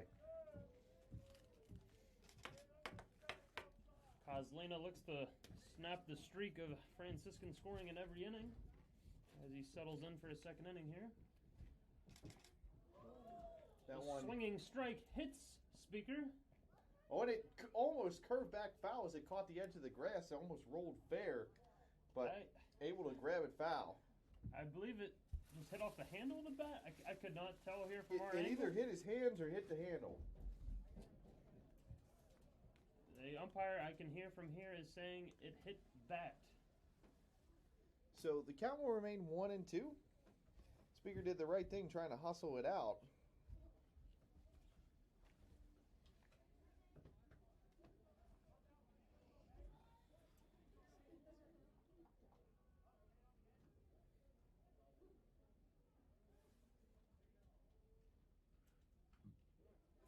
Another foul tip on a healthy cut from Speaker as it hits the backstop here, and it'd be 1-2 again for Kozlina. So Kozlina came in relief in the last inning and stuck in for his second inning of action. 1-2 to Speaker. There's the pitch. Swung and missed, and Speaker will go down swinging. First out of the inning recorded for the Titans. That will bring up Jacob Watson. Watson still in search of his first hit of the day. 0 for 1, batting in the 8-hole. See if he can get a rally started for the Barons. Does have 1 RBI on a sacrifice fly. That's a ball, and it's 1-0.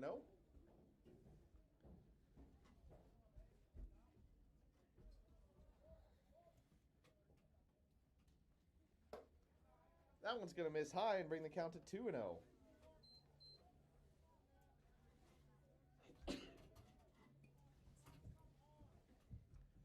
2-0 now to Watson.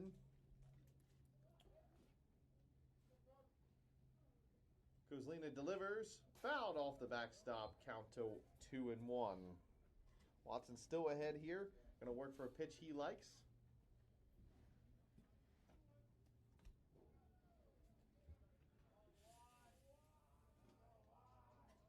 2-1. Here's a pitch. In there for a called strike, and that levels the count at 2-2. That was a nice lefty-to-lefty curveball there to get a called strike. Kozlina sets and delivers. And a called strike 3. Watson goes down, so 2 strikeouts for Kozlina in the inning. And that Number 37, Noah Smith. That will bring up Noah Smith, the 9-hitter, with the top of the Barons order lurking on deck. 2 outs here in the bottom of the 5th inning. Kozlina will go up against Smith. First pitch in there for a called strike. And Kozlina, who's looked a lot better here in this inning, controlling the Barons batters, is ahead 0-1. Yeah, he's definitely settling in nicely for the Titans. That pitch in the dirt. Count goes to 1-1.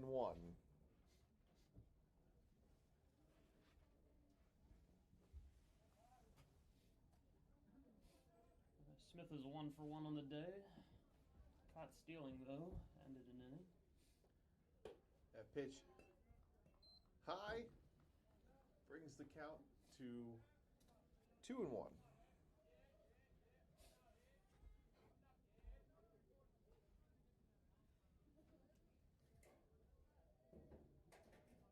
2-1 count pitch. Fouled back over us here in the press box. Count to 2-2.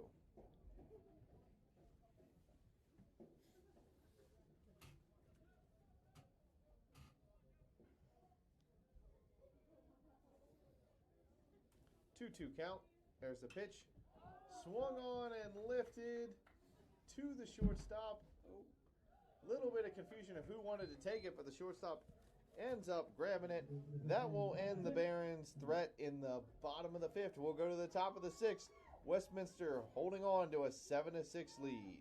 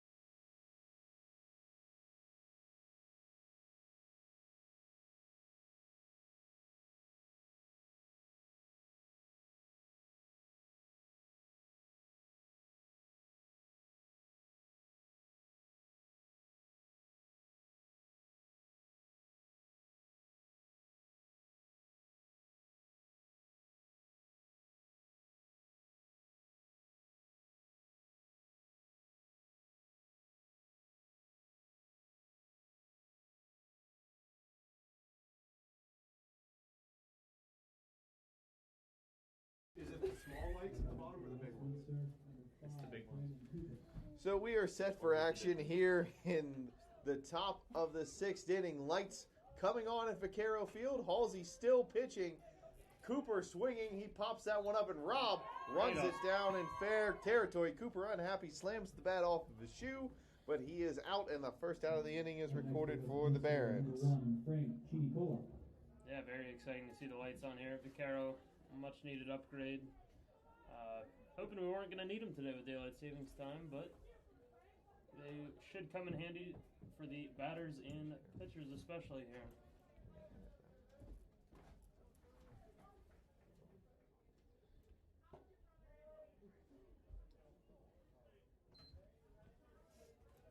So that was a pinch hitter there for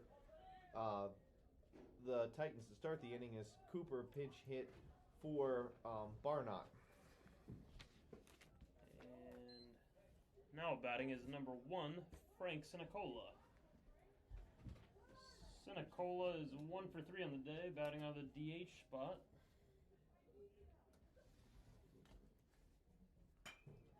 And puts a ride and a ball out to center field. Becker under it and puts him away. The F8. First baseman James Diamond stepping up to the dish now. 1 for 3 on the day. Scored a run, struck out once.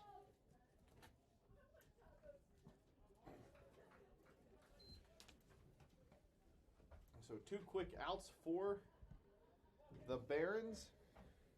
And Halsey trying to get his team with the top of the order due up. Back up, only trailing 1. Diamond's going to foul that ball off. And it'll bring the count to 1-1. Both teams kind of settling in nicely here the last couple innings on the pitching side. Yeah, a couple of zeros going on the board there, Mitch, after a lot of crooked numbers early on. Diamond pops that one off. Looks like Wallace is going to call off Watson, and he'll make the grab. And that's 3 outs, so we will go to the home half of the 6th inning. Franciscan trailing 7-6.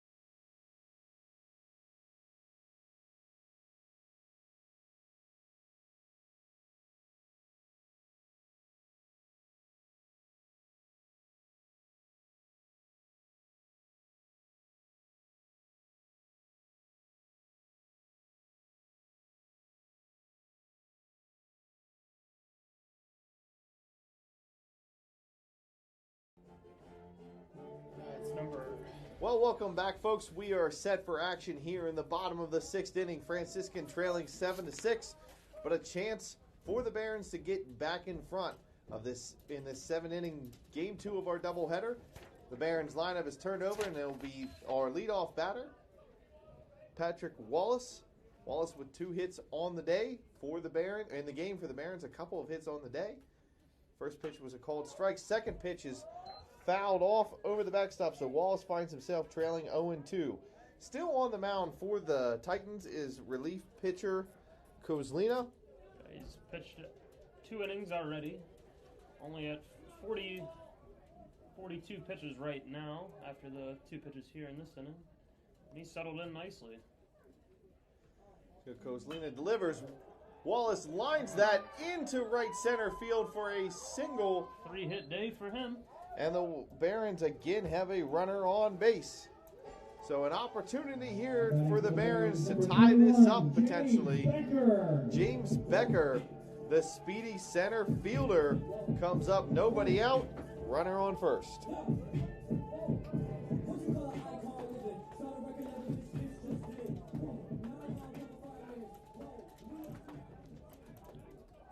Becker 1 for 2 on the day, 2 stolen bases. And he tries to put a bunt down the first base line, and it'll go foul. Strike 1. So 1 strike against Becker. So he was trying to move Wallace into scoring position with the heart of the order due up here for the Barons. 0-1. He's again showing bunt. Defense creeping in. Tries to lay down the bunt and is unsuccessful. So he finds himself down 0-2 and out of a bunting situation. Coach Carver cannot be happy about that when he's calling for the bunt. No, Becker definitely has the speed to possibly even beat it out. So he's going to try again. Actually tries to lay down the bunt. If that goes foul, he's out, but he's successful in doing so. Fair bunt. That's a dangerous proposition there, but he's able to move Wallace over to second with the sacrifice bunt. That's some confidence by Coach Carver to keep the bunt on there. But in a 1-run game, a runner on second base is huge here for Michael Maynard to have even a higher likelihood of driving him in. But Maynard's still seeking his first hit of the day as he's 0 for 3 in game 2 of the doubleheader. And we have a balk called against the pitcher, and that will send a Wallace over to third base. It even shows the greater importance of him getting to second there, because now at third base with a balk, Maynard can just send the ball into the outfield, and Wallace should be able to score on a sacrifice fly. So Maynard, any kind of contact here in play could come in useful. That pitch is going to miss for a ball, and it is 0-1 with 1 out here in the bottom of the 6th inning.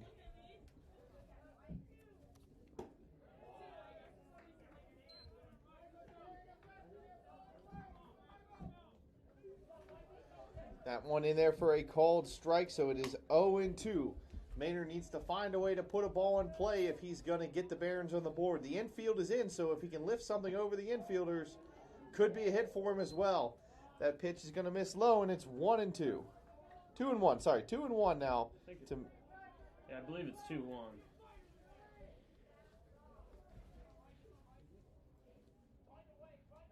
Kozlina delivers. Swung and missed. And it was incorrect. It was 2 strikes. That will be a strikeout. And that's exactly what the Titans needed. So now 2 outs. They have an opportunity to get out of this inning. Dylan Robb coming to plate. He did have a hit off Kozlina the last time he faced him. And that might be why we're going to see a change for the Titans. Coach Riley is taking the ball away from Kozlina, and we have a new pitcher running in from the bullpen in left field. We'll have that pitching change for you. Stick with us.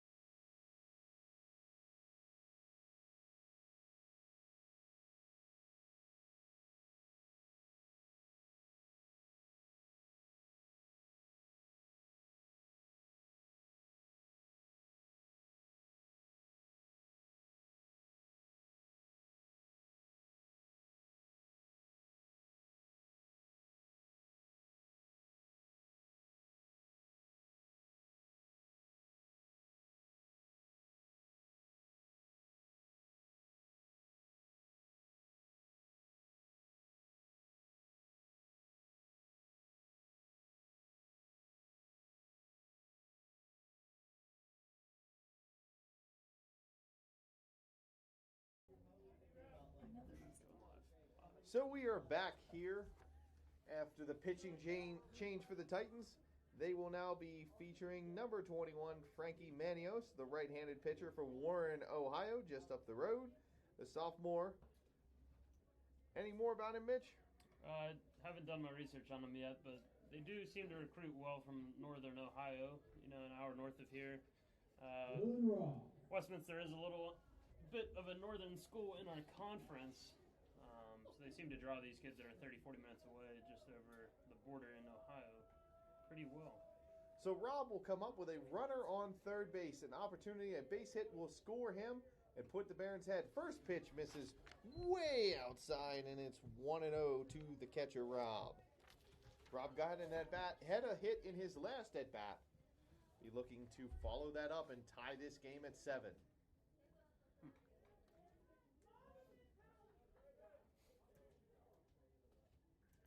There's the pitch.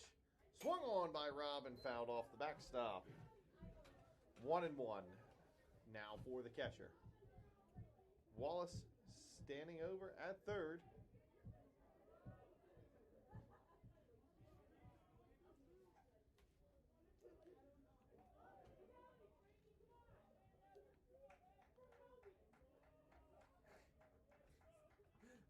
Here's the pitch. And it's going to miss outside, and it's 2-1 to Rob. So Manios falling behind 2-1. Rob in a pitcher's count, in a hitter's count, has the opportunity with a base hit to tie this game at 7.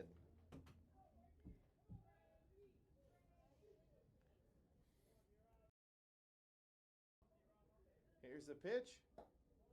And it's going to miss inside, and it's 3-1 now to the catcher, Rob. It's got to be tough as a pitcher to stay mentally focused all day in these colder conditions here now as well, to just get warm real quick and get in there and be effective. Let's see if he can settle in here. Definitely challenging. We're at 5 hours and 44 minutes of baseball at this point. There's the pitch. Swung on and missed by Rob. That will bring the count full.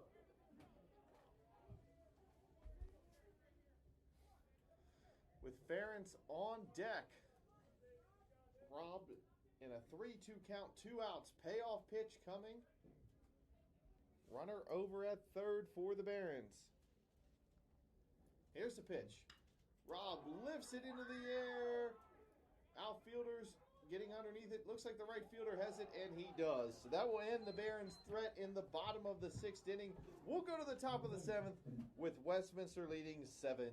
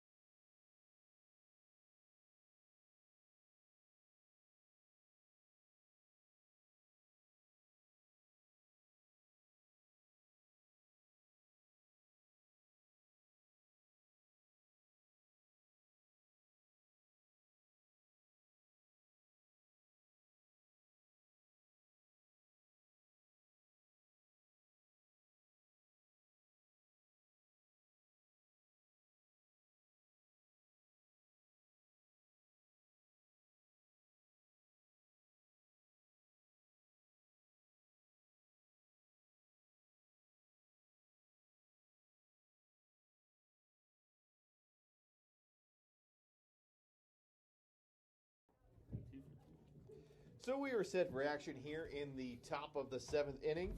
Halsey remaining on the mound for the Barons, and leading off for the Titans will be number 7, Seth Schrader. Schrader 2 for 3 on the day. Scored a run. One of his hits being a double, one of few multi-base hits of the game. Lots of singles here in game 2. Halsey's first offering is going to miss for a ball. If the Barons want any shot at this game, they're going to have to keep the Titans off the scoreboard here and get it and hit with the middle and lower portions of the lineup due up. Going to be key for Franciscan to hold the Titans to no further runs. That pitch low and in the dirt, and it is 2-0 to Schrader. Coach Carver has a pretty deep bench available as well. It'll be interesting to see how he manages the bottom half. Swung on and lifted into the air. Rob giving chase. He's almost in the dugout. What an effort there by the catcher. Sliding in. He was not able to make the catch, but he ran all the way from behind the plate and almost made that grab right at the edge of the dugout.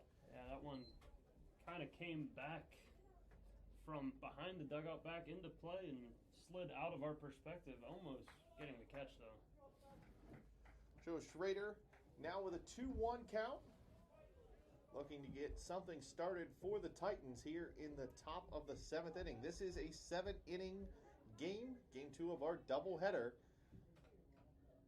Crunch time for both teams. That ball lifted into right field, and the grab is made by Smith. So 1 away.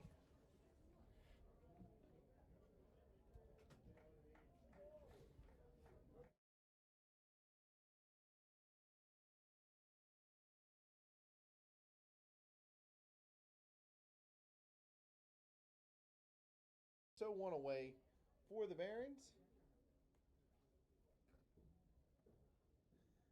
Pitch hit into the air and popped up to the second baseman Wallace. So quickly 2 away for the Barons. That was number 8, Cooper Crossing.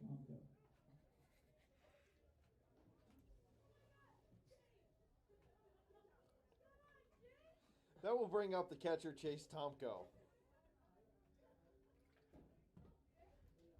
The fatigue getting to all of us here. There's the pitch by Halsey. It's going to go right down the middle for a ball, 1-0. Tomko relief jolt.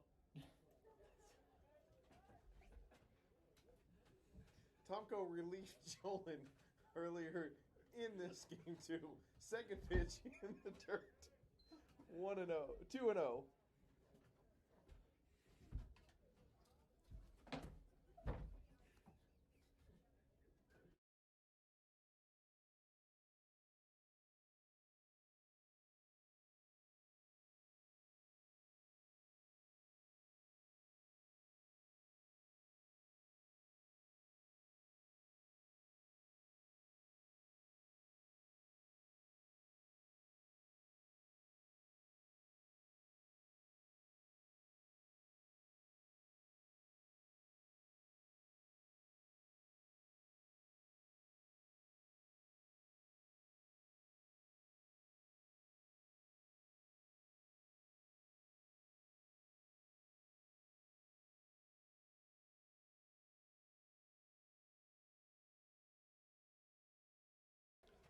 Tomko works the walk, and that will put a runner on first. Now batting for Westminster, number 12, Logan.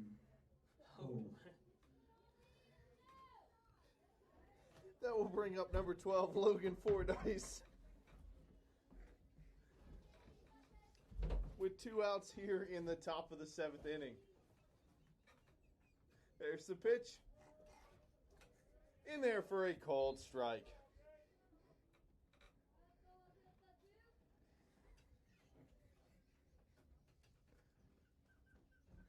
0-1 now to Fordyce.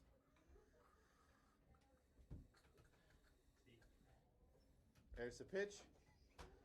Gets away from Rob, but he's able to gather it up and hold the runner at first. The Tomko stays put, and it's 1-1.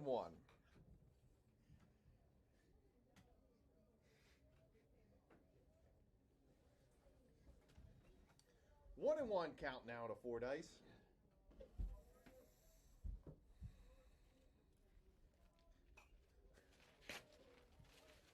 That ball fouled over the backstop. 1-2 the count.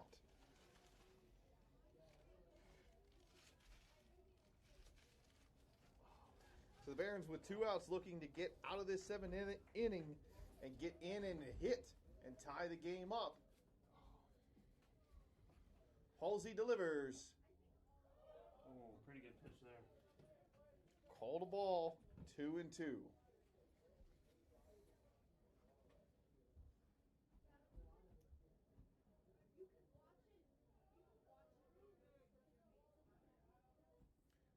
Two, 2 outs. That ball lifted foul. That's tracking. That hit something. Back towards the cars. Couple oohs. We already had 1 car get hit today.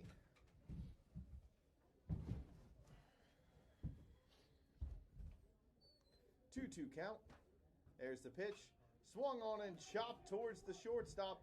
Gathered up and thrown. Oh, it gets away. A little wide. Goes wide, and the runners will advance to 2nd and 3rd. So an error there by the shortstop, Maynard. Now batting for Westminster, number 26, Sean Davis. As the leadoff hitter, Sean Davis, 2 for 3 on the day, steps up to the plate for a big at bat here with 2 outs and 2 runners on.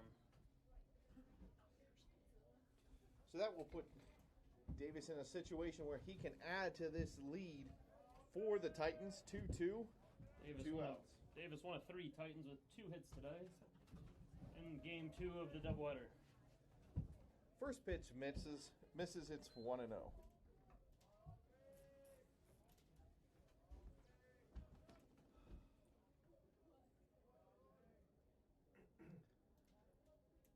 There's a pitch swung on and chopped back to Halsey. He's going to make the throw to first, and that will end the threat. So we're going to go to the home half of the 7th inning. Last chance for the Barons as they will look to tie or win this game outright. 7-6. Stick with us, folks.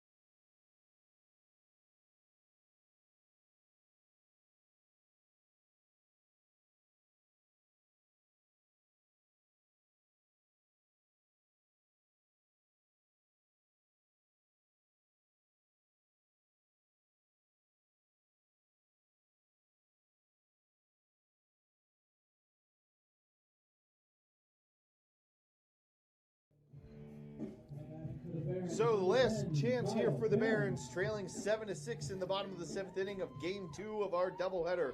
Franciscan took Game 1. They're going to need some late inning heroics to win Game 2. But just the man for the job leading off is Kyle Ferentz. Ferentz swings at the first pitch and misses. It'll be 0-1.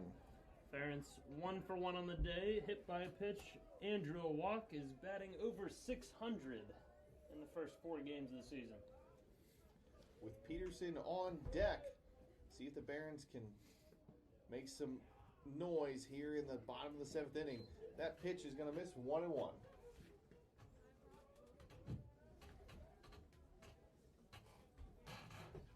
Thought you were putting the rally cap on for a second, but was mistaken. 1-1 count. There's the pitch. Swung on and missed by Ferentz. 1-2 now. Be surprised to see if he gets a fastball here after he struggled with some off-speed pitches. But we'll see what Manios has in store. Manio sets and delivers. Hit him. And it did. And no objections coming. So Ferentz hit for the second time today. We'll move over to first base, and the tying run is aboard. Peterson still searching for his first set of game 2 after 2 hits and 3 RBIs in game 1. So nobody out. 1 runner aboard here in the bottom of the 7th. Franciscan trailing 7-6. Correction, 3 hits earlier in game 1. Ooh, that pitch behind Peterson. Catcher able to make a nice grab as Tomko has come in to catch, and that one easily could have went to the backstop as it was thrown behind Peterson. Very impressive catch by the backup catcher here. That would have given Ferentz second easily, but holds the runner. 1-0 is the count.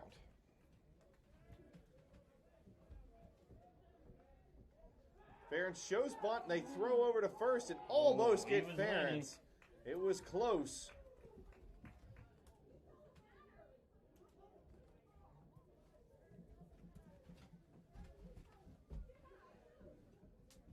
We'll see, Peterson was showing bunt there. We'll see if he does that again. The third baseman has not moved. Now he starts walking in. There's the pitch. Bunt shown. It's bunted down the third base line. Foul. And touched foul. Just spun foul. Good bunt attempt, though, by Peterson.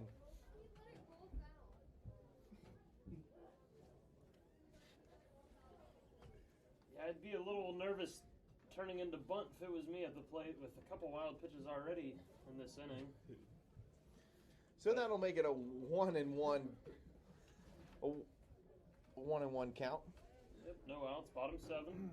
Barons needing a run to extend the game, 2 runs to walk it off.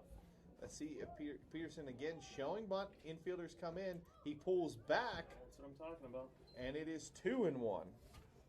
Good eye there by Peterson as the ball comes very far inside. Barons over at first. Barons just need 1 to send it to extras. There's the pitch. This one bunted again. This one looks like it's going to stay fair. Pitcher fields it. Long throw, and he makes it in time, but Ferentz over to second. So 1 out recorded. Barons get a runner into scoring position with Speaker and Watson due up for the Barons. Both look like they're ready to go. No pinch hitters. I know Coach Carver has some depth in his bench. I do see Josh Costello having a helmet on. He may be going to pinch hit at some point. So, runner on second, 1 out here in the inning. Speaker, the powerful righty, he's found a way on base a couple times. He's got a good eye and has earned a couple of walks today. Yeah, one for two. 1 for 2 with a run scored. Hustled on the base paths. All around solid game for the local product. There's the pitch.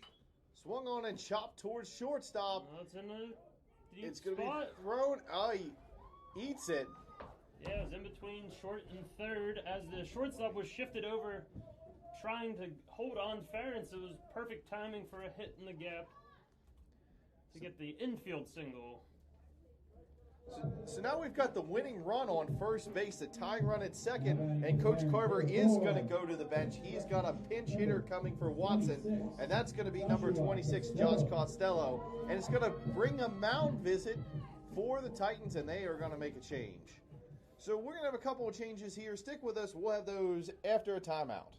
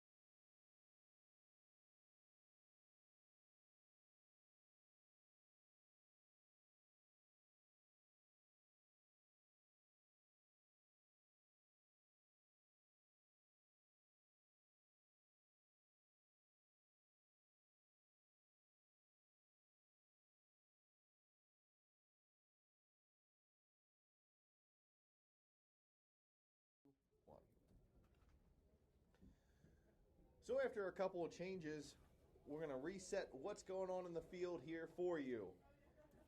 Kyle Ferentz is going to stay at second base, but pinch running for Josh Speaker at first base for the Barons is going to be number 31, Peter Falconite. Pinch hitting for the Barons for Jacob Watson is going to be number 26, Joshua Costello. Costello had a pair of RBIs in Game 1, has not played here in Game 2, but has a big bat and has been effective for the Barons' offense. Meanwhile, Westminster is going to make a pitching change. They're going to bring in the right-handed freshman, Nathaniel Wilkins, the freshman from Hermini, Pennsylvania. Will be making one of his first appearances of his career as Costello. Yeah, Wilkins actually got the save in Game 2 of the doubleheader yesterday as he pitched 1 2/3 of an inning, allowing 1 hit, 2 walks, 1 strikeout, and 6 at-bats. 30 pitches over the inning and a plus of work. So Costello may have saw him yesterday. I have not confirmed that. But he has a chance to pick up his second save in as many days for the Titans. There's the pitch. In there for a cold strike. So Costello takes the first pitch. Runners on first and second. There's only 1 down. A productive out here for the Barons could be useful as they only trail by 1. They need something to tie this game up if they want to keep playing baseball here at Vaquero Field. 0-1. Costello launches that one foul down the third base line. Count will go to 0-2. So he is quickly behind, but good contact there. Looks like he's starting to time up Wilkins.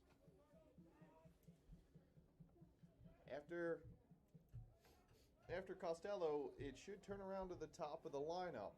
Titans not holding on Falconite at first base, it seems, so he's able to get a lengthy lead here.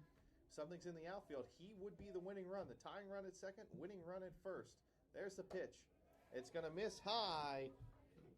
1-2. Yeah, I'd be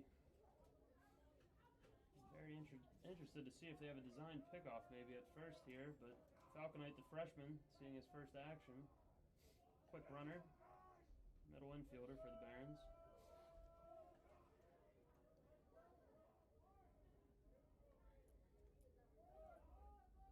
There's the pitch. Swung on and missed by Costello, and he will go down swinging for the second out of the inning, and the Barons are down to their last out. Let's see who's going to come to the plate. We're going to have a pinch hitter for the Barons. Pinch hitting is going to be number 19. Now batting number 19, Brendan Burke. So the catcher is going to take an at-bat here. Barons down to their last out. They need something if they want to stay alive. Runners on first and second. With the leadoff hitter Patrick Wallace on deck. So if they can turn it around to him, they have an opportunity. So the catcher Burke settles in. He is pinch hitting for Noah Smith, who was in right field. So if the Barons do extend this game, going to be a new right fielder for the Barons. There's the pitch. Swung on, and it's deep, but it looks like the center fielder's getting underneath it, and he makes the grab to secure the victory for the Titans. So Westminster is going to take Game 2 of our doubleheader 7-6, bringing both teams' records to 2-2. Final score: Westminster 7, Franciscan 6. Thank you all for coming out. Franciscans split the series today with Westminster. Thank you all for coming. Make sure to check Franciscan social media for the next coming games and also on the athletic Franciscan site. will be back in action when they have a doubleheader against Chatham at home next Saturday. Then they will be on next Sunday. They will be on the road next Saturday at Chatham. So that 4-game series will work the same way. The first 3 games will be considered conference games, and the 4th game will be a non-conference game. Chatham went 1-3 in their first matchup against St. Vincent, winning Game 2, but losing games 1, 3, and 4. So join us next Sunday for more baseball action. For Mitchell Morelli, I've been Seth Goodyear. Thank you. Good night.